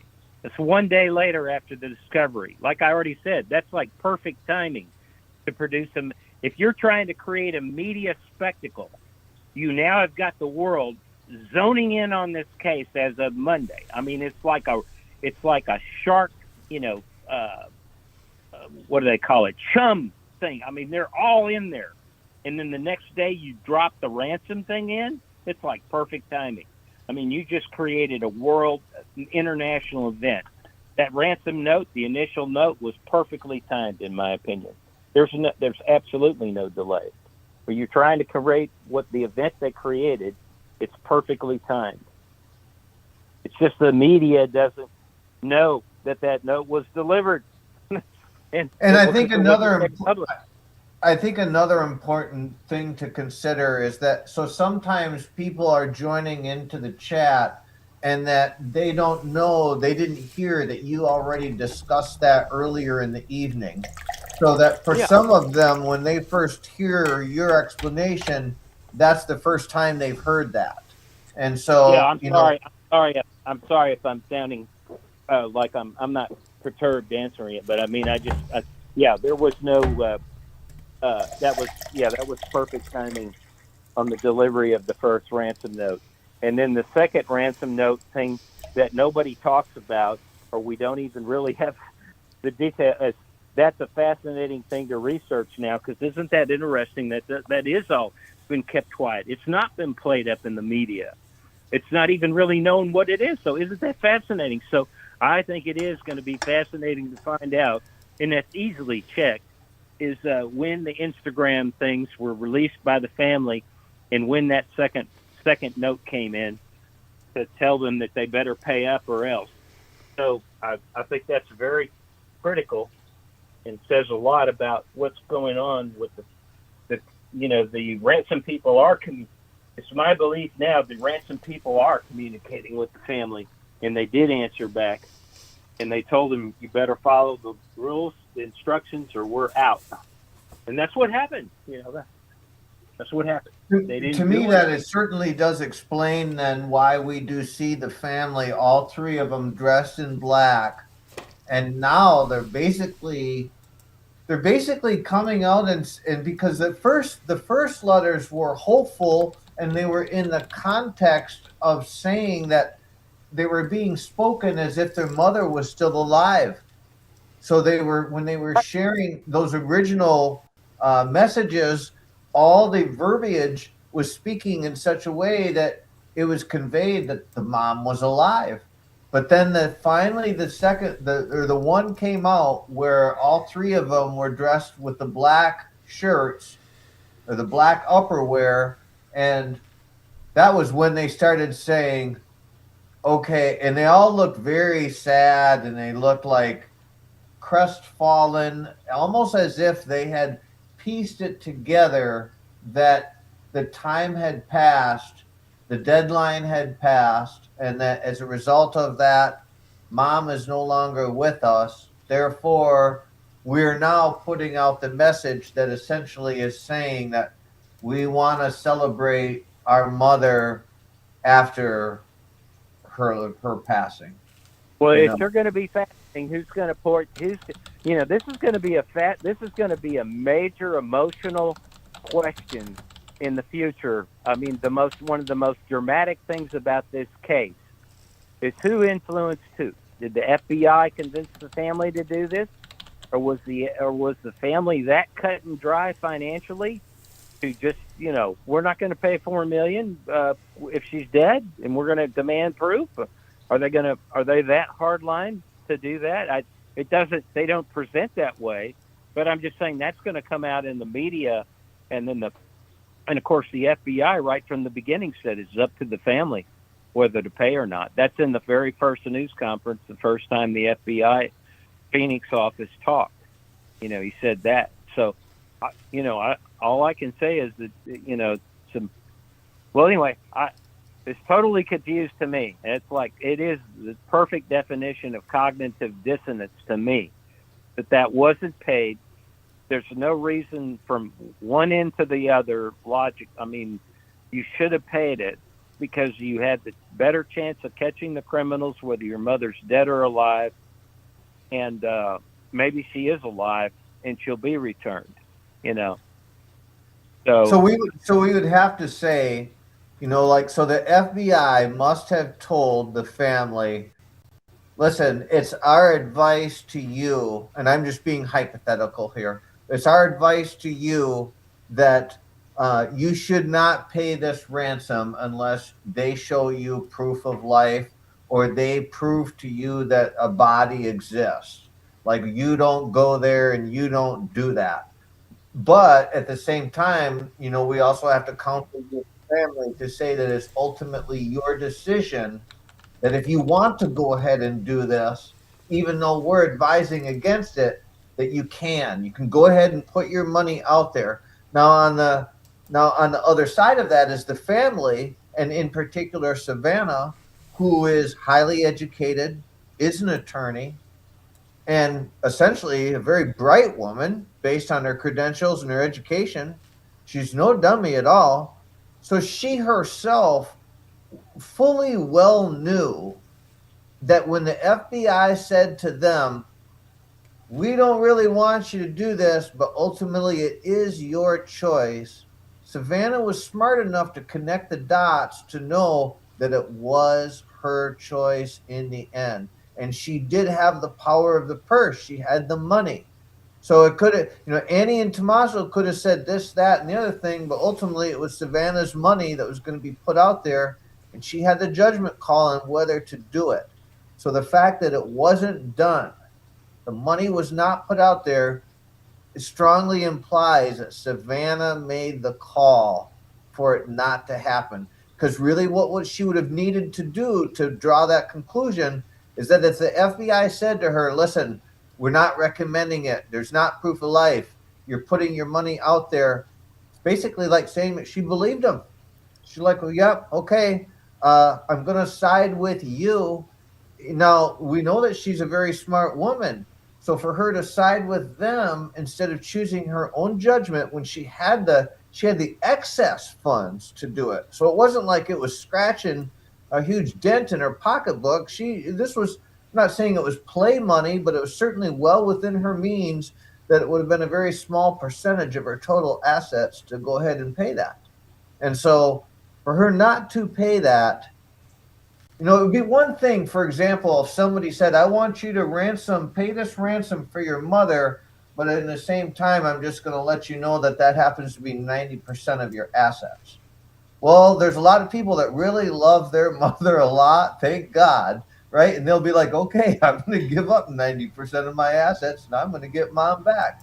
But in this particular case, it wasn't 90% of Savannah's assets. It might have been 2%, 5% of Savannah's assets, this sum of money that they wanted. So, it wasn't a question in Savannah's mind like, oh my gosh, this is going to break me or come close to breaking me or anything like that. It was a question that she had to make in her mind that I'm choosing not to do this. And why she would choose not to do it when that inevitably might allow the FBI to trace down the very criminals who are responsible. I mean, can you explain to me why Savannah would not intercede on her own judgment and instead would cave to the FBI? Well, that's a good question, isn't it? Because then that's going to bring all the Tommaso and conspiracy stuff right back up to the forefront. This is somebody they might be protecting. I mean, that there's something personal now that's possibly involving them. But the other thing too is that what I don't understand is at the same time she knows that she would be helping the FBI trace them that one way. Like you say, paying it allows them another way to trace it, which according to all the experts is 100% traceable. You may not catch them right away, but you're going to unwind the thing way further than any other way to pay the Bitcoin. And then the other thing is, if you don't pay, then you already know they've told you your mother's dead. So, there's sort of like these black and white, yes, no, logic Venn diagram thing. But the primary one is if you don't pay, your mother's dead. All right, that seems to me like the first branch on the Venn diagram, right? I mean, the priority tree. The priority tree. Yeah. Right. I mean, if you really want your mom back, you're not going to risk anything. So your only choice is to pay. It is true. You've been warned. Right. Yeah. And you've so been why warned. didn't Savannah pay? Why didn't Savannah pay? She had the intelligence, right? We know she could connect the dots, cognitively speaking. Yeah. Why didn't she pay? I don't know, man, because that doesn't make any. I would have paid. I would have paid to solve the crime, to give the FBI a better chance. Unless the FBI's been lying to me the whole time that they really can't track this stuff that well. But then that discredits a whole huge aspect of the government. That's saying that, all the experts and everybody that have weighed in on this are wrong. That's very unlikely. Their reputations are all on the line for that. The only other scenario I can think of, because I'm just racking my brain, and it's just like what you said on the priority tree. If someone is saying to you, "Listen, if we don't have your money by this particular date, your mom's gone," that's the first thing that you got to solve, is getting that done. And it's a huge thing because your mom is not in your own custody; they're in somebody else's custody, so they're calling the shots. So you have to listen to them. And the fact that she didn't listen to them, so I know that we've talked about the fact that the FBI went to them and they said, "Listen, we have these ransom letters here. We vetted the letters. We have every reason to believe that they're credible. And so we need to respond to these ransomers, and we need you to get on there and start responding." And so they went this far to make the family believe that, oh, these are credible, but apparently not credible enough to pay. And so that's the thing that flies in the face, is that so what it strikes me to believe that is going on is that the only reason why Savannah would not put that money out there that I can think of is that she really didn't believe the ransom letters were credible. Because that would be the only, and you'd have to be relatively certain, because you wouldn't want to risk being wrong. It's your mom that you're playing with. So you'd have to be relatively certain to be like, well, I'm pretty certain that's fake, and I'm not going to put that amount of money out there to let someone just steal it when I have a pretty good certainty that I'm not putting my mother at risk. So, I mean, that would be a reason why she wouldn't pay, but the level of certainty that you'd have to make that decision without feeling guilty about risking your mother, you'd have to have a very high degree of certainty. And I don't think that she would have that degree of certainty of thinking that, well, I can say with a good level of certainty that these ransom letters are not real. You wouldn't want to make that call or that risk, would you? Well, and this just isn't plausible to me. Who's going to go out with 4 Instagrams with the whole family and be distraught? And I mean, this is an Oscar-winning, this is an all-time lifetime achievement award. To pull that off, how can you face the world that way and pull that performance off perfectly and not be sincere? I'm sorry, that just isn't going to.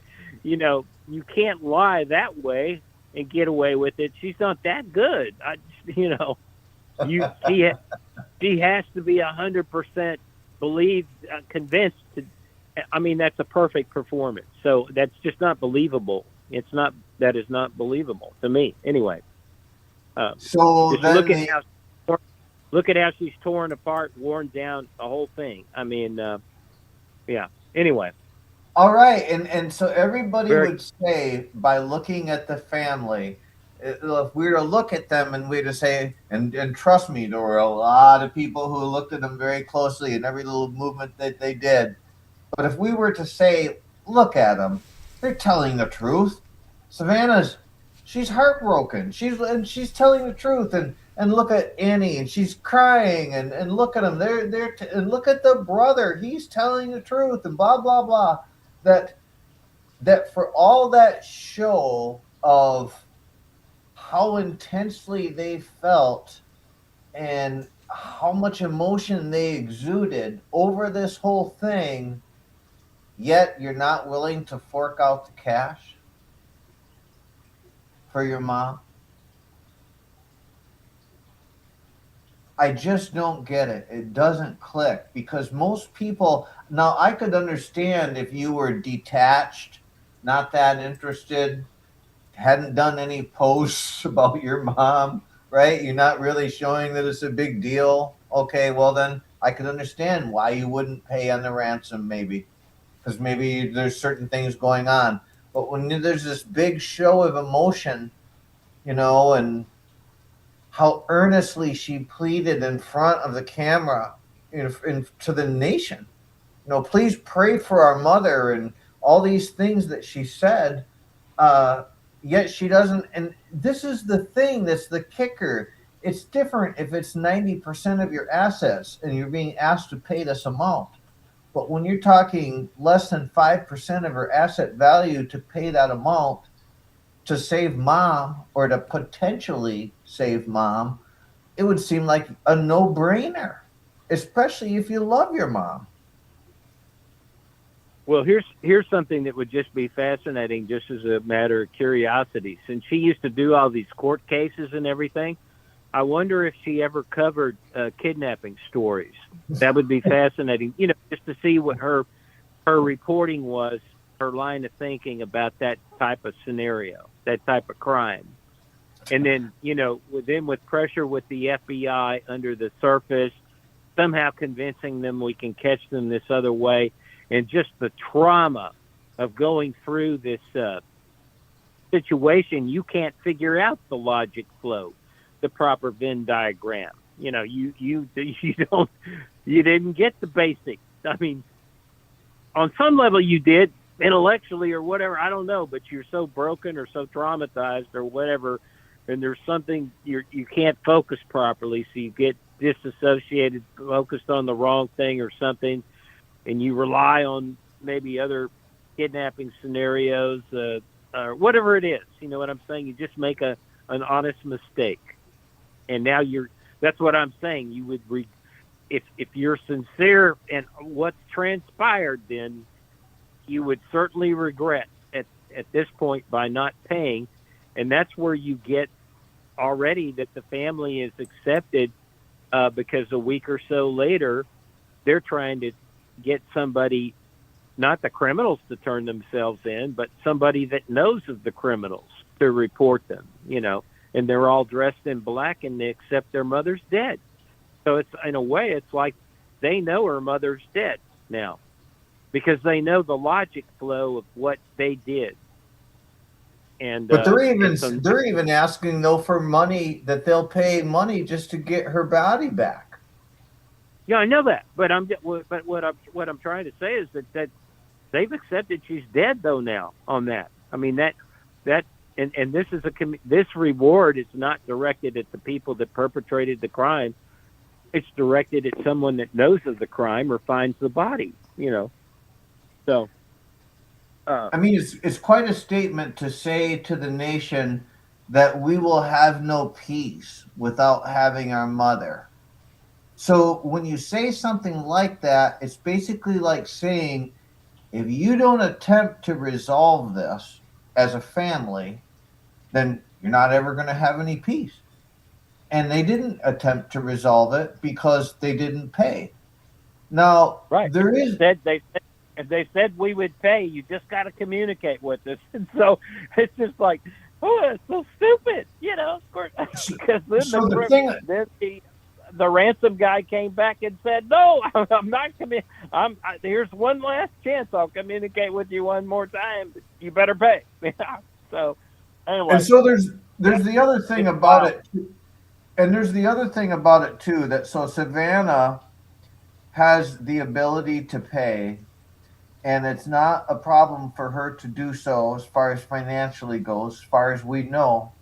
But let's just say hypothetically someone is saying, okay, well, the reason why she's not paying is because there's something sketchy going on here behind the scenes that is causing this. But if we think about what would be necessary for that to be true, it would mean that so there's one of two things. It would be that if Annie and Tommaso were somehow involved, then I could see why she might not want to push the levers on anything if she knew. But if she didn't know, which would be the more likely scenario, if there was something sketchy going on, then you would be in such a position that, like, so let's say that if your siblings were next to you and they knew something that was going on and you didn't know anything was going on, then you're still going to be all in to pay your mom because unbeknownst to you, the other siblings know what the real deal is, but you don't. So you would still be incentivized to want to resolve that situation because you would be none the wiser. So it's just, go ahead. There are these psychological scenarios, though, where you unconsciously know something is dark there. You can't place your finger on it, whatever. Something's wrong here, and you unconsciously don't pay because you unconsciously know you have to protect somebody or something here. I mean, you see what I'm saying? It's people.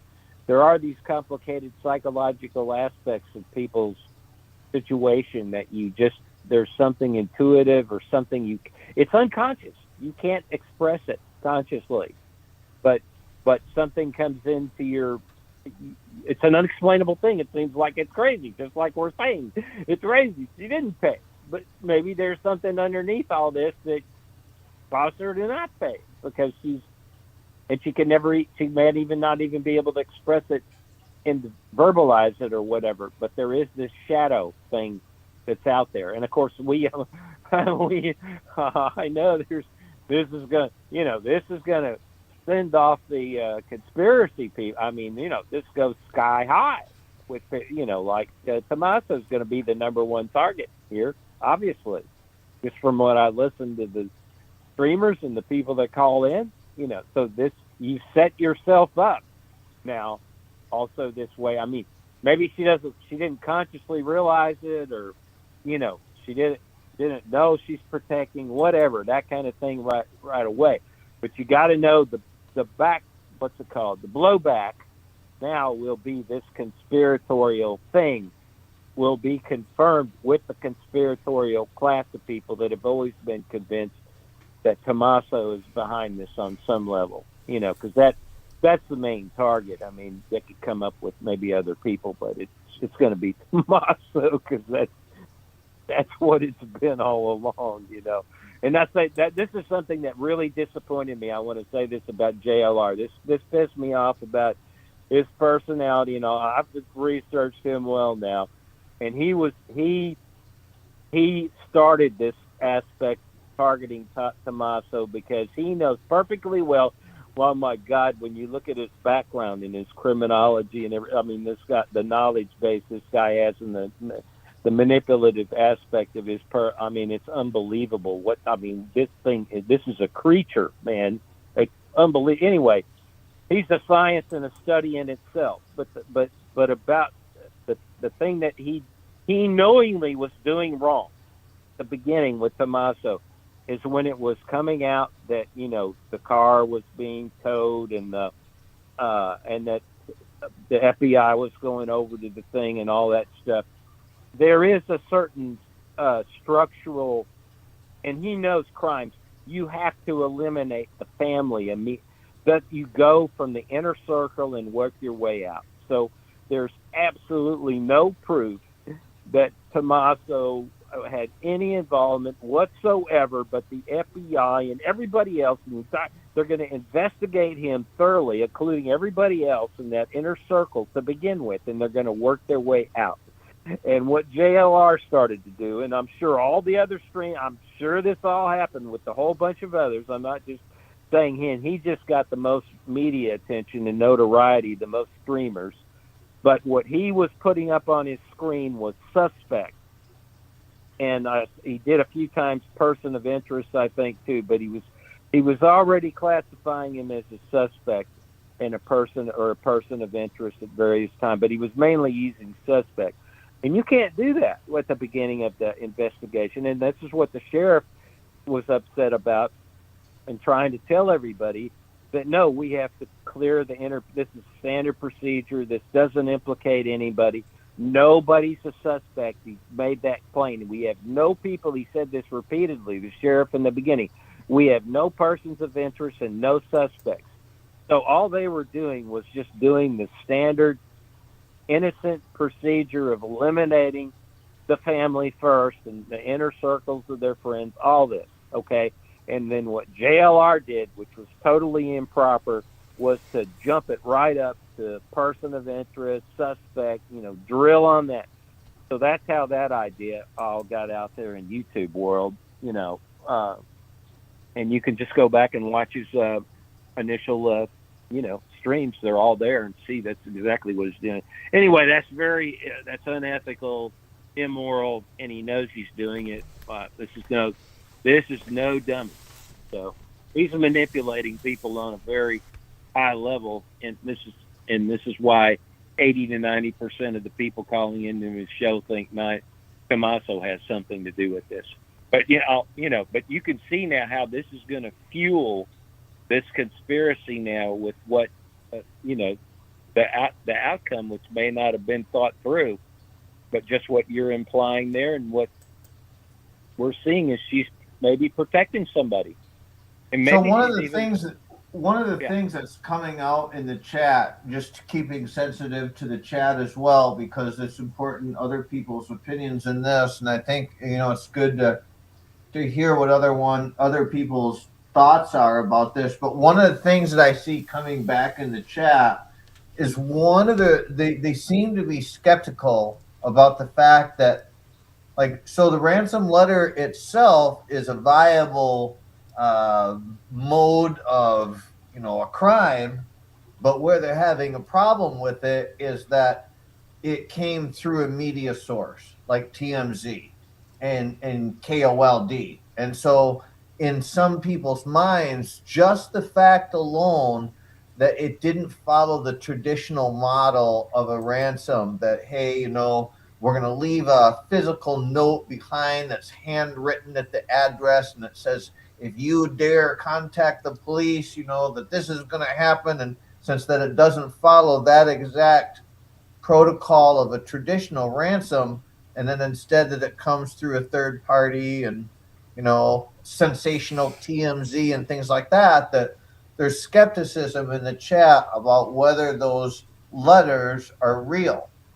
And we have to wonder that if Savannah didn't choose to pay on the ransom when her mother was at stake, I mean, the only other reason that you would not do it is if you felt the ransoms were not real.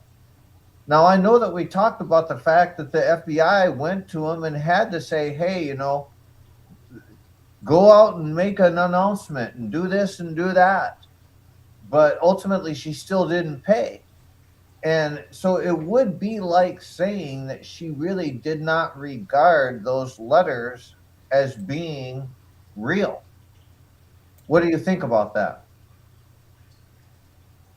Well, I think that's one of the things that I discounted, you know, in the beginning, just because, especially with the TMZ stuff. I mean, just TMZ.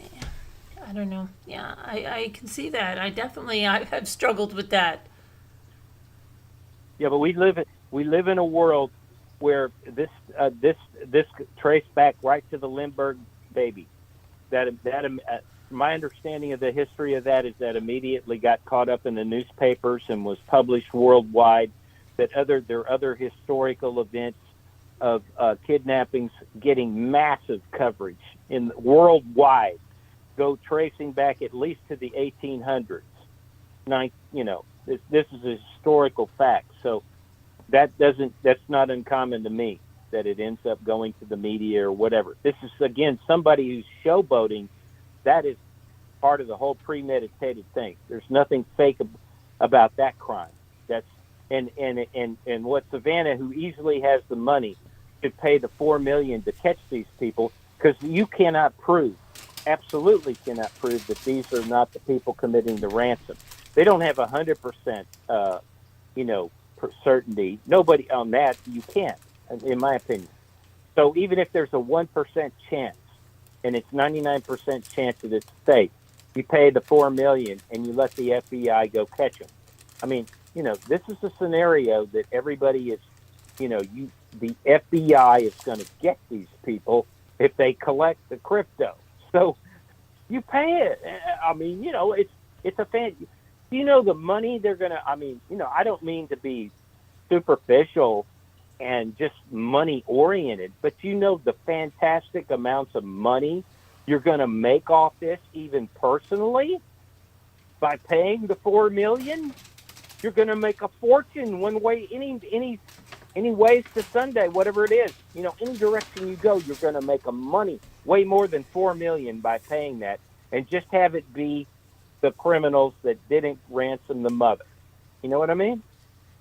And maybe you get your mother back. But at least you find out that's bullshit if you didn't get her back, or likely. Maybe, you know, the likelihood is that if you paid it within the time frame, I think you might have gotten your mother back. You did what you were supposed to.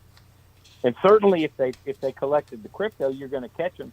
But you see, but Savannah, see, this doesn't even make any sense on saving $4 million. I mean, if you're being chintzy with the money, you pay it no matter what. See that, because the amount of media attention, NBC, the whole thing that this will come out, you know, there'll be all these stories with the FBI tracing down the crypto thing. Do you see the incredible attention? And gee, look how this is going to play in the crypto world, you know, as to whether this is valid or not. You know, do you realize this is like the most focusing story? Now, here's another motive. What the shit could be happening with this is this validates or invalidates what crypto can and can't do. You know how many trillions of dollars are on the line with crypto? Trillions. I mean, we're talking about revolutionizing the whole world economy historically for hundreds or thousands of years. I'm serious. There's this whole segment. But help me explain something. So we've got this situation where we've got a brother and we've got two sisters, and they're all seated closely together, and they've known each other since childbirth. And so they know each other really well. And on one side, you got Annie over there with tears in her eyes, very much looking like she believes her mother is dead or that her mother is in grave danger. She looks like one of the two, and she definitely looks scared. She definitely, like, it does not look faked. It looks very real. And on the other side, you've got Savannah, who does look more collected than Annie, who does look more composed than Annie. But when your own sister is looking across from you, and we're talking about Savannah looking over at Annie, and you're looking over at your sister whose eyes are filled with tears and a face of anguish, and you know that the reason that she feels that way is because all she wants is her mother to be back. She's willing to do anything to make it happen. And Savannah had the means to do that, to at least offer the money. And her sister was right there. Basically, like you're thinking, like, not only am I in pain, but even my siblings are in pain. And I can see that they're in pain. And yet, we're not talking about like the FBI coming to them and saying, well, you need to do this with the money and you need to do that with the money. We're not talking about that at all. We're just talking about the relationship between the siblings and the fact that we want our mother back. And if that really was the case, and Savannah loved her brothers and sisters to the extent that we would think that she does, why wouldn't she pay the ransom? Even if it was a 10% chance. So it's as clear as a bell, at least from what we can see, that Annie believed it was true, that the ransom letters were true. I mean, we look at Annie's reaction, and if somebody were to say, if you asked any person, do you really think that Annie is faking that or that she doesn't believe? Well, a lot of people did. I have to tell you, a lot of people felt that Annie looked not good. I'm telling you, they did. I did hear that. I even heard that the tears were fake. Like they were looking at her and saying, "Can you believe that?" She didn't really look like she was crying. They said like she was struggling. Like some people thought she was struggling because she was hiding a secret, or she's very dark because of the poetry and everything that she. Right? Yeah, there was like a lot of not positive things that were said about Annie. But at the same time, people that watch JLR, the vast amount of people there have very suspicions about Annie and Tommaso. So there you go. It's how these streamers drive the content and the belief system, and they're extremely manipulative that way. And the people that follow these people are just, it's the wolf and the sheep, or the whatever. It's the sheep. They go right down the hook, line, and sinker down those holes. So, yeah. But even if we pursue that out to the fact, like, let's even just go along with it and say that Annie and Tommaso are involved, but Savannah didn't know. Well, then if you don't know, and you got your sister over there who's faking crocodile tears, but as Savannah looking at him thinking like, oh my God, this is real, and oh, look at them, they're tormented and they're anguished, and oh, well, I better pay. Well, but she didn't pay. Mm-hmm. So it would almost be like saying either she didn't buy into their act, or that there was another reason why she didn't pay. That was beyond that. I think if the FBI told her, look, this is credible, you should pay this and get your mother back, she would pay. I think you know, that's why I go back and forth because I think she would pay. If the FBI told her it was credible and she should pay, I can't see her saying, oh, okay, but I'm not really going to pay.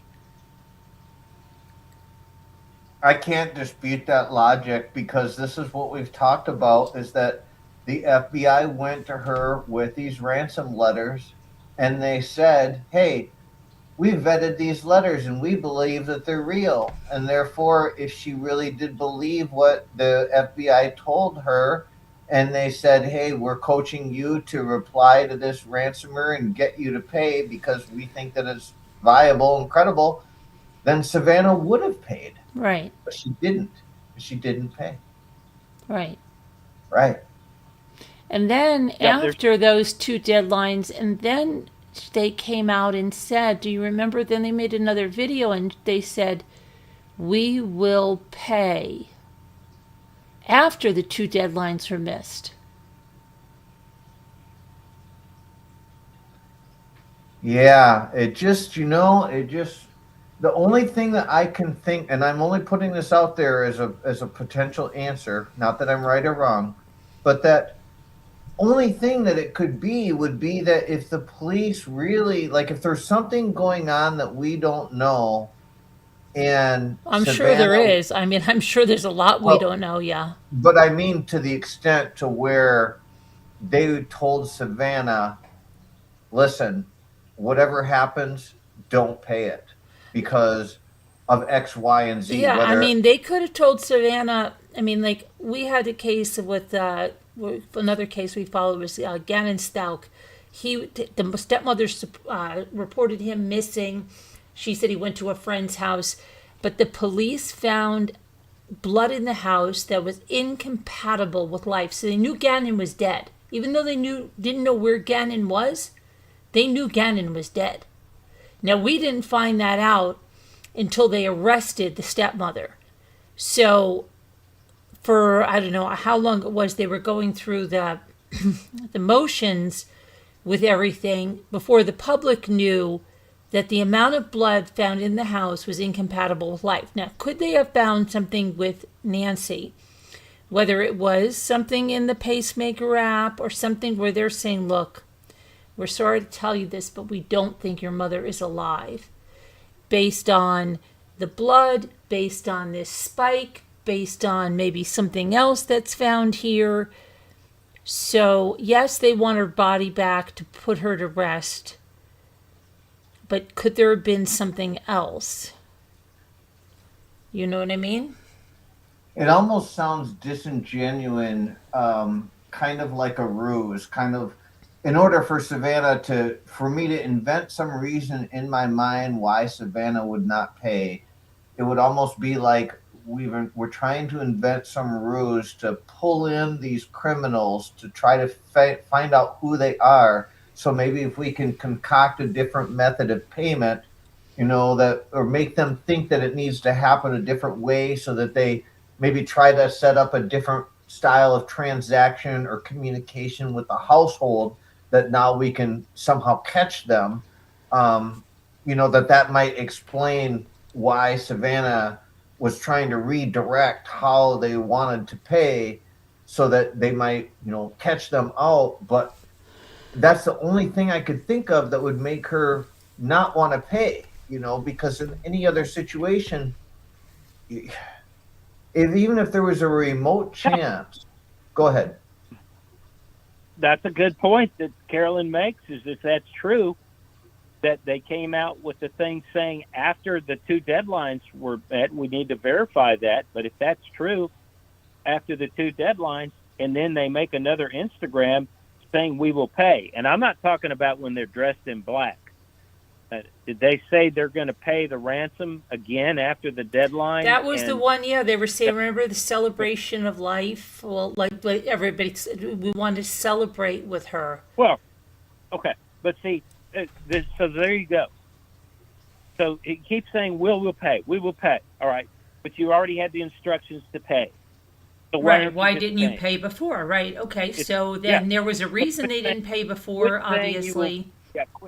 Okay, but quit saying you will pay, because now you believe that you will pay. And you said it again and again and again. And now Right. you said it even after the deadline.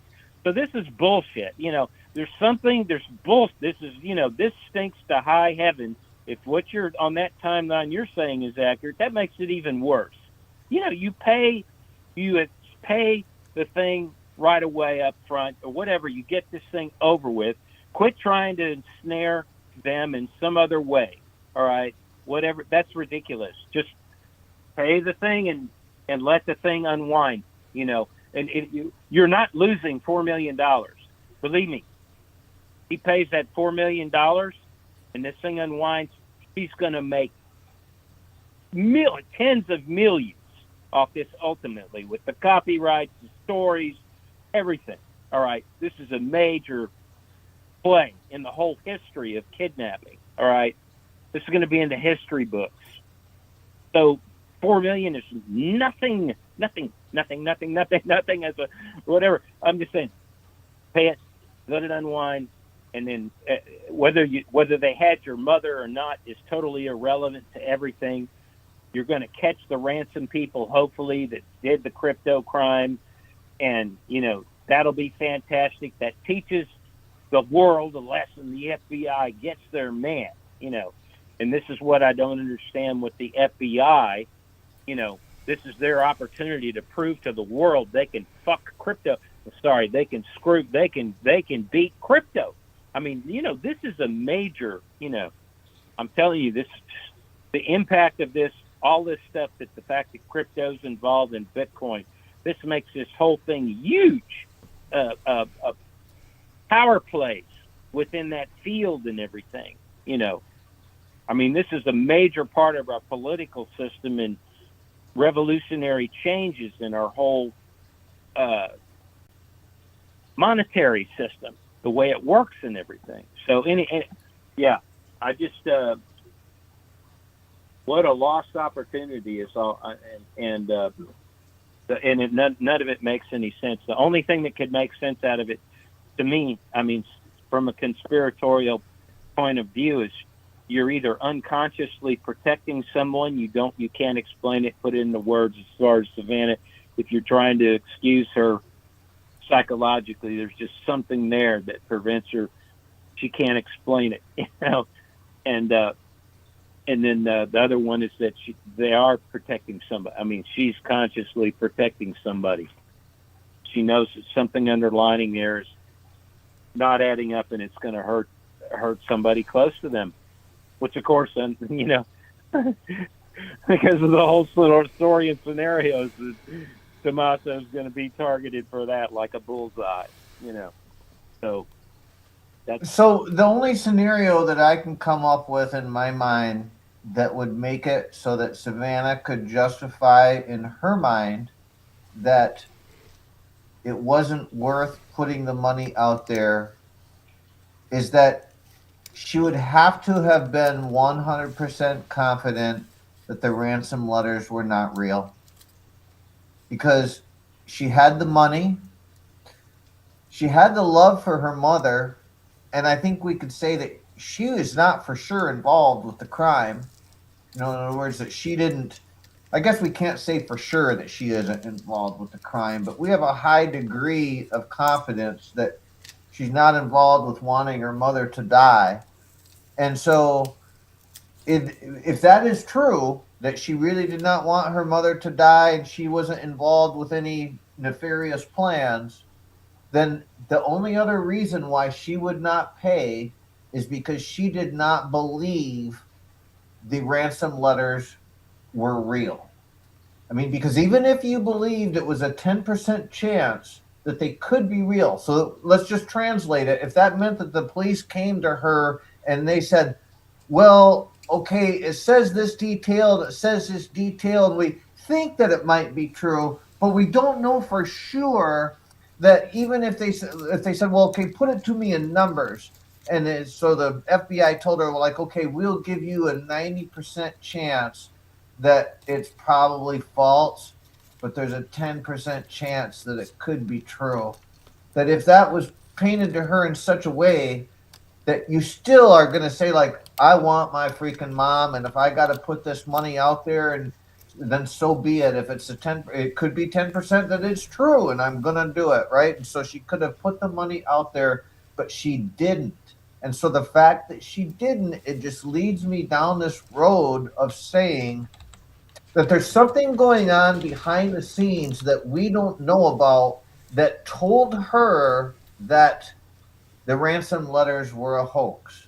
Now, I don't know why that she would know that, or that what is the reasoning. Why Go ahead. why manipulate the whole world and perform at least 4 Academy Award winning performances and the trauma, and we will pay even after we met the deadline.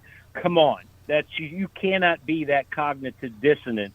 You cannot function as a human on those 2 levels. You know what I'm saying? You can't be performative. You understand the level of manipulation and the to do that?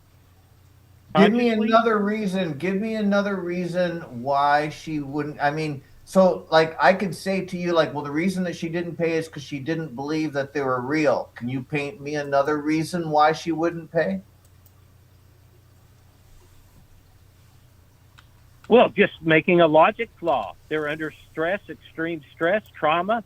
Maybe they took a vote. There's the siblings or whatever or something. Maybe she's influenced by one of them. Of course, the conspiracy people will then jump in on how that took place. But, maybe the brother thinks in black and white. We don't reward anybody unless we get my mother back alive. I mean, some people are just, I don't know. You can just if you have a legalistic black and white viewpoint about stuff. We know her background, Savannah, and the brother is, from a military background or whatever.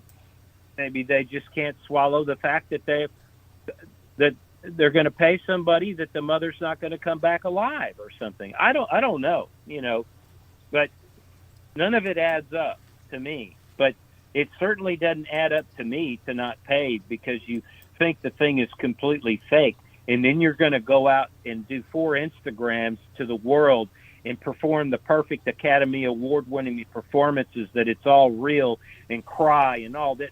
No, it's real.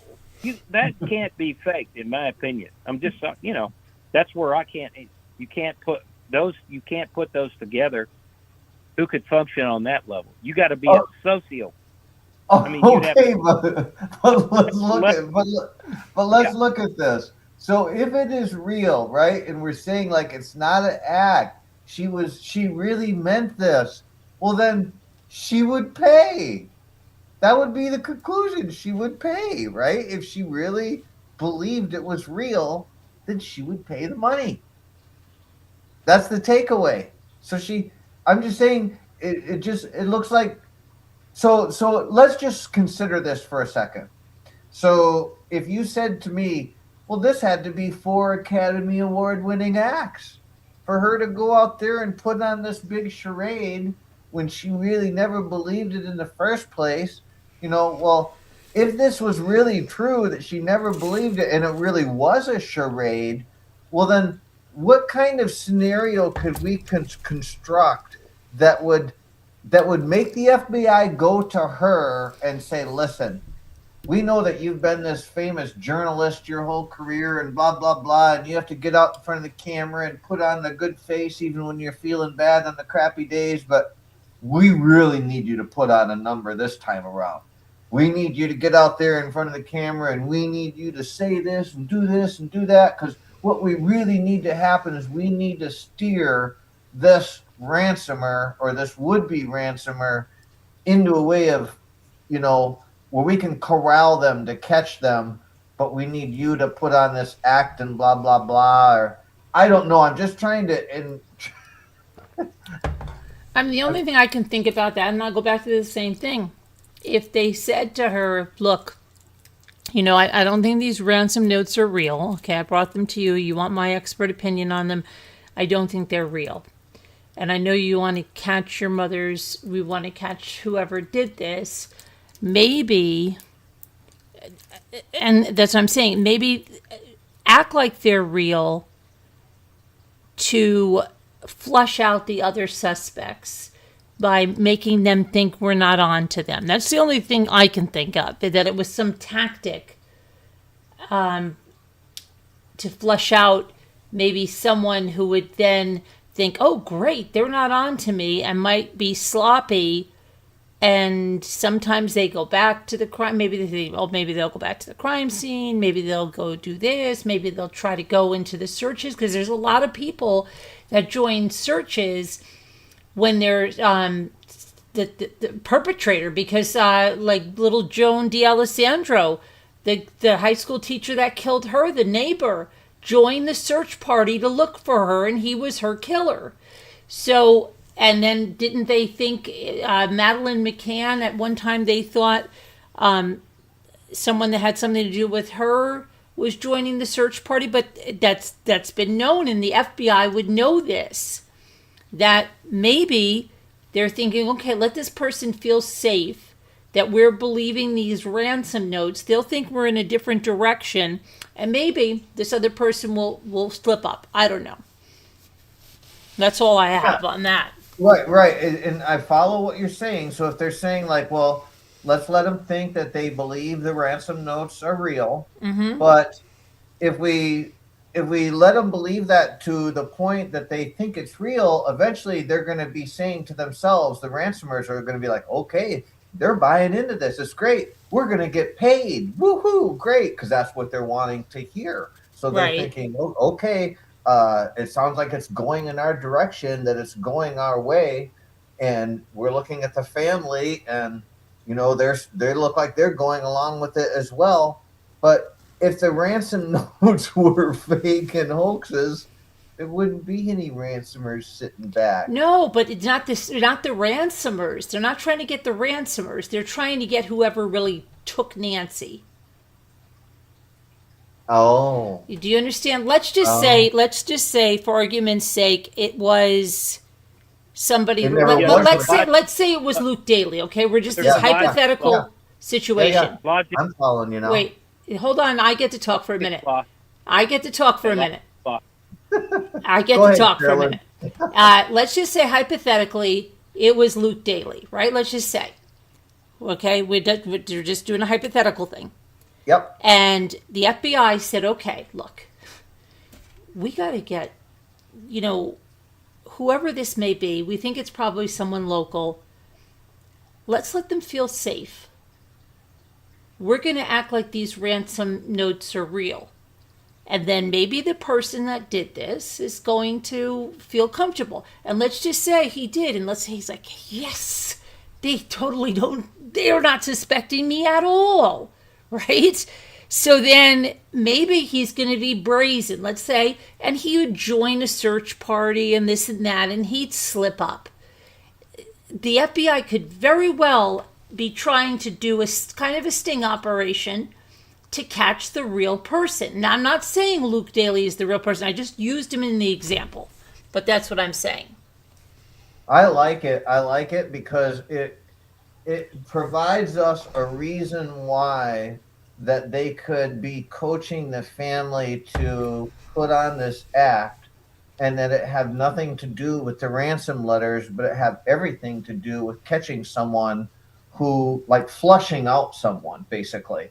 And so I like that, because we really do have to come up with a valid reason why Savannah wouldn't pay. Right. And I don't think if they told her it was real, she would have paid. Explain the I have logic. to agree with you. Yeah. I don't think you would. I mean, like, if the FBI said, hey, we really think these are real, you could pay the ransom to get your mom back, I don't think she'd be like, you know what? Let me wait on that. No, she'd be like, here, where do I write the check? Come on. Or even 10% real. Yeah. All right, logic flaw. Here's the problem. That this ransom thing, they want it to believe it's real, has been given a deadline. The ransom people, whoever's committed this crime, is onto the ransom notes and everything else. They're paying attention. The deadlines have all passed. The warning's been given, or else. The reward's out for just dead or alive body. They've dressed in black. So where does they think they're getting away with anything? That doesn't. That just proves No, that they don't. They're not. They're not interested in the ransom people. It Right. proves that we don't believe that the ransom is real. They never paid it. So that's telling the real criminals that, oh shit, they never paid it, and they didn't. There is no the ransom note. They don't believe it. We're screwed. Now they're on to us. So, yeah, I'm sorry. You got a major logic flaw. No. No, because they're begging the people to get. They didn't pay the ransom, and Nancy's not back and not found. So what's the refocus? The FBI's back in the neighborhoods, the way they report, all this stuff. They're out on the manhunt again. So no, it just doesn't fly. So let's follow. Hold on.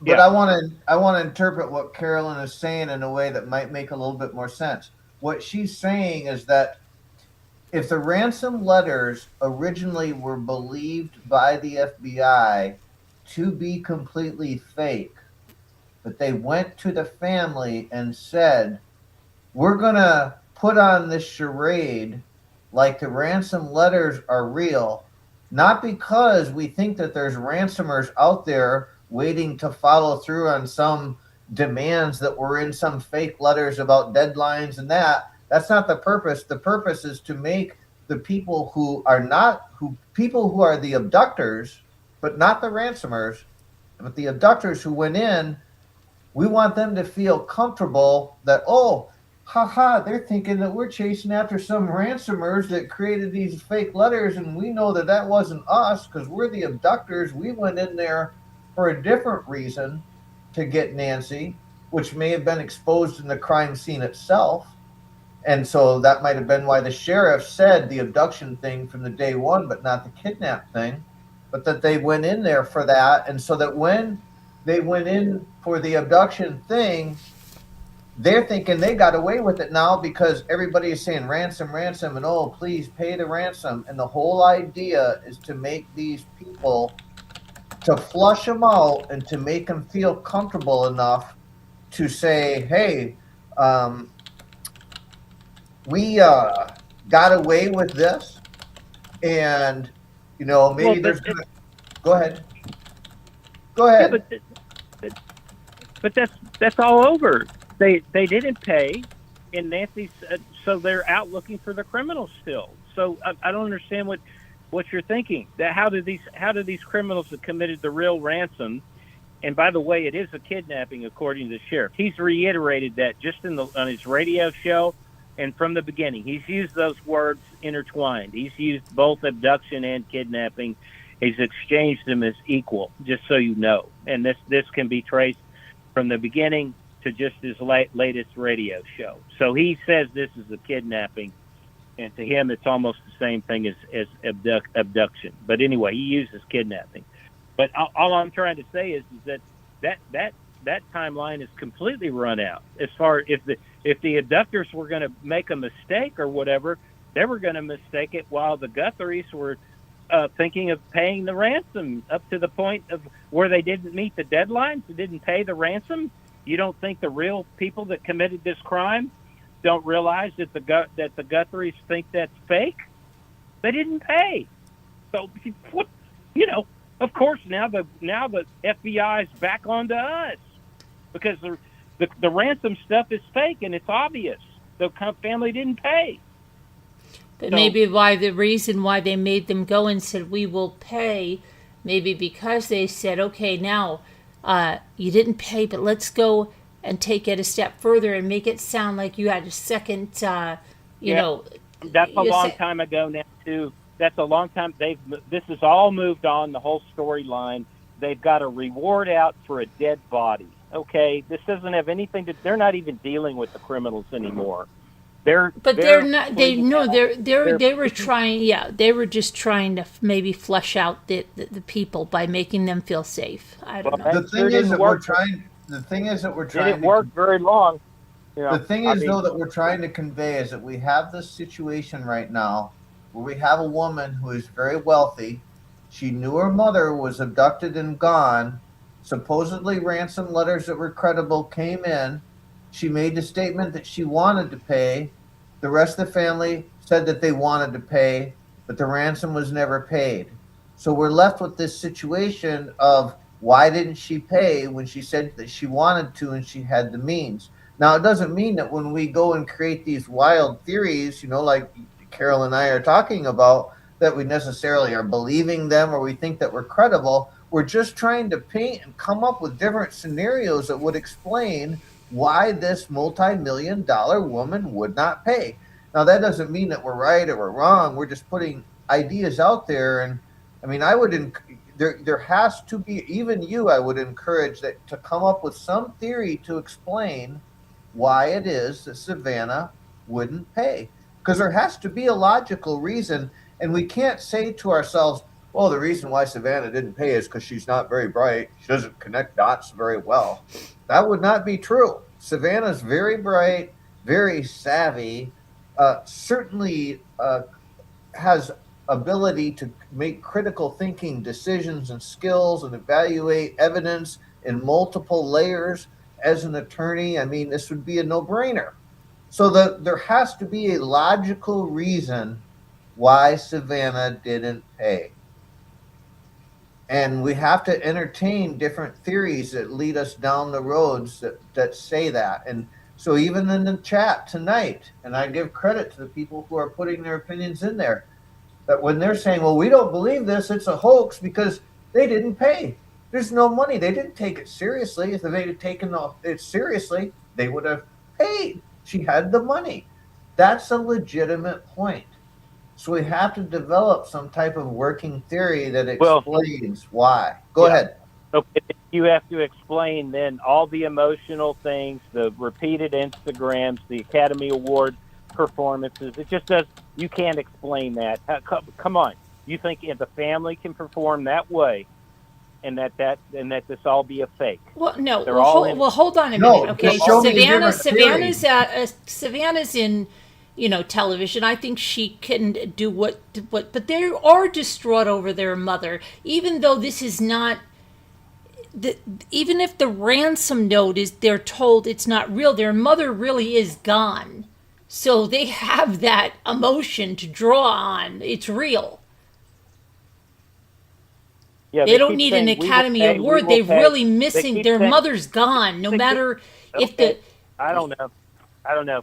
Anyway, none of you can't add it up on your side, and I can't add it up on my side. People do make mistakes under extreme stress and trauma. It doesn't. They can be going down the wrong Venn diagram flow chart and make the wrong basic mistake because they're pressured by the FBI or the other siblings or something, or there's a dark shadow aspect to this that somebody's protecting somebody. There's any number of reasons why it's flawed, but to fake out somebody on the other side of this, that's a time-limited fake out. The fake out's over already. The fake out is long. Right. Okay. And so it didn't work. But even if that was their case and it didn't work, it doesn't mean that it's still. I know, not. But it ended. It didn't work. And so, okay. Now the whole world believes. But maybe it didn't work, like I said, because maybe the perpetrators are in Mexico. So the family is doing a cover-up now that they've covered up to the whole world in the Academy performances. And no. It's not a cover-up. Yes. They know this is fake, and they're going to carry on with this now to the whole world, even though now the criminals know they're back on to them because the ransom was never paid. So but they're I know. Okay. Just hear me out for a minute. I know you haven't covered a lot of true crime cases. You said you haven't. This is your first one. And I'm going to tell you, FBI, at CBI, whatever, the GBI, all the cases we've studied, they do use deception.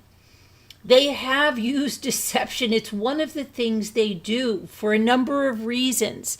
Now, sometimes it's directly with when they're questioning someone, but they could also tell the person, look, I know you're very upset. Your mother's gone, but we don't believe these ransom notes are valid. However, you could help us try to flush this person out by maybe going on, doing a video and acting like you believe it in order to flush someone out. Maybe. Okay, that's what I'm saying. Does it mean it's going to work 100%? No, it doesn't. But they do things like that. So another thing that I want to bring up, and someone put this in the chat, and I want to credit Murder of Crows. Yeah. So real troublemaker over here, Murder of Crows. No, I'm kidding. We briefly touched on this topic before, but it was put in here and it's worth revisiting again. And this is what she said. If Savannah thought there was a realistic chance she would get her mother back, she would have paid. She was advised not to. Okay, and we kind of touched on this earlier, so when we say like, well, why wouldn't she pay? Well, one reason would be that the FBI said no. Now, I know that somebody could come back and say, well, listen, but Savannah still had call the shots. She had the power of the purse. She was the one that had the money. She was the one that would have made the choice. But on the other hand, just painting different scenarios that might, explain that if the FBI, if she was the type of person that said, well, listen, I know I'm smart and I have a high IQ, but I'm sitting in a room with other people who have just as high of IQs as me, who are just as educated as myself, and maybe they're not attorneys, but they know their stuff about, ransom, criminal profiling and all of that. Yes. Right. And so they tell her, listen, you can go ahead and pay this money if you want, but we're telling you right now, don't do it, don't do it, don't do it. And that, yes, it's true, Savannah could have went with her own judgment and blah, blah, blah. But in the end, she really did decide to side with the FBI and not pay. Just an idea, right? Yeah, absolutely. Yeah, absolutely. This was put out there by, someone in the chat, and I think that it was worth revisiting because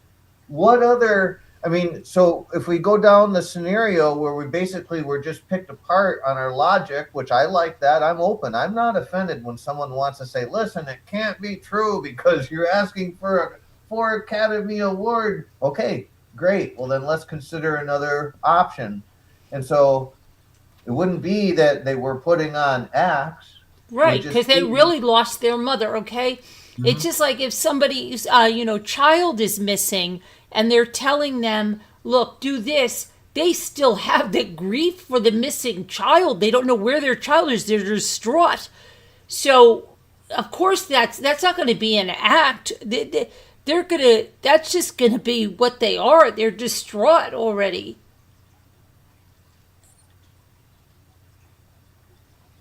Well, it's still acting. I mean, so they're playing on the grief that they have for the mother, but they're still telling a falsehood to the whole world. They're trying to find their mother by doing what the FBI may be advising them, right? Yeah. They say, look, so you want to find your mother? Let's do this. Let's try to do this. Okay, I know it's difficult. Let's do it. All right. But here's the I keep saying this, and I don't know why people keep ignoring it. What is wrong with what I keep saying? Just given that, let's just, okay, so what? All right. The point is, we're way past any deadlines. We're way past we will pay. We're well past give us the body back in 1.2 million, and nobody's bitten. Okay? And it might be because the real killers are in Mexico. Whoa. Don't interrupt. Don't interrupt. So we're way past all that. So now the real criminals out there know that the bluff has been called on the ransom. It's all gone. And now the focus is even more outward on who did this, and it's not the ransom people because they didn't pay. So now they know we're screwed, double screwed. Now they didn't pay. There's none of this has worked for them. Okay, that we know the family didn't pay. We know this is not believable anymore. Obviously, we're the criminals. So where does the focus go? I mean, this is my whole point. It's right back on them. whoever else did it. It's not Okay, the ransom. but So, maybe so the now the focus reason is we're here is because wait. maybe the real killers are in Mexico. Who knows? So there's a different scenario too, and that is that so when they well, yeah, that doesn't work. I was just thinking in my mind, but that doesn't work. Okay. And anyway, yeah. So anyway, these people are even now more concerned because they weren't paid, and the ransom thing. That's just not a question. What you should have done is pay, and then wait a minute, I figured this whole thing out. No, he should have paid, and then the FBI just doesn't solve the crime, and they keep looking for him through the FBI. So there you go. There's your fake scenario. I just debunked it. You pay the money, and then the FBI, in cahoots with the family, goes out looking for them, and they're going all these searches around the world. Blah, blah, blah, blah. And the real ransom criminals, I mean, the real people that committed the crime, that never wrote the ransom, they sit there laughing their asses off at the FBI going all over the world chasing down the crypto and all this bullshit. So no, your system does not work. The FBI is next level smart to what I just said. And so let's say Savannah. So let's say that that's true. That's how that would be done, man. You would you would continue the fake out of this ransom game and go start paying the crypto and start looking at it, and then that game makes these people think they're home free on the whole thing, man.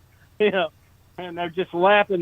They're going to expose themselves, laugh, maybe start bragging with the FBI making all these stupid mistakes, and going.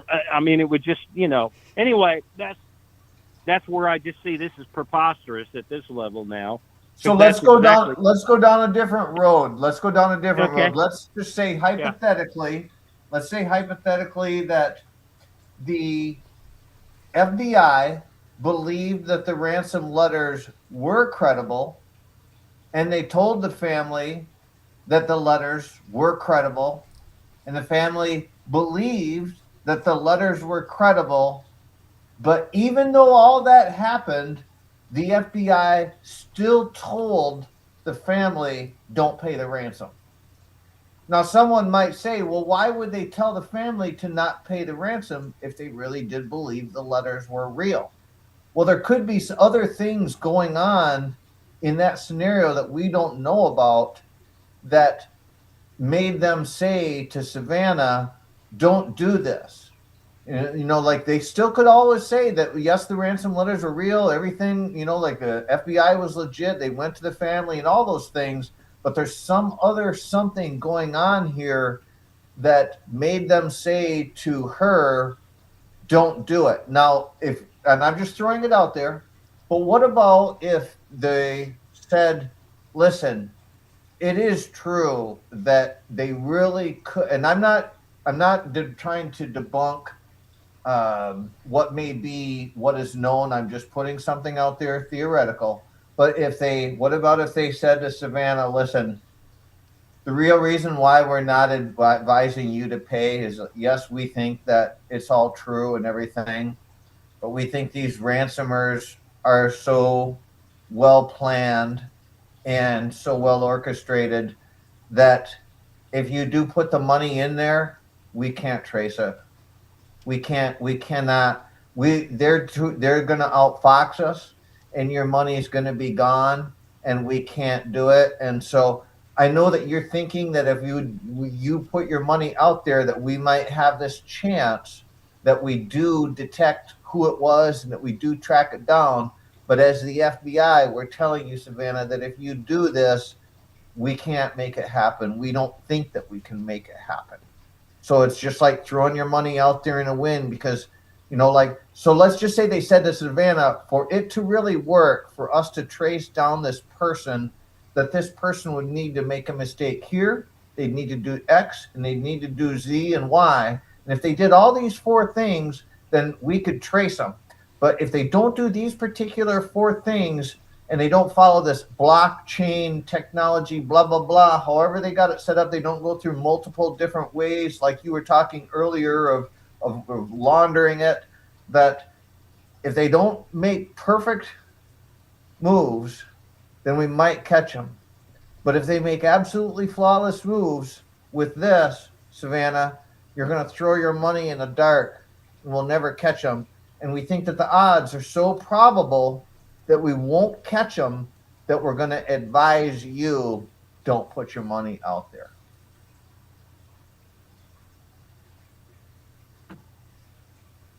Well, the Bitcoin is traceable, okay, once the thing's taken in the wallet. So they'll trace somewhere and they'll find out more about the crime.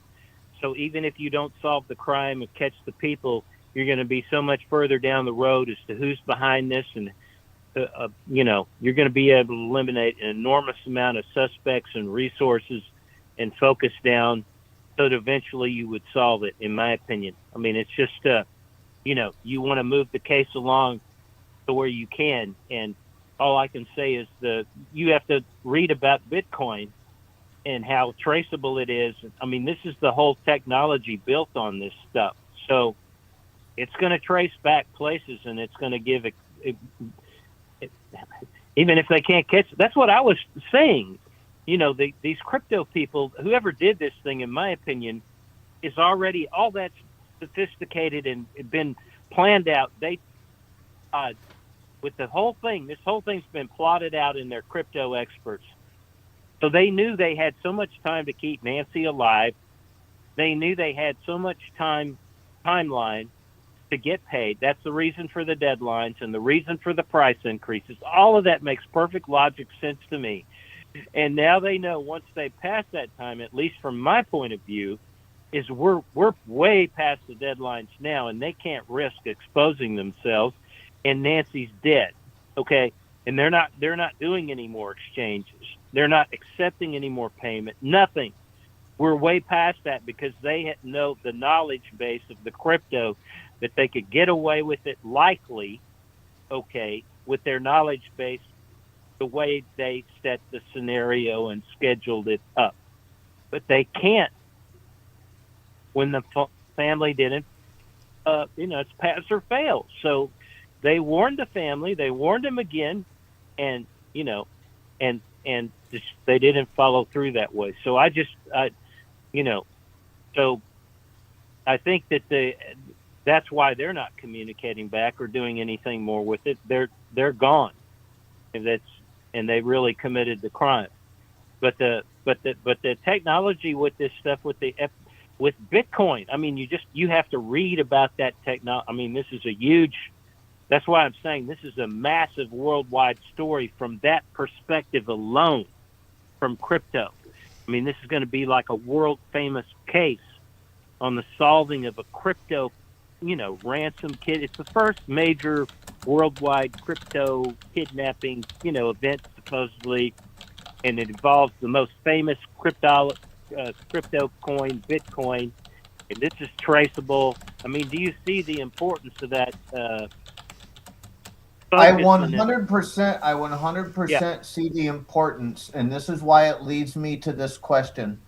So then, because this is such a pivotal importance, in other words, if it can really lead to catching the responsible party, it's of critical importance. It's of vital importance, which means that the FBI would have sat Savannah down and said, listen, you have the money, you have the desire to put your money out there, and we need you to do this because this is going to lead us down the road to catch these criminals.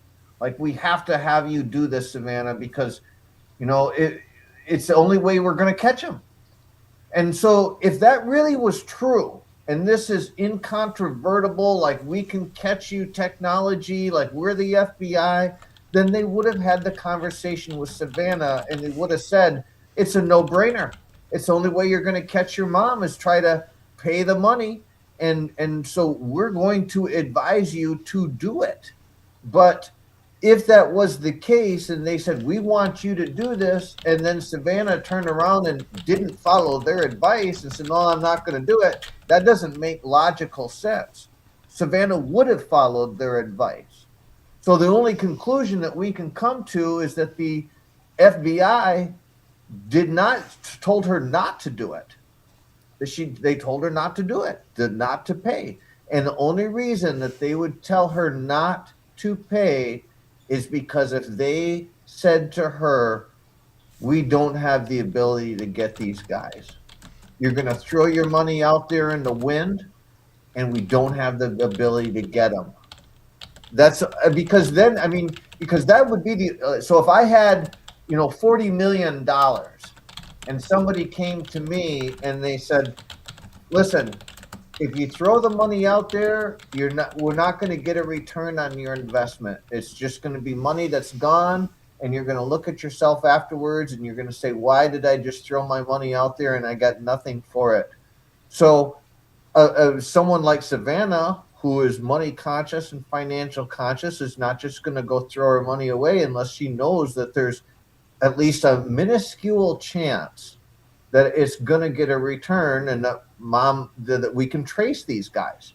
So it only leads me to believe that the only thing that would prevent her from putting her money out there would be if the FBI said, I'm sorry, but we can't guarantee, even to any reliable degree, certainly not a degree enough that would trigger I don't her. even think that would be it, because I think if there would be a chance, she'd still go for it anyway. I think that they would just tell her, listen, it's not real. It's not real. We have information. We have XYZ. It's not real. Hey, Carolyn. Hi. Hi. Hi. Coming up to be the buzzkill and tell everybody it's 5 a.m. and it's time to Oh my shut the gosh, door. it's 5 a.m. Yep. Oh boy. Yikes. Okay. Well, it's been a great conversation. Yeah. And I want to just say that I hope in no way, shape, or form that I myself came off as offensive to anyone tonight, and I certainly don't want to come off that way. And I didn't perceive anyone else that I spoke with tonight as being offensive in any way. I thought everybody was respectful. And I, wish I could have paid a little bit more attention to what was going on in the chat, because I'm sure there was some more questions. Yeah, it's hard. It's hard to pay attention to the chat. You've got to, it's sometimes when you're talking about something, it's hard to keep on top of the chat. But yeah. But I also want to compliment Space Mogul, because there's very few people I feel in life that that you can run into as a perfect stranger and you could sit down and have a conversation with, and you literally could talk for hours about something.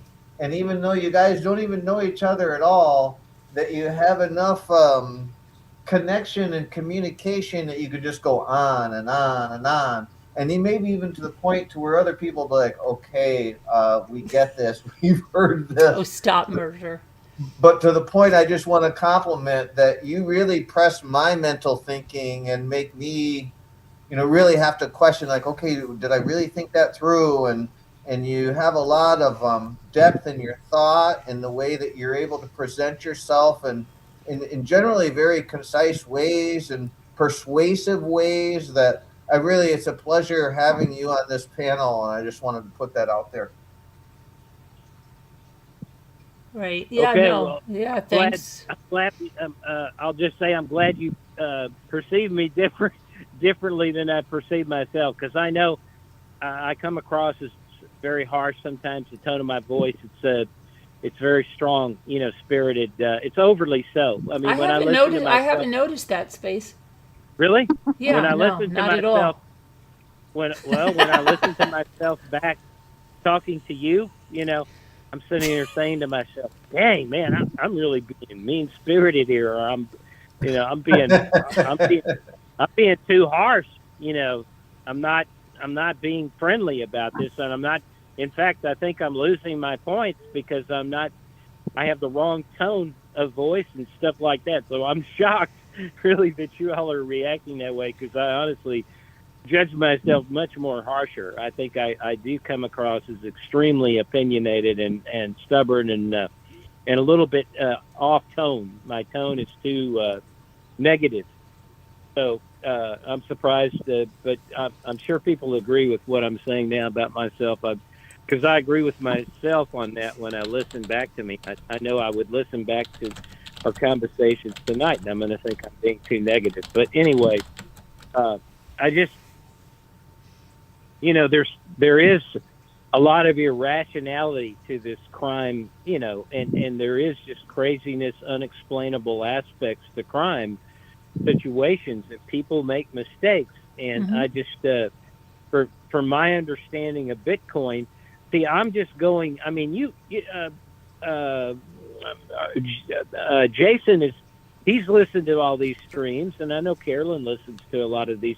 We've all heard the detectives and experts say that this crypto stuff, the FBI can catch them once they cash in the crypto, and this whole technology is built on traceability.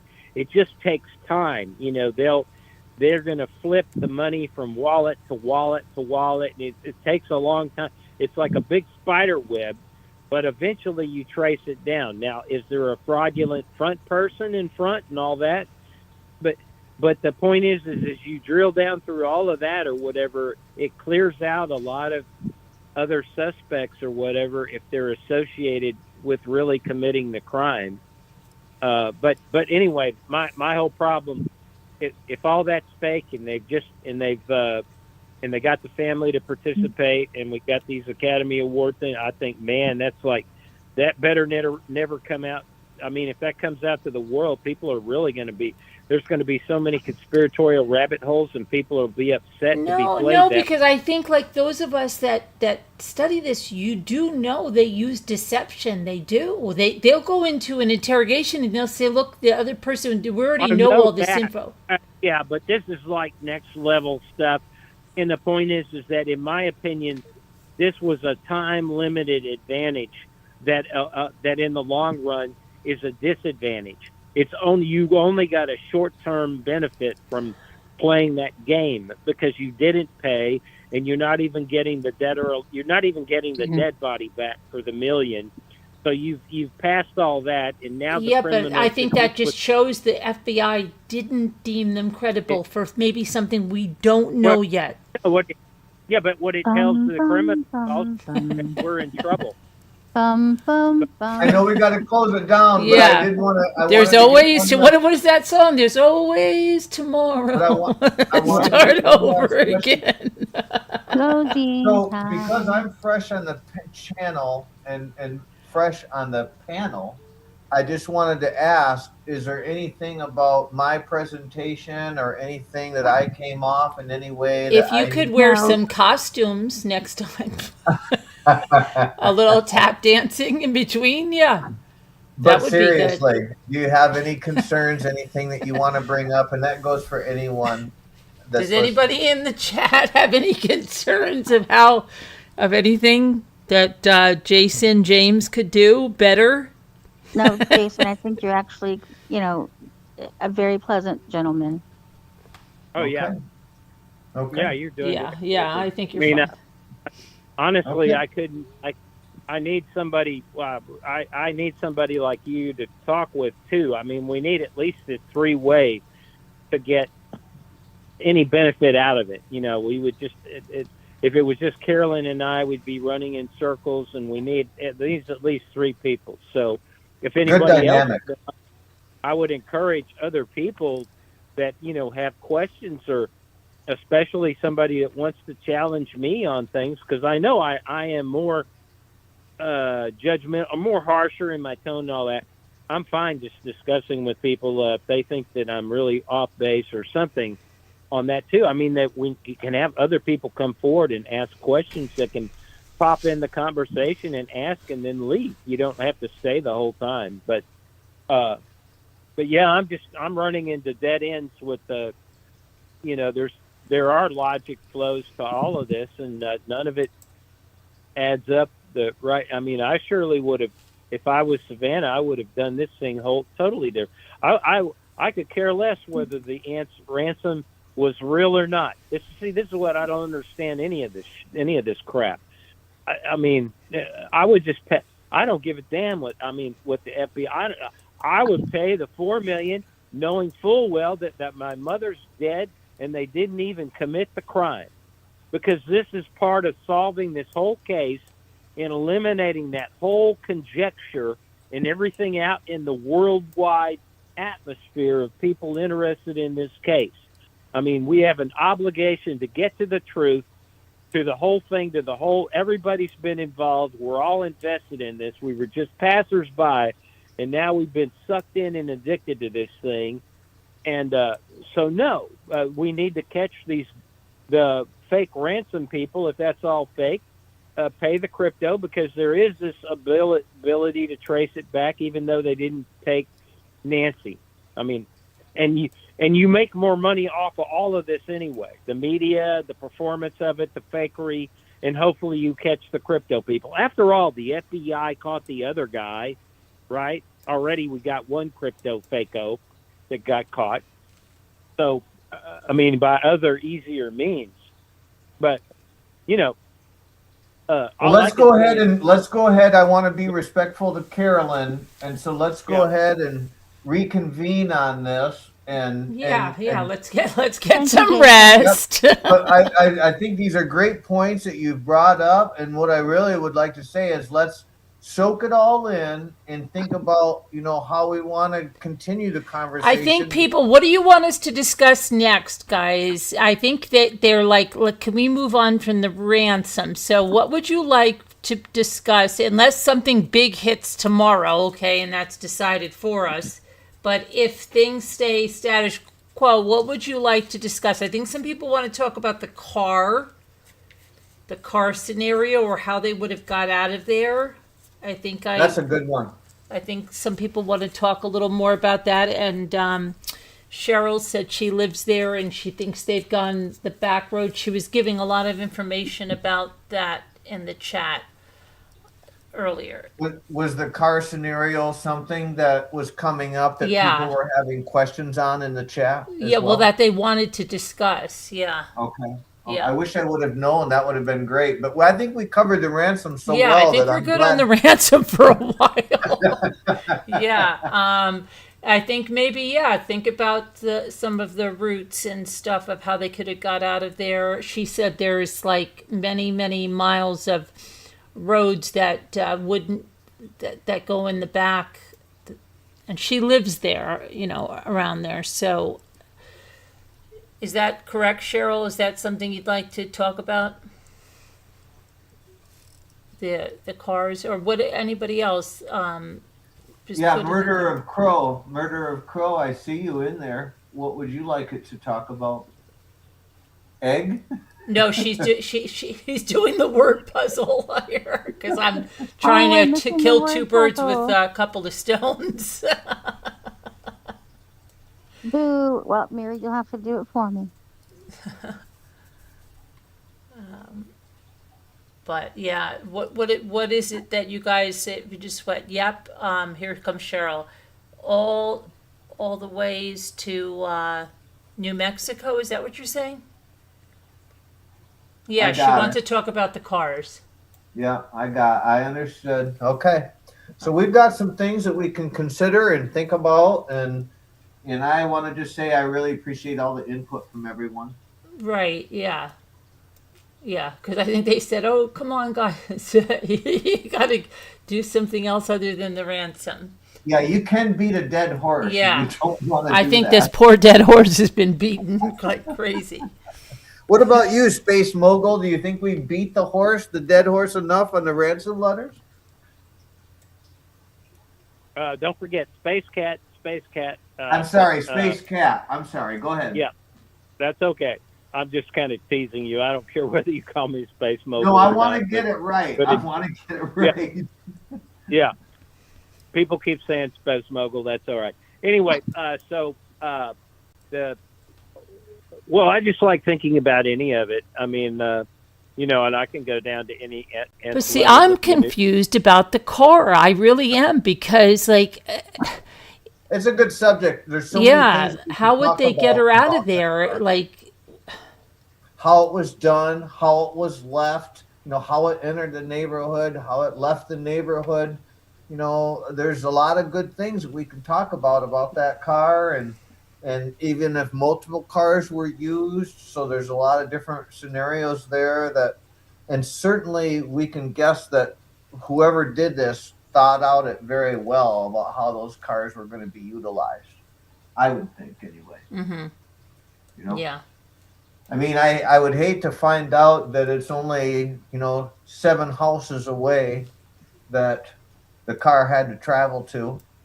I really would, you know, that it's right under our noses the whole time, and certainly something that I've been entertaining as to why it is that supposedly we have no vehicle that is on all these myriad of cameras that are around the area, but yet we supposedly don't have an image. You know, I know they might have one, but anyway, I don't want to drag it out. Yeah, she's putting stuff in there, wheelchair things out of Pima County, certain things like that.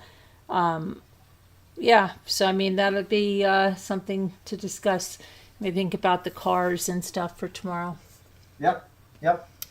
Alrighty, everybody. Yeah. But thank you. You're good? May the Lord bless you Yeah. and protect you and give you his peace. Pray for everyone in our community, especially a little lady or a moderator. She's going through a tough time right now. Please put the prayers out there for everybody. And everybody can use them. Believe me, I can. Everybody can. So just put good prayers. God, if you don't do prayers, just some good thoughts, vibes, whatever. I got an assignment. I got one assignment Yeah. for people that are really interested in this case. Okay. I want everybody, including Jason and Carolyn. Let's go back and watch all of us. Not that much time. I want all of us to watch those Academy Award-winning performances from Savannah, and also from her brother Cameron, and all that. And then you tell me with a straight face that they're projecting this out as a fake. They're doing this to work with the FBI to catch somebody that's going to only fake them out for a very limited time, because they're not going to pay the ransom, and they're not going to get Nancy back through them. So, I mean, is that really believable that scenario? I think it that is, and I think they wouldn't have to put a performance because they really are upset about their mother. Yeah. It's a performance. Yeah. Yeah. I lean more in the other direction that, you know, that Tomorrow, there's always. Yeah.